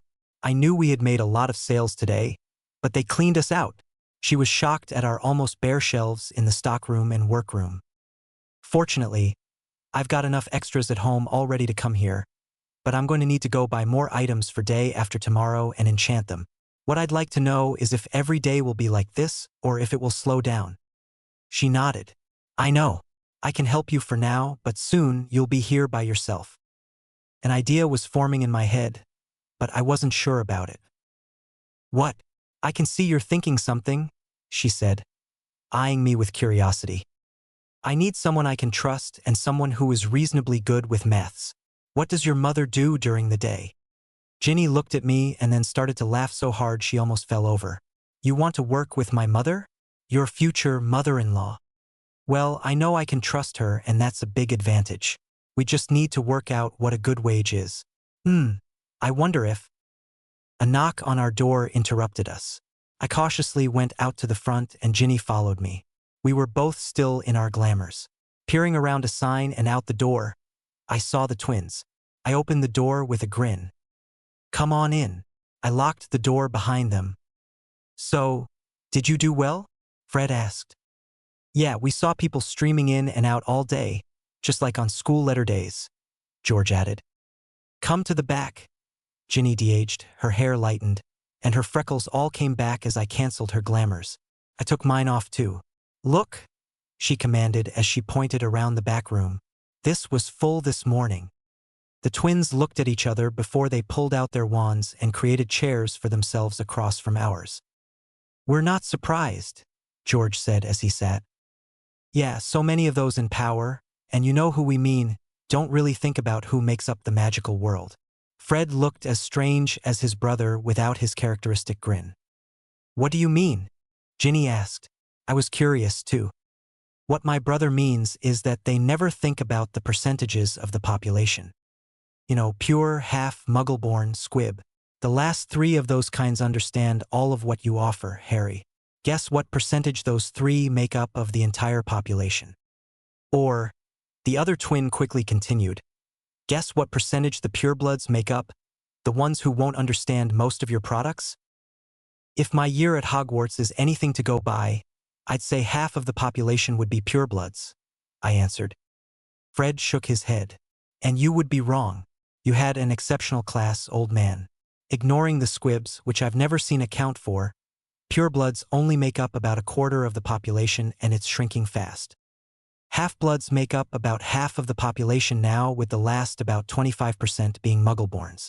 We would bet purebloods will only be about 10% of the population in 20 or 30 years, as many of the purebloods are older, and it has become difficult to create pureblood children if both parents are from Britain and if you're concerned about inbreeding. You and Ginny are some of the few exceptions left who don't have that worry, he hastily added. What we're trying to say, Fred jumped back in, is that the majority of the wizarding world will know and want your products. Better still, no one else is selling your fancy gadgets that work inside highly magical areas. That's brilliant for you. And those in power will blithely ignore you for a while because they're the ones who don't understand what your little discs are for or why someone might want a calculator? I nodded to George. So take advantage of the situation and watch out for them trying to pass laws to stop your expansion, probably in the guise of secrecy laws. Thanks, guys. I really appreciate the analysis. I wish they'd teach that at Hogwarts. I told them. They both laughed. Sorry, old man. Yeah, that would upset the apple cart. I can see that. Of course. George looked like he was thinking out loud. If you can hang on for 10 or 20 years, the problem may solve itself as the population changes. True, Fred chimed in.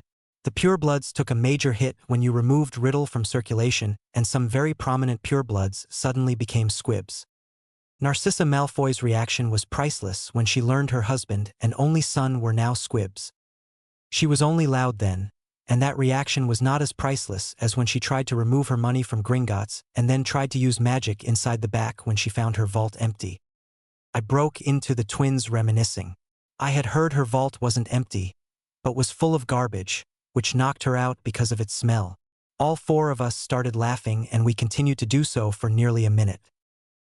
It occurred to me they could answer my earlier question. I do need one other bit of information. What's the normal rate to pay someone to be a clerk in a store? Fred laughed. Yeah. Mrs. O'Donnell here has to go back to school, doesn't she? Ginny stuck her tongue out at her brother. To answer your question, George said with a grin, around 2 galleons an hour, or a little less if they don't have much experience. If it helps, 2 galleons an hour works out to be almost 5,000 galleons a year, assuming they work 6 days a week with 2 weeks off a year.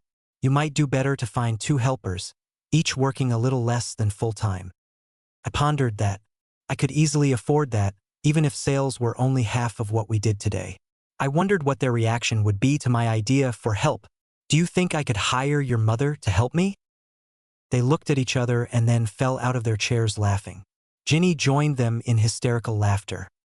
What is it with you Weasleys? I huffed. Sorry, Harry, George said when he could talk again. Yeah, sorry, but better you than us. What my brother is trying to say is that it might work for you since you're not her son.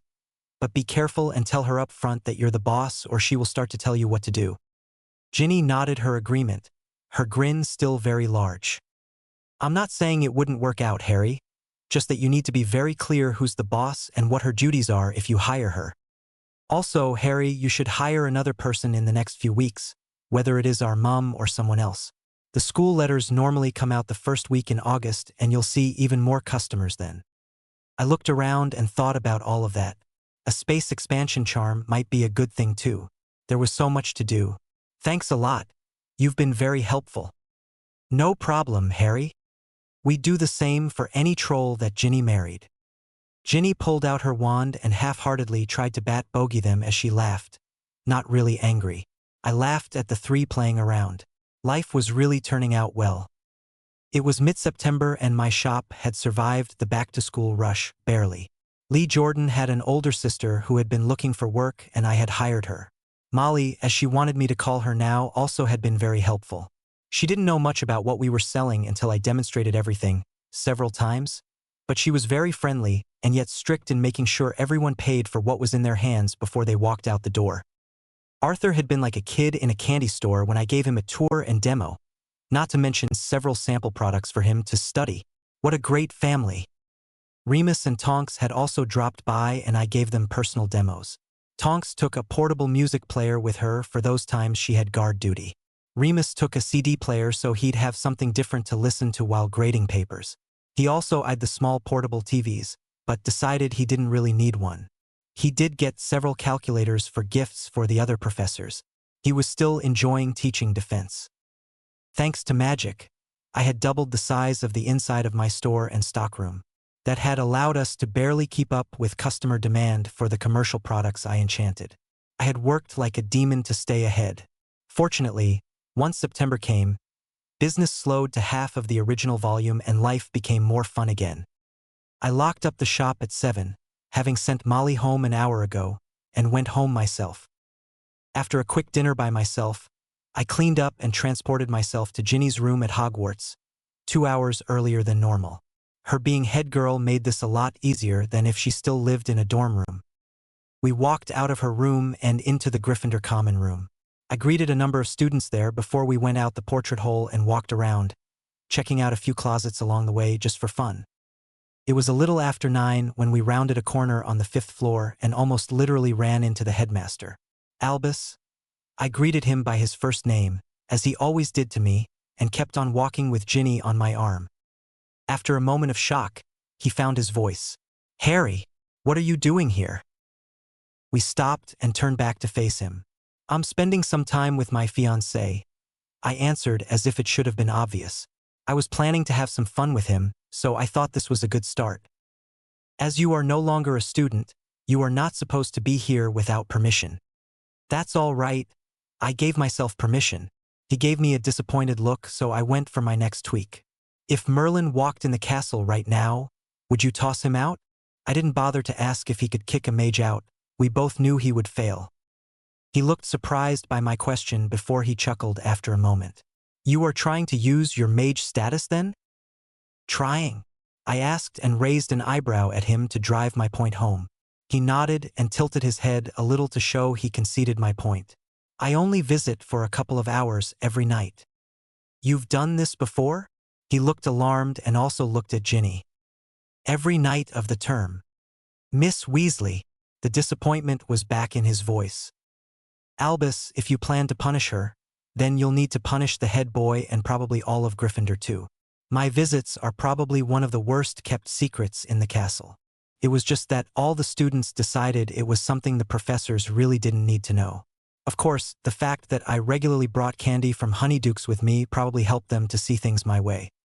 He looked back at me for a long moment. Then I suppose that my running across you was not an accident.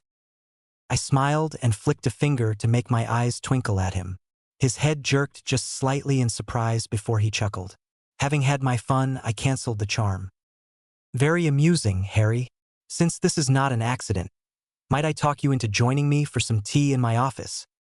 I noticed he was being polite, so I acted in kind. We shall join you. I automatically invited Ginny and Dumbledore didn't protest. He nodded and led the way. So what led you to allow yourself to be found? He asked. I figured the secret would be found out soon anyway, and I wanted to make sure no one got in trouble for it. Plus, I've heard certain rumors about me that have your name attached to them. Dumbledore nodded slowly. I was about to try to contact you soon. He led us up the stairs and into his office. I know. At his questioning look, I added, one does not become a mage without developing some contacts at the ministry. They are, obviously, very discreet lest they earn my wrath and I prank them into humiliation. Ginny and I sat on his couch in the sitting area, leaving a nice wingback chair for him. You threaten them with pranks? He sounded amazed. I wouldn't hurt them, but I do a small demonstration like change all of their skin to look like a candy cane or remove their nose for a few minutes to show them that mentioning my name in the wrong place is a bad idea. I also point out that I can make the effect happen for a few minutes here and there at the most embarrassing times. In exchange, they give me information about what's happening before it would have become public anyway, especially with the Wisengamot. So you see, nothing bad. I just want to know about possible problems before they occur. And if you found out about a possible problem? I knew what he was fishing for. Was I going dark? I find that a little encouragement in the right ears solves a lot of problems. I've heard you've been known to do the same thing. I told him, throwing the burden to him. He cleared his throat as he served us tea. I am the chief warlock. I'm supposed to give my opinion on legislation. I've heard you're present about 8% of the time. I doubt you can do much that way, I said dryly. To his credit, he didn't try to correct me. In fact, he changed the subject, the wimp. How have you been keeping yourself busy, Harry? I haven't heard much about you in the news. I shrug. A little research, a little investing. I've even had a little fun, although free time has been hard to come by lately. I really prefer to keep my name out of the news. My private life is just that, private. Dumbledore realized he wasn't going to get any more out of me on that topic, so he looked at Ginny for a moment and smiled. I assume your wedding is still planned for this coming summer? I believe that was what Molly said the last time I talked to her. Yes, Professor, Ginny answered, the wedding being her forte. At the moment, mid-July seems to work best. Would you like an invitation? She asked with a perfectly straight face, as if not inviting him was a real possibility. Part of me wanted to laugh at that. Molly would have had kittens if Ginny didn't invite Dumbledore. Why yes, that would be delightful. Dumbledore put his teacup down. Harry, there is something very important I need to discuss with you. I had wondered how long he would go before he got to the main point. My contact in the Department of Mysteries had warned me this was coming. The ministry needs your help with a project. Would you be willing to help them out if I put you in touch with the proper person? He glanced at Ginny. I got the message that he wasn't comfortable discussing the details with her here. That was just too bad as far as I was concerned. I assume this is about Riddle? I boldly asked. He sighed. Yes, they've made little progress. Some might even say none at all, he said sadly. So you're saying they're incompetent and need me to bail them out, For a third time, I didn't bother to pull punches. I doubted I could surprise the old man about this topic. That was a bit crudely phrased, but I can understand why you might think of it that way. I looked at Ginny and saw her look at me and roll her eyes. We had talked over the summer about the possibility of them coming to me. I was ready for this. Very well, I told him after a moment, as if I had to think about it. As he perked up a little in hope, I added, I will offer some free advice now, or if you want me to fix it all as a mage, there is a condition for my help. He pursed his lips slightly as he thought about that. I guess he was not surprised I would not do it all for free. What is your free advice? He finally asked. Shove Riddle's body through the veil of death in the Department of Mysteries and call it good. I wish it were that simple, Harry, he said gravely. You should understand that is not enough. I hope you remember what happened in the Chamber of Secrets with Miss Weasley. Ginny shuddered and I held her hand tightly. Ido. The diary was a Horcrux. I believe there are 4 more existing, he paused dramatically. Although there may also be a 5th, but I'm not sure about that. I can help a little if you'll give me a moment. He nodded. Creature. The elf popped in. You called, Master? Yes, Creature. Please go to the trunk in the attic where we put all of the dark items when we cleaned house. There was a heavy gold locket with a snake on it. Please find that and bring it to me. The elf popped away. I saw Dumbledore staring at me. You've had one all this time? The Blacks have had one ever since Regulus stole it before he died. Or so Creature explained to me. Creature popped back in and handed me the locket by the chain. Thank you. You've done your usual good job. He bowed and left. Your humane treatment of him has worked wonders, Dumbledore commented. It did help, I agreed. But the real fix was to help him work through what had happened to him in the past, and to point out that I am his real master and for me to act like it. I handed the locket over. There's one of them, I believe. Thank you, Harry. I would suggest throwing that through the veil. Now, you mentioned a possible one you weren't sure of. Yes. He looked very sad now. I'm sorry to have to tell you, but I believe you might be one inadvertently. Ah, in my curse scar? I noted that Ginny did not look pleased to hear that. Dumbledore nodded. That might have been true, but I don't believe it to be any more. Oh? Why not? I smiled. Think back to what I told you about how I became a mage. I was struck with lightning and then I was a lot more powerful. It would fit that I probably was one, but the lightning removed it or released it. In turn, that either removed a block the Horcrux had on my magic, or released it and added to my magic. There was also a moment after I was hit that I'm not sure I was alive. If that was true, I suspect that unbound the Horcrux from me.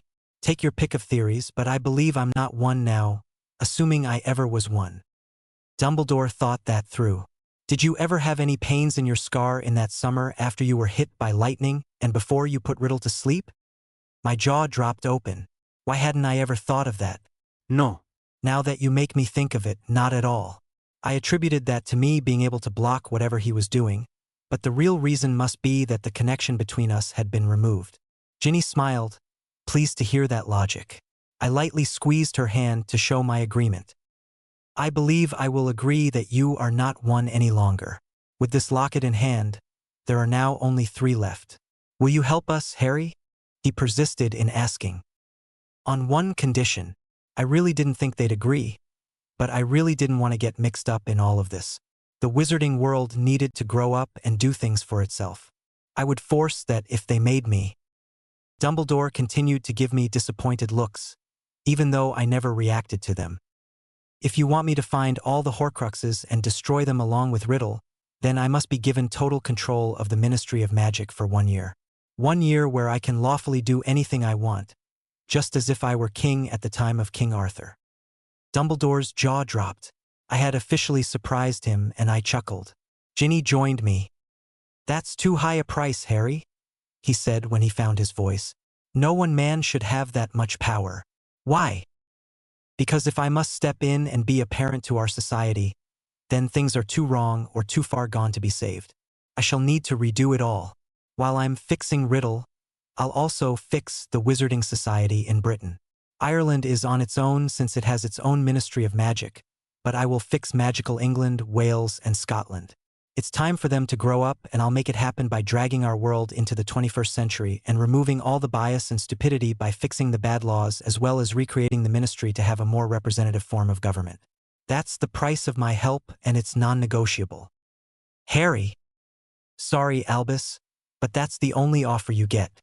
If you decide to take me up on it, I'm sure you'll find a way to let me know. Thank you for the tea and conversation. Have a pleasant evening. It was very nice to be in charge of meetings, I thought with amusement. I stood and Ginny stood with me. With a thought of a little magic, I transported us to her room. Do you still think they'll take your offer? She asked me seriously. No, those in power won't want to give it up. But enough of that. I want a little more relaxing fun than playing verbal tennis with an old man. That can be arranged. She led us over to a comfy chair and pushed me into it before she sat on my lap. I loved being head boy last year and her being head girl this year. These rooms were so much more comfortable and private than broom closets. The evening after Ginny finished her newts, I showed up at Hogwarts with a surprise in my pocket. Ginny hugged and kissed me as usual, but I could tell she was mentally exhausted. Come with me, I told her as I grabbed her hand and led her outside. We passed McGonagall on the way. She nodded to us as a greeting. No one was ever surprised when they saw me at the school. I think most of the staff looked at me as if I was on staff as night security or something. The fact that I stopped a couple of older Slytherins from trying to force a third-year Hufflepuff into giving them his spending money the evening before a Hogsmeade weekend trip probably helped.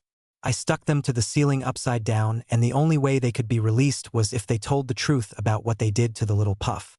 I understand that Hogwarts became a kinder and gentler place after that.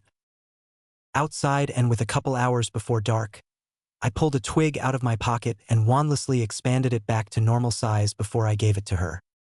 For me? She asked amazed as she ran her hand over the broom. I thought it should have been obvious since it had a red bow on it, to say nothing of also having her name emblazoned in gold inlay on it. Congratulations on finishing Hogwarts and for landing a tryout with the Harpies. I hope this will help you. I enjoyed watching her rapt attention on the present. She ran her hand over the smooth purple wood. Seeing her name running the length of the broom brought a smile to her lips. It looks beautiful, Harry. I can't believe you made this for me. Try riding it, I suggested. However, be aware that I made it for a chaser. It won't fly like a normal broom. For example, once you get the hang of it, you'll find that it'll turn on a canute. Ginny took it from my hands and I removed the bow. She sat on it and her smile widened. That's really comfortable. I pulled the second broom I'd ever made out of my pocket. Ginny's was my third. It has to be if you're to do high-speed turns. I've put all kinds of control spells and inertia compensation spells on it. No commercial broom should be able to match it, especially its acceleration. Not even the Firebolt 2? Nope, I said with a grin. That's made for distance racing, not for chasers like this broom is. Ginny put both hands on the broom and shot off the ground. She screamed, but I could tell it was out of joy at the speed. I saw a few people standing around to watch us. I quickly took off too. Her broom had more speed, but I had more experience and control. Once she learned that broom, she would beat me every time until I created an equivalent broom for me. We flew around for as long as we could. I gave her as many pointers as possible and she had almost mastered flying it when we quit because it was getting too dark to see well. Back on the ground, she gave me a hug and wonderful kiss. Thanks, Harry. You deserve the best, I told her, and I wanted the best for her. Of course, in about 3 weeks, it would become my official duty to provide for her as her husband. I was looking forward to that and many years of us being together. There's Mummy, a little hand pointed. Yes, that's her. Keep a close eye on her. This is her last game and she won't be flying here anymore. Our youngest, Sarah Lily, nodded seriously, or as serious as a 4-year-old could. She looked so much like Ginny it was unreal. Sarah also stole everyone's heart, much like her mother. Our 2 boys, Ian James and Stephen Arthur, 9 and 7, watched from our box seats in the stadium. They were already becoming Quidditch crazy, and to have a mother who was a Quidditch star was the best to them. Both looked mostly like me. Ian's hair was dark like mine, while Stephen's was a dark auburn. They were good sons. This was Ginny's last game as a professional, the end of a 12-year career. She had made the first reserve chaser for the Harpies right out of Hogwarts, something she was very proud of. She had stayed on the reserves for only her first season, becoming a starter in her second year. Today, the Harpies were playing the Cannons, so Ron had 2 reasons to be here. Fred and George also joined us. Ron had brought Hermione and their one child, a girl named Jane Marie, who was 6. The twins still had yet to marry, and I wondered if they'd ever settle down. George leaned over. "Harry, I think it's time for you go put in another appearance at the Ministry. I've recently heard rumors there you won't like." I snorted. "Which ones? The ones about how they're treating the centaurs, or the ones on how they want to start taxing all goods that originate in the Muggle world?" "I hadn't heard the ones about the centaurs," George replied. Ron jumped up and started yelling at the cannon's keeper. The Harpy chasers, led by his sister, were scoring almost every shot on goal. Hermione only made half-hearted attempts to calm him, knowing that the game environment just egged him on. "I suppose it's time for my yearly appearance to smack some sense into them," I said tiredly. The purebloods still had a slight majority in the Wisengamot, although they were having to fight hard to keep it, losing a seat or 2 every year to younger half-bloods as the older purebloods died and were replaced. Maybe it's time I just disbanded all the bigots so we could start with some fresh minds. The Ministry had never taken me up on my offer to fix everything. "Yes," Fred shouted as Ginny scored again. "It's either that or you need to finish buying the Daily Prophet so you can ensure everyone knows just how bad they really are. I still don't understand why you only bought 1/3 of it and then stopped." "Mostly because I couldn't buy any more without doing bodily damage to people to force them to sell. Almost all of that business that I own, I bought shortly after all the Death Eaters turned into squibs and some of those families sold their shares in order to raise money. Since then, very little of the company has been up for sale," I explained. "Harry, let's pretend that the 1/3 you do own includes the printing presses," George said while avidly watching his sister dodge a bludger. "How about a little charm work on them that does something like Veritaserum does to a person? Then they would print the truth even if that wasn't what the reporters wrote." "Brilliant prank, George." "Thanks, brother." I snuck-led. "That is brilliant." I thought about how that might be done and conversed with magic. A minute later, I looked at George. "No matter what Fred says, you really are brilliant at times," I said with a grin. The twins both laughed. "So you know of a way?" Fred asked. "It'll be a combination of runes and charms," I answered. "It won't force the truth out like Veritaserum, but I can make them accept only the truth and ignore what the people there know to be lies." "So tomorrow's edition will be a lot more truthful?" I shrugged. "You know they'll notice that what the presses printed isn't what they wrote. So it may be like that only for a single edition. Then they'll probably bring in curse breakers to fix it. It will be a battle back and forth between us, me making it print the truth and making it harder to break, and them trying to break it as well as prevent me from sneaking into the building and changing it." I gave an evil grin. "Sounds like fun, actually. I haven't had a challenge recently."